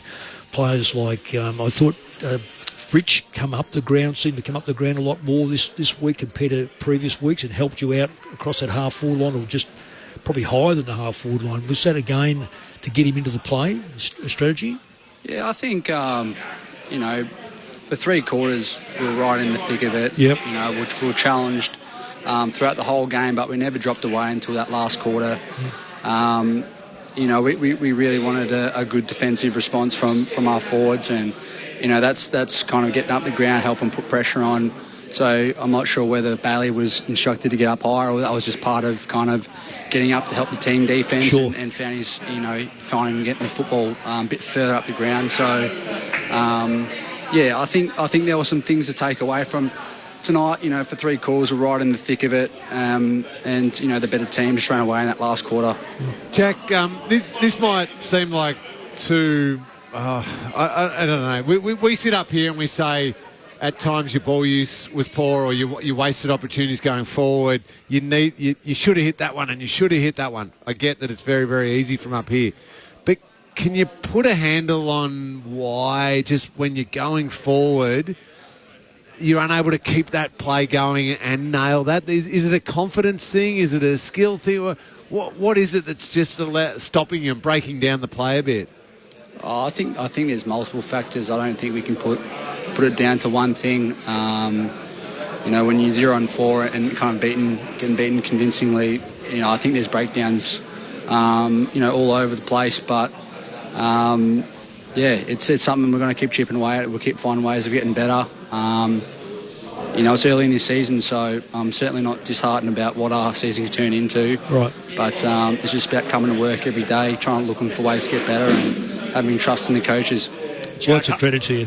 Yeah, Jack, hard luck tonight. I appreciate you fronting up and having a chat to us, and safe travels up the highway. No, thanks for having me, guys. Appreciate it. Jack Viney, one of the leaders from the Melbourne Football Club, their vice-captain, and we appreciate him being made available after such a defeat. 39 points, the Cats winners by tonight. If you've just flicked the radio on, or perhaps you're driving home, this is how it all happened. The Cats jumping out by 29 points in the second term. They threatened to blow the game apart. Melbourne rallied. They kicked 3 of the next 4 before half-time and got within 10 points early in the third. But from that point on, the D's were wayward. They kicked 2 goals, 7 to Geelong's 6-4. So only one more additional scoring shot. And yet the Cats ended up turning a 15-point half-time lead into a 39-point full-time margin. The biggest margin of the night was at the finish, 39 points. Geelong winners to get to 2-2, while the Demons are 0-4 for the first time since 2012, and by extension the first time under Simon Goodwin. Jack Henry did a right hamstring, the other thing to note out of the game. The votes, Lingy in the ABC Footballer of the Year. All set to go, Corbs. I'm going to give one vote to the guy. So Melbourne, they're 0-4, doom and gloom, all that. But I thought they fought it on with you, Mick. They fought it out well. Composure wasn't there, and they end up shooting themselves in the foot more often than not. But the man who got the game back on their terms, along with Max Gawn in the middle of the ground, was Stephen May, and the influence he had. 27 disposals, 5 intercept marks, and some really brave and high-quality intercept marks. Absolutely. And he was the one, for at least those middle 2 quarters, who some good attacking play was able to kickstart from his play because of those intercept marks. So Stephen May gets the 1 vote.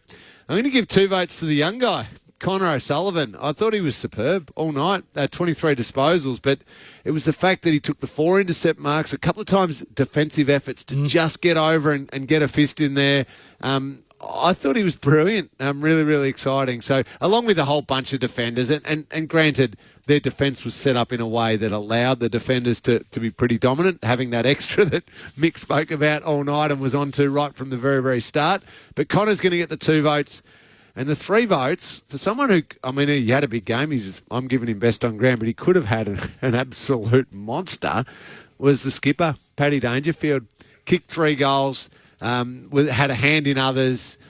had 20 touches, 12 of those contested, got in there, one hard ball, probably could have kicked 5 or 6 maybe. Yeah. But I just thought in a reasonably low-scoring night, 85-46 being the score, kicking 3 and setting up a couple of others, I thought Dangerfield was the main man up there. 3 for Dangerfield, 2 for O'Sullivan, 1 for May. The votes from Cameron Ling in the ABC Footballer of the Year. Just on the teams that are in for the Sunday games, of course, final team squads trimmed down. Fremantle play the Western Bulldogs. O'Meara and Wagner are the 2 ins for the Dockers. Out goes Aish and Erasmus. Meanwhile, the Bulldogs are fronting up with the same 23, so they take the same 23 over to Perth that beat the Blues last Friday. Meanwhile, the game between Port Adelaide and St Kilda, Lockie Jones, Ollie Lord, and a certain Zed Butters comes in for Port Adelaide. They're huge in. So Soldo, Cochrane and Boak is outmanaged. Stocker comes in for the concussed O'Connell, who of course was involved in that incident with Mansell.